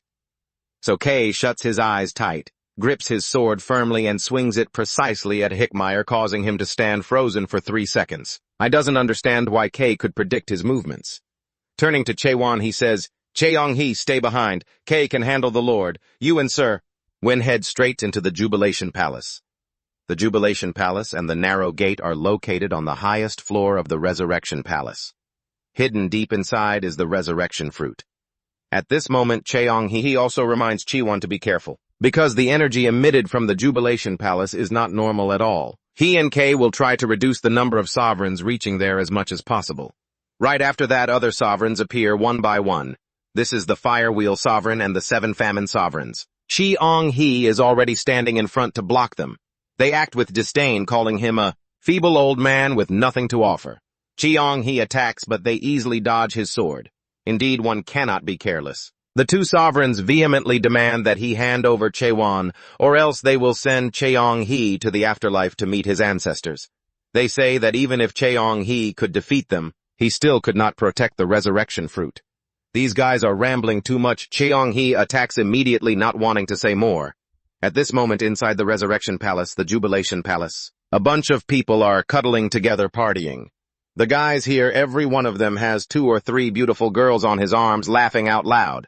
It seems they do not yet know what is about to happen to them. Suddenly, a rat speaks up, ruining the party. He is the minor Lord Rika, the only one who senses that the situation outside the main gate isn't looking good. It's serious, so he suggests everyone go check it out, but these lords don't care at all. They just keep drowning in wine, convinced that Hickmeyer will handle everything. Don't kill our vibe, just enjoy yourself, they say. Present here are the 1st, 2nd, 3rd, 4th, and 5th Dragon Lords. They aren't afraid of anything, just sitting there yapping and chugging wine. Still, Rika stubbornly tries to convince them. It hasn't been looking good for a while now. Should we go outside and see what's happening? What if something happens and we can't deal with the fallout? The Grand Generals were ordered to protect the Resurrection Palace, and if word gets out, before he can finish, he gets a wine glass smashed right into his head. The 4th Dragon Lord threatens, you're too noisy. Shut your mouth and sit still. Don't ruin our mood. If you're so worried, go check it yourself. Rika is trembling with rage. He grips his staff tightly, wanting to teach these useless lords a lesson, but since there are so many of them, he doesn't dare do anything and just grits his teeth. He says he'll go check the situation alone. They laugh out loud and curse him as a pathetic rat. It's infuriating. He turns back with a murderous glare, thinking to himself, one day I will take revenge on you bastards. Suddenly, a surge of killing intent flies out from behind the bamboo screen. Rika sees the Grand Dragon Lord's blood-red eyes. The Lord breaks into a cold sweat and bolts, not daring to look back, stammering, I'll be quick. Meanwhile, 2 beautiful ladies are caressing his 6-pack abs, whispering flattery. Big Brother really knows how to make people shut up. He smugly pulls the 2 of them into his arms. He says he hates noise the most. They laugh together, mocking that stupid little rat. Suddenly, a flash of light streaks past, and the red flame is extinguished. The Grand Dragon Lord senses something is about to happen. He looks up and sees a figure diving down. They all stare wide-eyed, wondering who it is. It's Chuan and his sword. His eyes are sharper than blades. He lands, and the impact sends rocks and debris flying everywhere. The ground cracks. Chuan glares at the group. The Grand Dragon Lord guesses that the person standing before him is the Lord of Gogan. He can't believe this kid actually dared to come all the way here. He must have lost his mind. He asks if Chuan has come to fulfill his promise. Chuan replies firmly, no. I'm here to send all of you back to Mother Earth. The Grand Dragon Lord is slightly surprised, then starts speaking in a tone of pure contempt. You killing us, a low-life from the chaotic realm. How dare you be so arrogant? As he speaks, he launches a sneak attack. Serwin panics and yells at Chuan to be careful. It's a blood-red power and Chuan barely manages to block it. Chuan is pushed into a corner. Before he can regain his footing, they all swarm in looking to take his life. They think Chuan is just an arrogant fool who doesn't know his own limits. How dare you attack our resurrection palace? Luckily, Chuan's reflexes are fast. He jumps out of the way. Otherwise, he probably would have been sliced into 3 pieces. As the fight begins, the Grand Dragon Lord declares that Chuan will pay for ruining his fun. He and his lapdog seem starving for a fight. The Grand Dragon Lord orders everyone to attack, so Chuan has to take on several of them alone. Truly a fair fight, right? He struggles to dodge one blow after another. One after another, these bastards keep attacking relentlessly. It's so annoying. While he's busy with one another comes charging from behind. Chuan turns around and kicks him right in the jaw. So you want to play dirty? Having to fight so many people at once means Chuan can't defend against everything. He unexpectedly takes a hit from an opponent. The Grand Dragon Lord is thrilled. He thinks that no matter how strong Chuan is, he can't possibly defeat so many people alone. Even the Commander-in-Chief couldn't handle us. Chuan is covered in scratches, but of course these minor wounds can't break his will. They're right. If I'm alone, it's a bit tough fighting so many at once. So, I'll just blow you all away at the same time. Chuan focuses his power into his sword. It emits a blue light that makes them wary. Chuan doesn't hesitate and charges straight in. A huge explosion occurs. The ground shakes. It feels like the ceiling is about to collapse. Chuan, fighting 2-on-1 below, realizes that Kid has started his fight too. After that attack, everything is in shambles. Chuan stands there panting, but he never expected that luck wouldn't be on his side. They are all safe and sound without a single injury. The Grand Dragon Lord had protected them all. He looks at Chuan with a stern and cold face. Serwin can't believe his eyes seeing him block that terrifying power. Is it possible that all the protectors of the Resurrection Palace are this strong? The Grand Dragon Lord stabs his massive blade into the ground. He never imagined Chuan would dare to attack the Resurrection Palace with such dirty tricks. That is an insult to us. The Grand Dragon Lord declares he will show the insect Chuan a difference in power. They merge into one giant dragon. Seeing that dying by this noble technique is your honor. The dragon opens its giant, extra-large mouth. Chuan's reflexes are quick. He jumps up immediately. He puts all his strength into thrusting his sword down, but it's meaningless. The tip of the blade can't pierce its hide. Chuan is knocked back quite a distance. They start mocking him. With such mediocre skill, you couldn't pull out a single hair, let alone defeat us. A sphere of power appears in the dragon's mouth. Then the giant dragon uses it to finish Chuan off. He uses his sword to pierce through it, but the overwhelming power suppresses him. Chuan seems to take the full force of the attack. With this kind of destructive power, can he even survive with an explosion like that? Is there any way anyone could even survive? Smoke and dust choked the air, and the ground where he stood was in ruins. Seeing their enemy silent and motionless, they started getting cocky, thinking, what a shame if you'd just hidden well. You might have lived a little longer. That arrogance is exactly what's going to get you killed. In a flash, a hand reached out. Chuan wasn't even scratched. Now it's my turn to take care of you little brats. They looked at this guy. He was actually kind of handsome. Who would have thought he'd be this stubborn? You've been beaten to a pulp. Still haven't learned your lesson. Your attacks aren't even leaving a mark on them. Chuan didn't say much. He just declared, you'll only know once I start hitting back, won't you? Chuan focused all his power into a single point. Even though it sensed the danger, the oversized dragon was still incredibly aggressive. It bared its sharp fangs and snarled that it wouldn't let Chuan do whatever he wanted, and it lunged down. It struck the spot where he was standing, but when it looked again, he was gone. He had quickly teleported up. You ugly dragon, you sure talk a lot. Then a light as blinding as the heavens themselves pierced down straight onto its head. Cayman, struggling outside, saw it and knew instantly that his lord had done it. Desperate, the divine doctor felt it too. Everything seemed to have gone quiet. Looks like that big brute of his did a great job following Chuan. This old man is getting tired. At this age, I should be resting and letting the kids take care of things. Yet following Chuan means having to fight 2 big monsters. After taking that hit, the dragon lay motionless on the floor. Sure, she was incredibly relieved. She thought he was acting recklessly.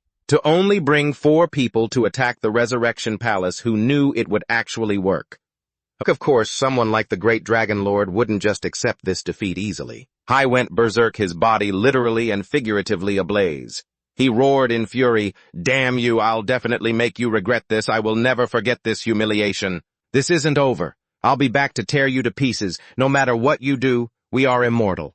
Chuan already knew that he knew they had all passed through Elman. The dragon was taken aback that Chuan knew this. He thought, surely he hasn't seen it yet. Once our bodies and souls are linked to our brains, we become immortal. That's when they reclaim their true forms in the land of omnipotence.